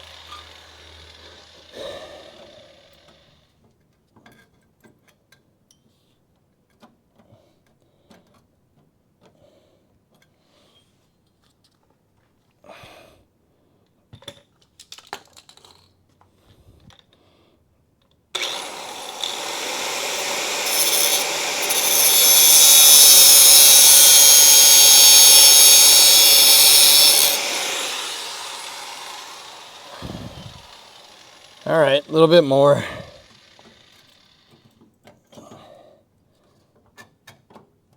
Oh. Oh.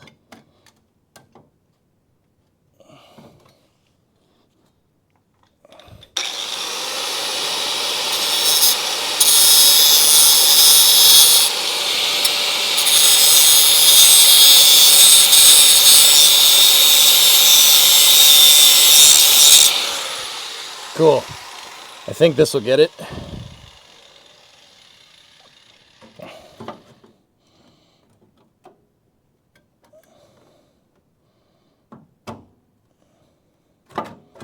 Almost.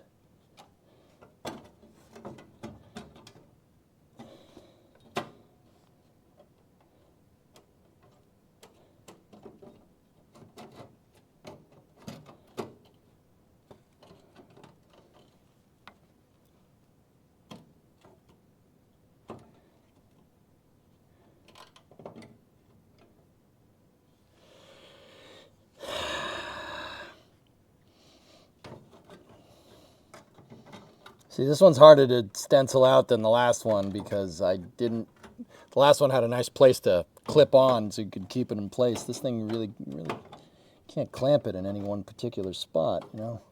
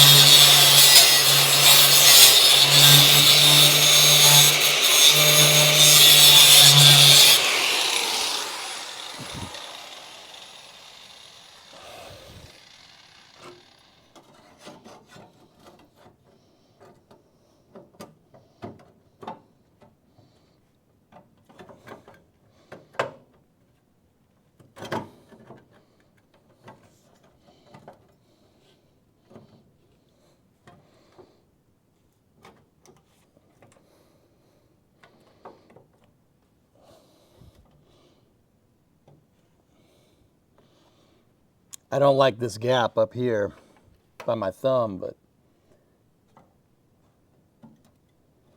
other than that, not bad.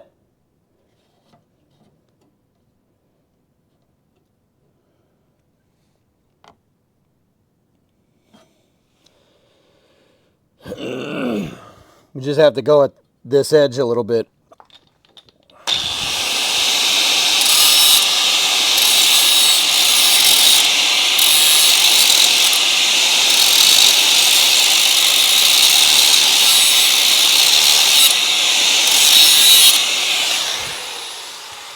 See what that did.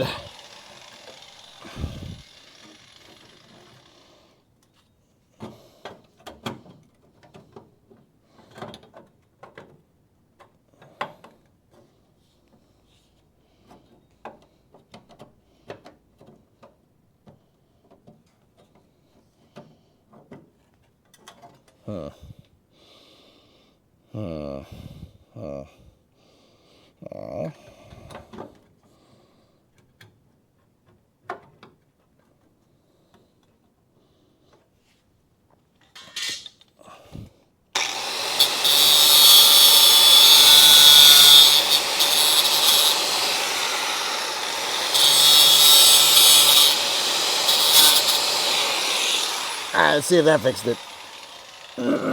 I'm just sectioning just little bits and pieces, dudes. A little bit at a time.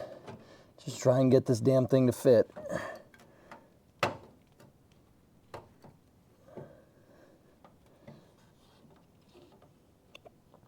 I screwed up on the last piece, dudes, over here. This is all not looking too shabby. Like, it's looking pretty shabby, but the back piece I screwed up. I screwed up over here. Probably just make another one. Let me just check it again. I want to see it from a different angle.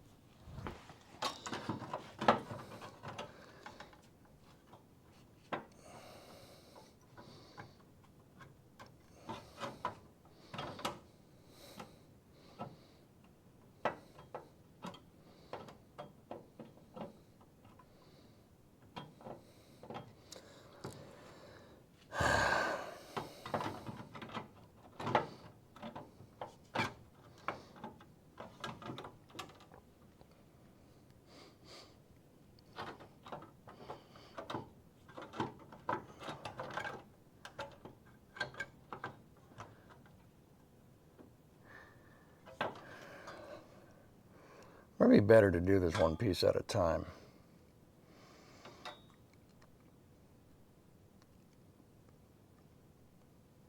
You know, I can do one individual piece.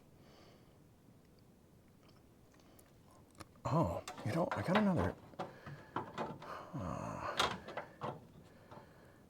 idea. No, just now. Just now, I just had it. Yeah, that's actually pretty cool. So, all right, I gotta talk to you guys. All right, Nick, I gotta talk to you. I gotta talk to you. All right. All right. What if, instead of buttoning these plates up, all right, we could, I mean, Bree talked about this a little bit earlier, and that's what kind of gave me the idea. We could flange the plates instead. Yeah, we could, so, you know what?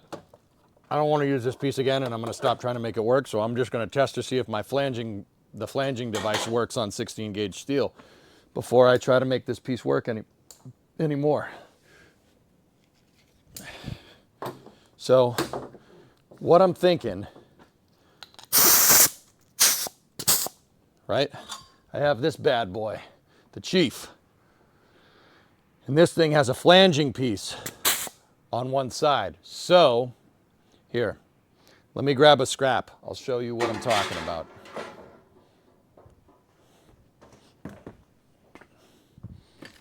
This is 16 gauge, right? Okay, cool. So, watch. Watch. If I take this thing, we put it in here, and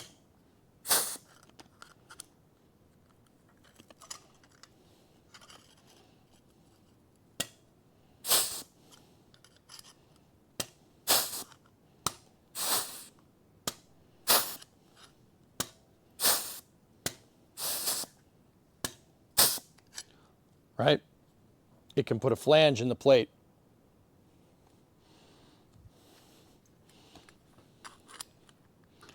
I just have to hold this and make sure I do it right.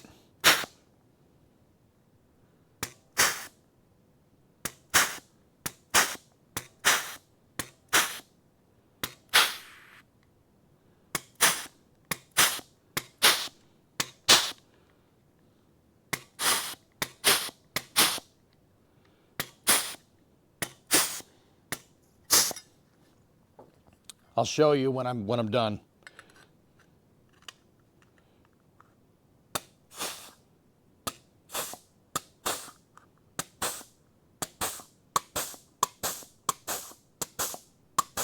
Makes a cool noise.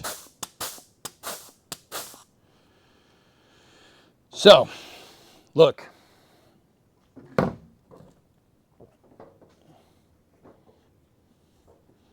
So provided I don't screw it up, you can put a flange in the plate. See? See how it kind of snakes to one side? Instead of trying to line these edges up, I could just get them straight, right? And then we take the back side of this, right? Take the back side of the flange, and now, watch this, see? I put holes in it,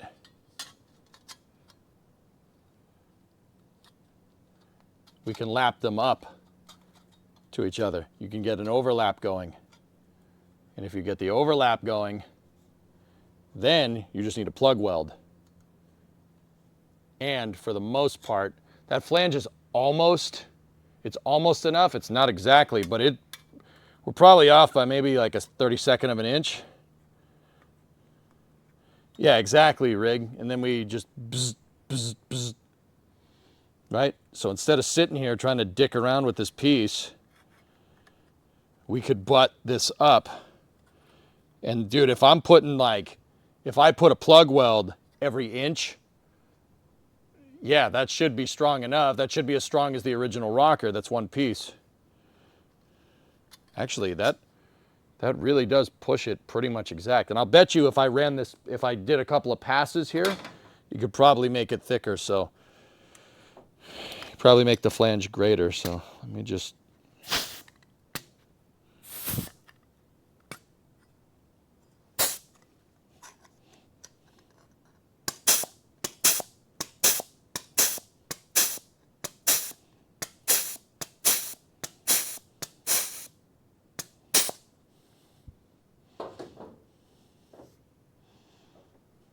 Yeah, look at that.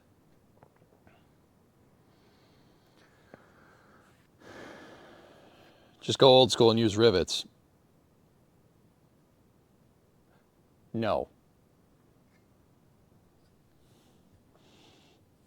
I actually like this way better. Yeah, this is the only reason why that didn't flange exactly right is because I didn't do it right. But I was crooked when I did it. But dudes, that's pretty damn flush. Look at that. It's pretty flush.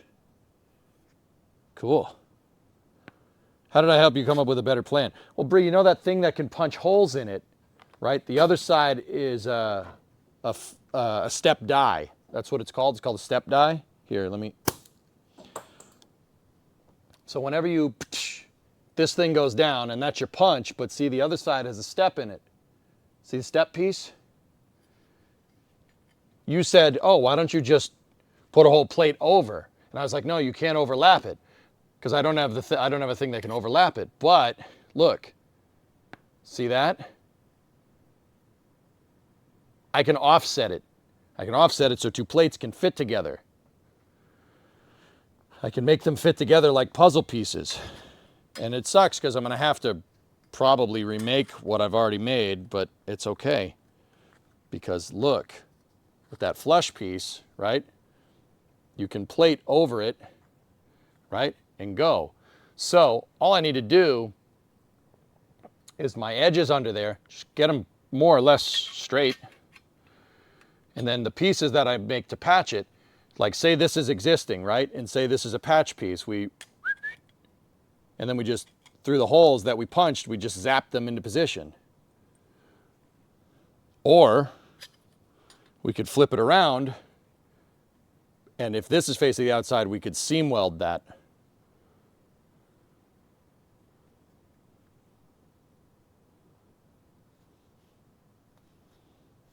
Actually, we could just, that'll do it. Yeah. I like this way. This way is good. Why didn't we do this way before?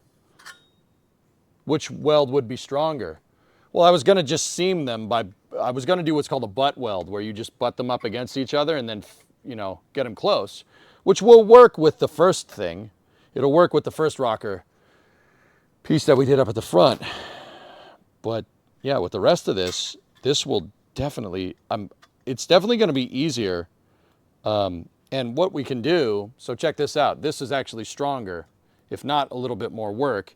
If we zap it here on like say this is the inside of the car, right? We put the piece up into position and I just do some plug welds, right, on the back here, and then it holds it in place and it gives me a nice seam. So we could just zap, we could seam it on both sides. If we're plug welding it on one side and seaming it on the other, I can't see that being any weaker than if it was just one piece like that.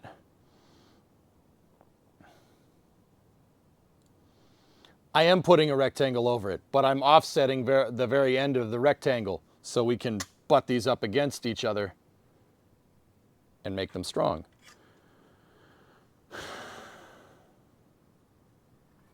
I like that idea. That's a good idea.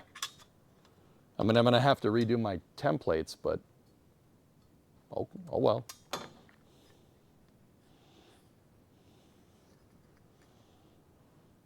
Like here, let me show you. I'll use our test piece. Look, say I wanted to fill it in. Ready? See our test piece? We just, see? Or we could do it this way and just zzz, zzz, zzz, and be done. And then, actually, yeah, this is a great idea.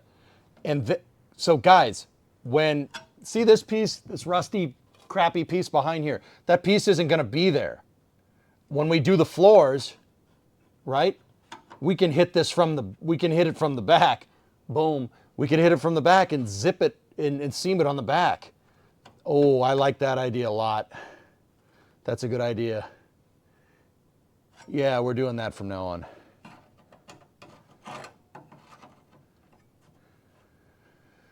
Yeah.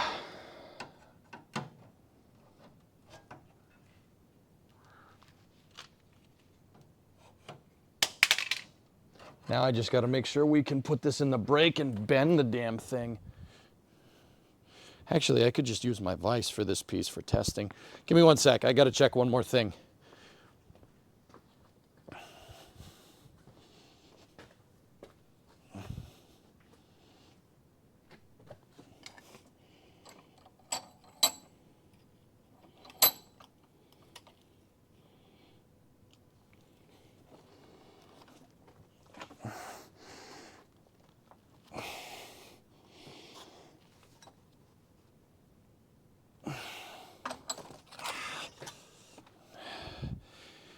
I just put the piece into the vise for a second to get it, just give it a little bit of a bend.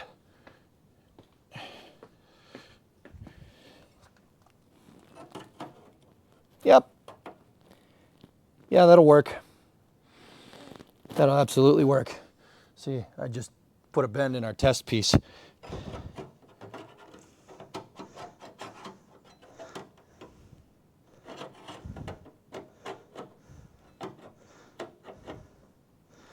I like this way better.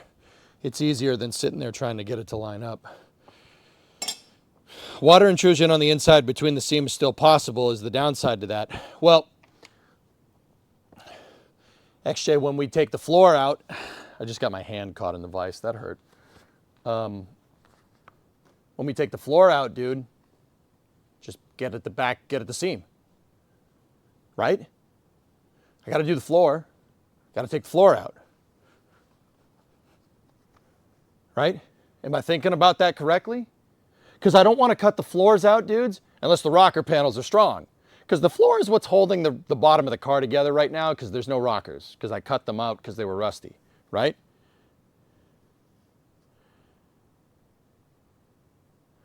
So, like in the future, right, we do the seam, and then on the backside, you're right. I mean, I'll coat it all with weld-through primer, but then we can seam that backside, dude. And that, dude, there's no way that that will not be stronger than a one-piece rocker, right? Like, coat the inside, got it, good plan. Yeah, dude, why the hell didn't I think of this? That's a good idea. What time is it? It's 8 o'clock.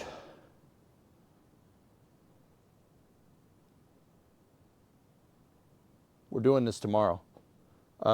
Yeah, we're gonna do it tomorrow. I've been working on this since noontime, and I started streaming it at 4.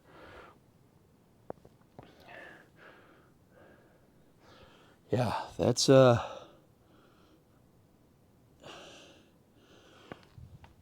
good idea.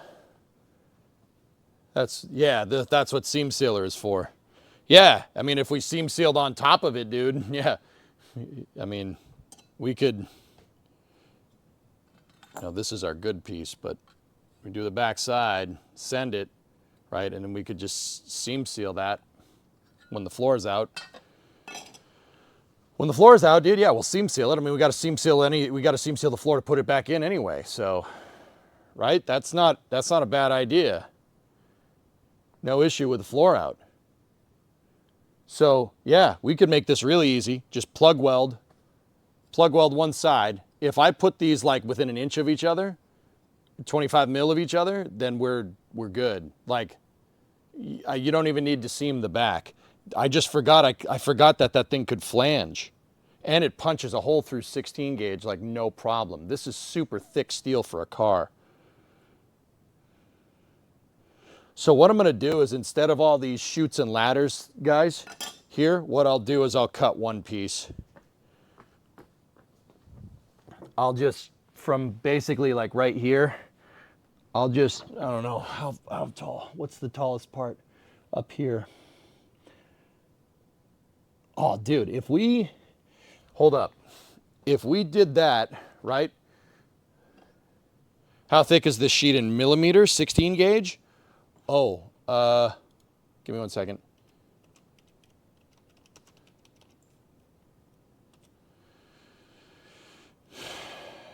Uh, 1.52 millimeter. It's 598 thou of an inch.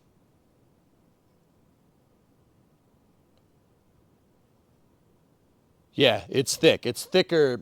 This steel is thicker than what's on there. The rocker panels are 18 from the factory.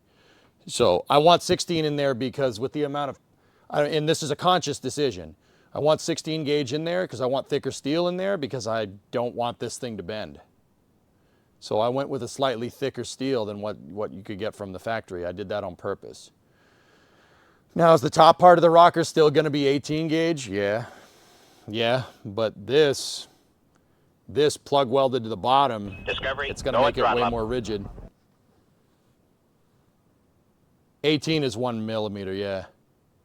Yeah, it's this is thick steel, dudes. It's thicker than what I cut out, and I want that on purpose. These chassis are known for flexing, so I'm plating it on purpose. So what we could do is just see the high point right here.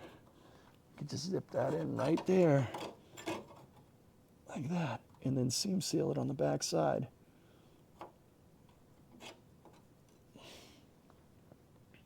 And if I cut this, we'd have to get at the spot welds for the seat belt or for the seat mounts. That's what I was worried about. If I grind the spot welds out with a die grinder, right, and we do a bunch of plates and we leave just enough for the flange up at the top there, oh man, this thing's gonna be strong as balls. Yeah, dude. Yeah, that's a good idea. I like it. I like it a lot.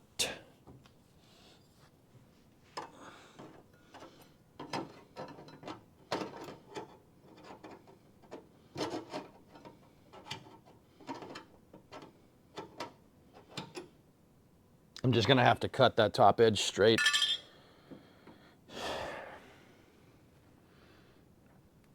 Yeah, sweet. And then we seam seal the back of it, dudes. Sorry, I had a breakthrough when I was fitting that part. I'm like, wait a minute. We flange this bitch, and then we go. And then, yeah, we make a 16 gauge rocker. Dude, I love this. I love you know, metal fab is fucking cool. Excuse me. It's really cool. This is pretty awesome. The reason why it's cool, sorry, I got a wedgie again. The reason why it's cool is because there's 1,000 different ways to do things. That way is actually going to be easier. That's going to save us a ton of time.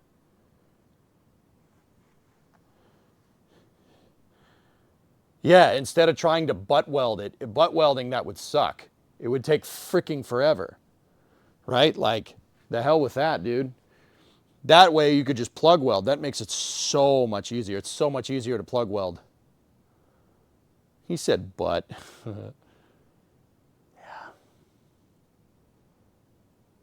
Butt welding will, yeah, it'll warp. Actually, yeah, Rig, that's true. It'll warp, and putting that flange in there actually makes this way stronger too. You'd make a good shop teacher? Well, I do STEM outreach, Otis. I teach people rocket science when I'm not working on my car. So, yeah, no, this is good stuff, man.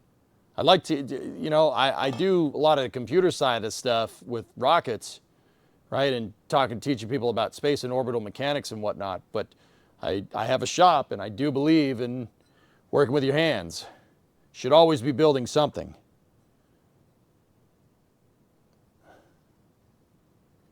But yeah, thanks, man. Yeah, I mean, hit that follow button or the subscribe button on YouTube if you like this stuff.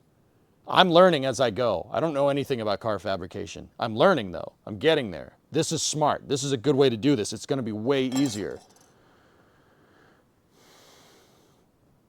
Oh, Block, I'm going to sound deaden all the floor when I get the new floor in. Oh, we're hitting that with Dynamat all day. I want this car to be quiet. I tuned in too late. Well, we did get the front. We did get this piece made. Let me show you.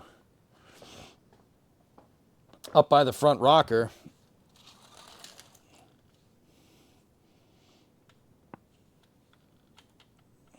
Sorry.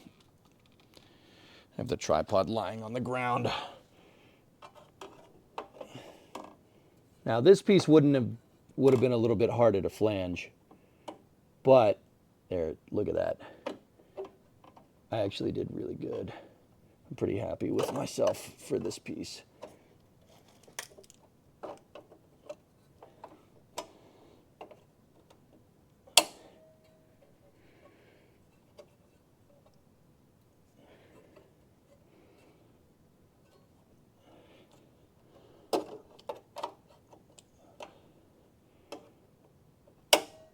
Screwing up my paint.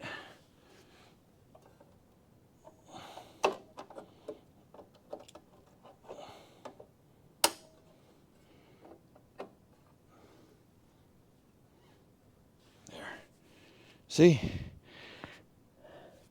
And when we weld it in, I'll just zip it with the grinder to make that edge make that edge straight so the angle matches, so you'd never know. See, I'll butt weld that. I have no problem doing that. That's fine.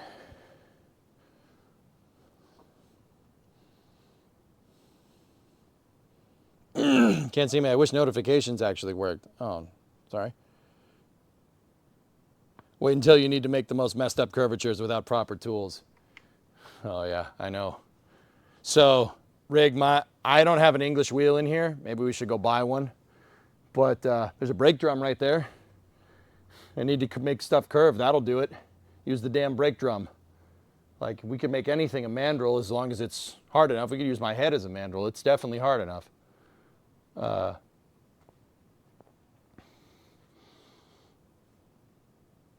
Oh yeah, I do have a wheel. That's right. I totally forgot about that. I absolutely have a wheel. Yeah, it's over there. Hell yeah.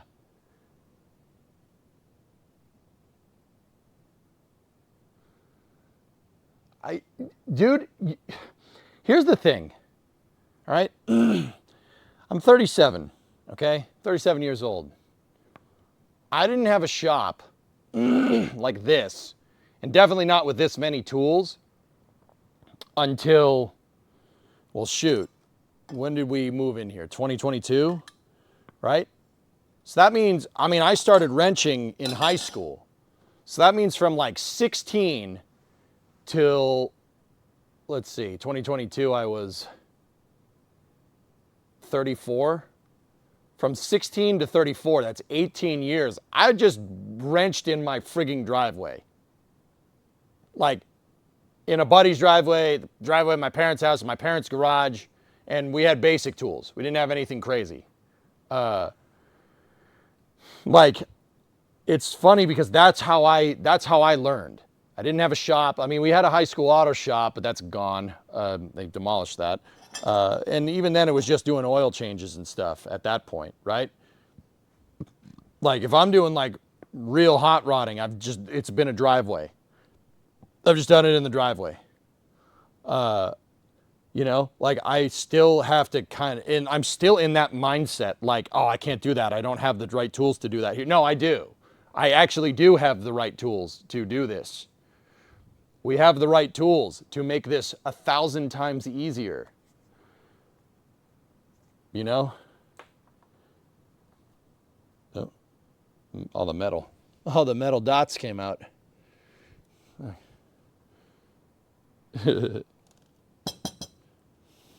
Discovery, go at Come out throttle of that up. hole. But yeah, I just, even now, like I'm just like, oh, you know, like the other day I was like, oh man, I need to do a wideband. I should do a wideband O2 if we're going to drive this thing around with a carburetor. We should put a wideband sensor in it. I can't do that. I can't do that. I need a well. You'd need to be able to weld a bung to the exhaust.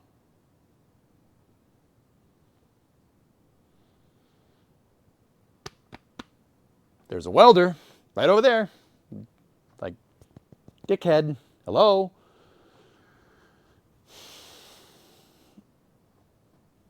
Not even 6 years old in dog years. Yeah, yeah. So yeah. All right, guys. So here's the thing. Let's do this tomorrow. Let's fix that edge up and we'll do it tomorrow. But guys, I have a doctor's appointment. I have a doctor's appointment in the morning. I got to drive up into the city, so that's going to be fun. Can't say when we're going to start. But yeah, we'll start part 51 tomorrow. Yeah, we'll go from there. Perry, hey, thanks for the seven-month resub. I appreciate it. Yeah, that's what we'll do, man.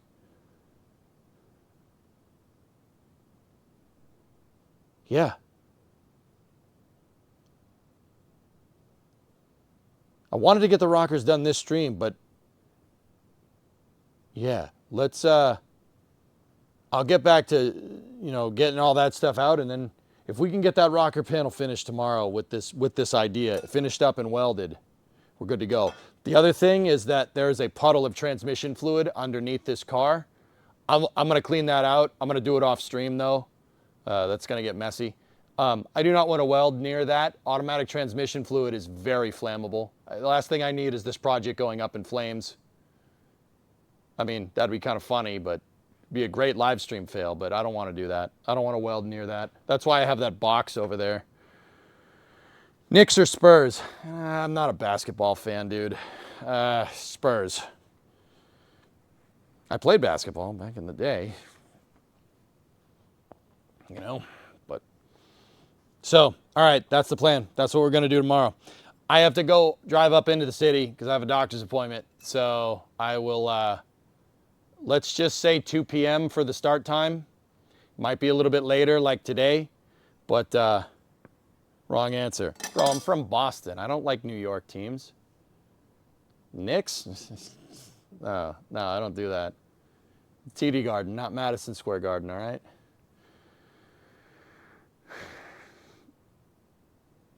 Drew, what's up? Last week was going to use a 2x4 to clamp and pilot my hand drill to put a hole in a round bar. Dude, I work in a machine shop with many lathes. Yeah, dude, it's just, I don't know why that happens. Like, I'm just like, I forget that I have basically have a full shop here. What are we missing? A lathe? Missing a lathe? That's about it? Like, a lathe in a paint booth? But yeah, this is the answer. CAD laser cutter, that would be nice. Boston has horrible traffic. Yeah. Don't tell chat what you're missing. The only thing we're missing is your company. Boom. All right. Anyway, dudes, yeah, we'll call it here and we'll work on that tomorrow. That's a good idea. I gotta buy those frame rail caps and then we'll go. You guys clearly told me you want car streams, so I'm gonna do car streams and space news, dudes. That's what we're doing. Car streams and space news. I'm using a lathe in a Bridgeport mill, yeah, right. Yeah, let's get that damn rocker done. Once the rocker is done, so just quick project recap. Once the rocker is done, the inner rocker is done, then we can start cutting and fitting the outer one. Once the outer one's done, we can start figuring out where the damn wheelhouse lives. Once we figure out exactly where the wheelhouse lives, then we could start getting into fabrication on that new door jamb. And once that dude, the quarter panel. Maybe we shouldn't do that with the quarter panel. Maybe we should just seam it. We could flange the back of the quarter panel to this. We'll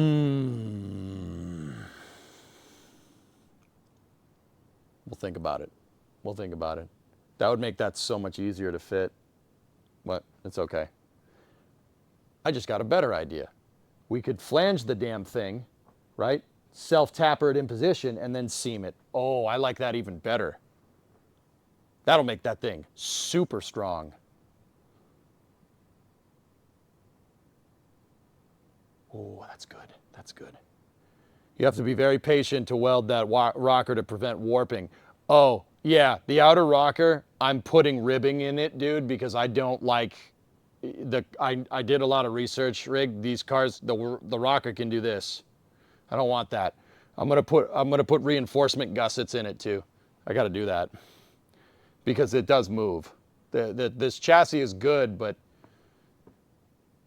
yeah, the bean counters removed some spots. Like you can make torque boxes for this too, and then once we get the floors in, and this is really for when the lift comes, because Chad I got to get this out of here so I can put a lift in here. We'll put subframe connectors in, and we'll make this thing, dude, this thing will be rock solid. Yeah. Cool. All right, dudes. That's going to do it for me. I hope you enjoyed part 50. We made some good progress today. Real good progress. I'm really happy with where this is going. Tomorrow we'll work on this, and then we'll maybe do some space news while we're there. And I'll see you guys tomorrow. Hey, Matt, what's good? You're catching me on the tail end. I'll see you guys tomorrow. Once again, might be a little bit on the later side. Got a doctor's appointment. So, I don't know, plan for like 2 p.m. We'll see. We'll see how it goes. All right, I'll talk to you guys all tomorrow. Thank you very much for watching. Stand by for loss of signal from the office as expected.